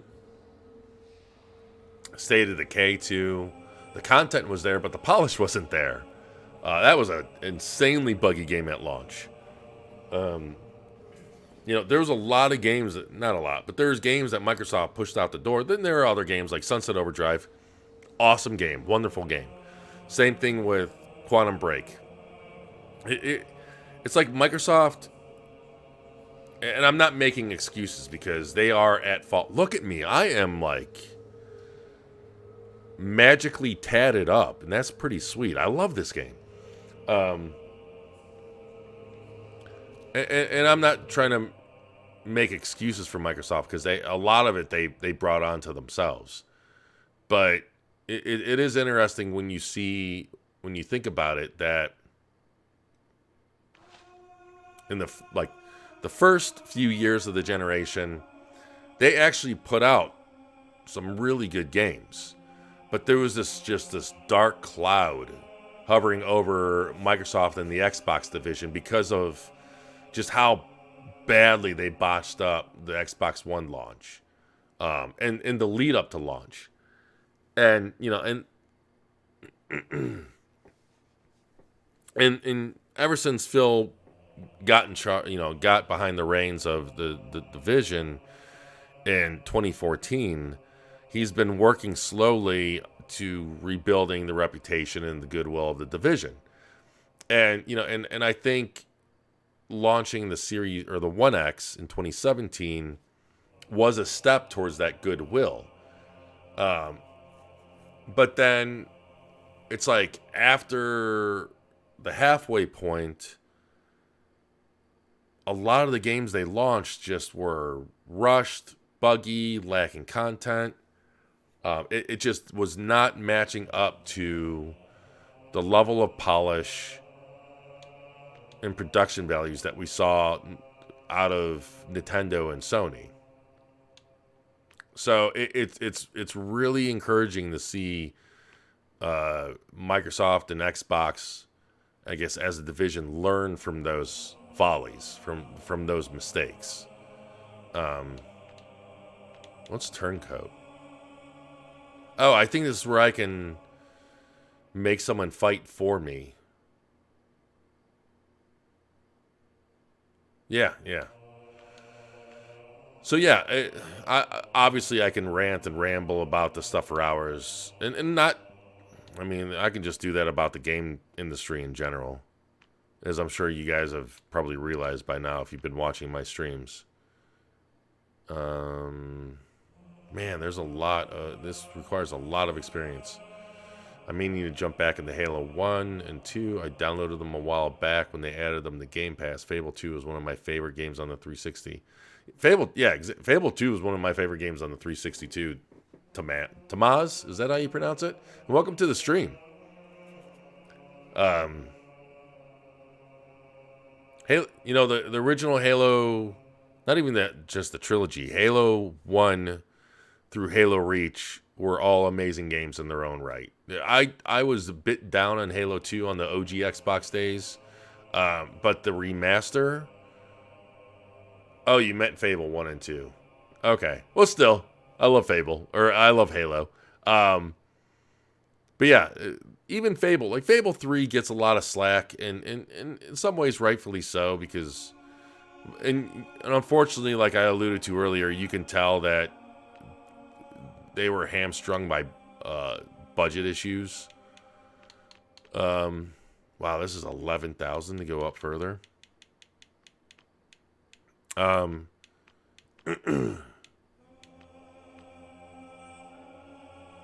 I don't even have enough to... Okay, you know what? I'm not going to level anything up.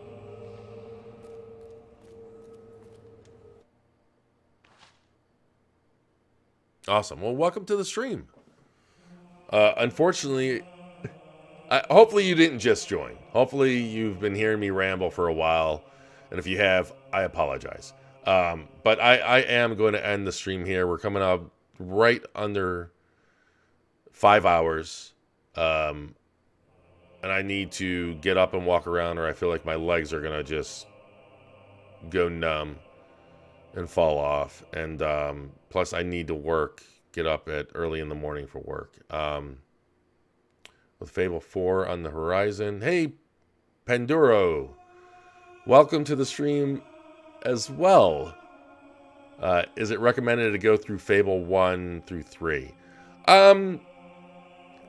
So it's not actually Fable 4, it's a Fable reboot. Someone asked earlier if it's going to have any relation to Fable 1 through 3, and I imagine it's, even though it's a reboot, it wouldn't surprise me if there were some Easter eggs peppered throughout the world to kind of honor the origins of the franchise. So, story-wise, Billy, man, you shut your face hole, dude. I don't know why would anyone apologize for asking questions. I mean, obviously I like talking about video games. You guys like talking about video games. That's what makes all of us awesome, right? So, no, don't apologize, dude. All good. All good. But yeah, to go back to what you're asking, Pandora. Hey, I'm just gonna call you Pandoro, because if I just say hey, that can mean anyone, right? But so I don't think in terms of like following the story, it's going to be necessary at all. Even you know, being familiar with the world, it's pretty clear that they're going to make the world their own. It's still going to be Albion, but it's going to be their own version of Albion. But you know, if you want to be in on those Easter eggs, assuming that they're there, this is all assumption. I don't have any kind of insider knowledge like that. It may be worth playing it. Plus, you know what? They're just great games. I mean, I've been enjoying the living hell out of it. I mean, there's a reason why these 5 hours, not only because of having awesome discussions with you fine folks, but I've been enjoying the hell out of this game. I mean, I typically, when I stream a game, I stream it and then I uninstall it, you know, when I'm done. But this one is probably going to stay on my hard drive so I can play through it again. Because it's been since the OG Xbox days since I played through Fable, or I might have played it in the early 360 days, through backwards compatibility. But again, you know, I've been enjoying it. So the Fable trilogy is an excellent trilogy. They're cheap games. Every single one of them is backwards compatible on the Xbox One and the Series consoles. If you have a Series X or a One X, then you get native 4K out of Fable 3 and Fable 1 Anniversary. Fable 2 is slightly higher than 1800p. It's not 4K from what I recall. I have to go back and do pixel counts on it again. But yeah, they're excellent games. Here's the thing though. If you don't like the original Fable trilogies, if you don't like the original Fable trilogy, then I still would not base any assumptions of how the reboot is going to turn out, because it's a completely different team. They're rebooting the franchise, so it's going to be a different game, with some probably similarities just based on, you know, again, honoring or as an homage to the original trilogy. Am I going to continue streaming the Fable streams? Honestly, probably not. If you're new to my streams, I typically do a different game every Tuesday. I stream every Tuesday night, Eastern.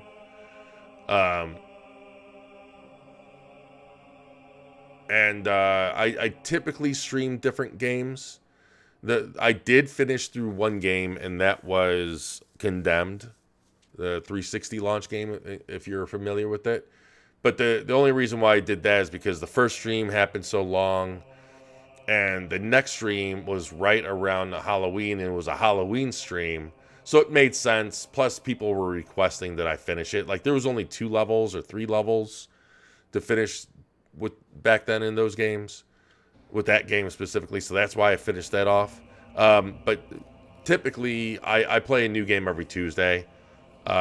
Basically, just something for me to play in the background that either hasn't had a lot of exposure. Like a lot of these older games, when I do the classic Kage title or header, what is all this chatter?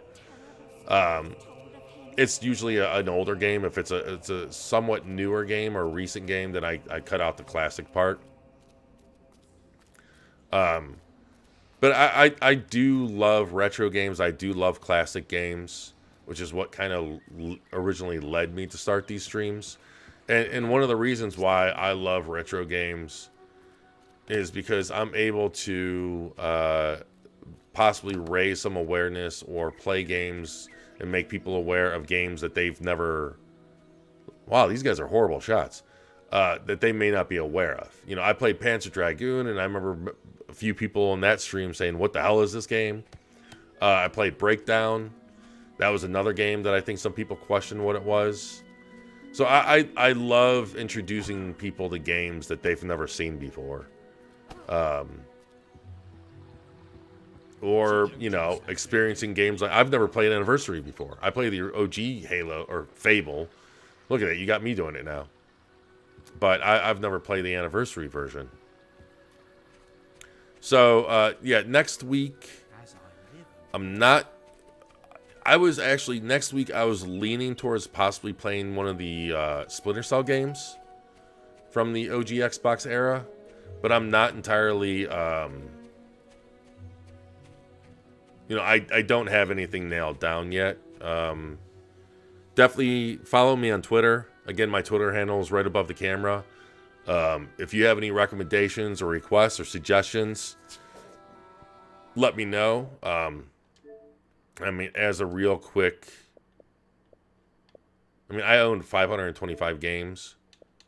So, I mean, I have plenty of titles that if anyone would like me to stream or play, I'm more than happy to do it.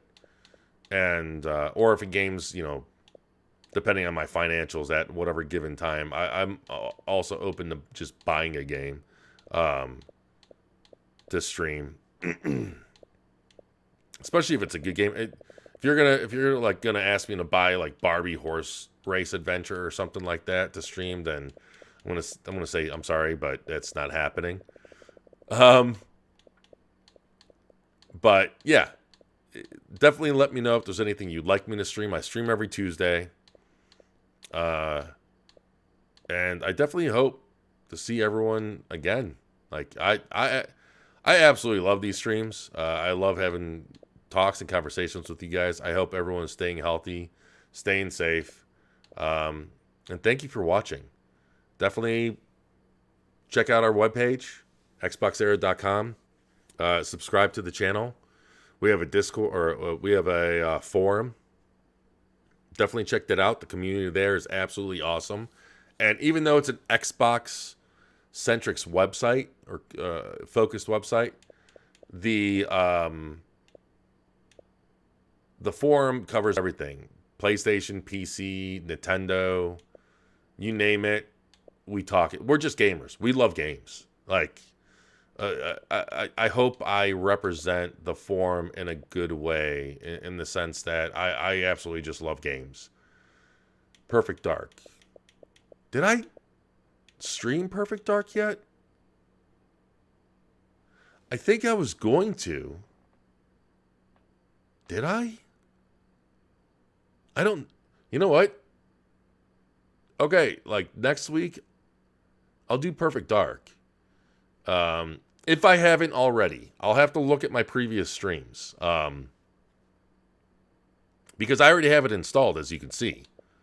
By the way, I am super excited about this on Thursday. I am super pumped for the medium. I'm hoping to have a video showing the medium's frame rate and possibly some technical analysis. So I can't guarantee anything on that. I'm working on a video right now that's been eating up my life. But yeah, I already have Perfect Dark installed, and not only just because it's an amazing game and I play it periodically, just but I did have intentions on streaming it. So if I didn't already, then yeah, I'll happily stream that next week, Pandoro.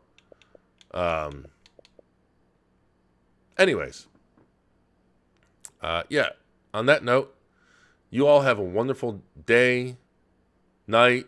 Okay, so that's 2 for Perfect Dark, so let's go with that, because I'm 99% sure I did not stream it yet. But yeah, I got to shut myself up because I can talk for another 5 hours. You guys are awesome. Thank you for watching. I cannot tell you how much I appreciate anyone spending just a minute of your time just to stop by and say hi. So take care of yourselves, and I hope to see you guys next week. Check out the channel. We're awesome, and so are you guys. Later, guys.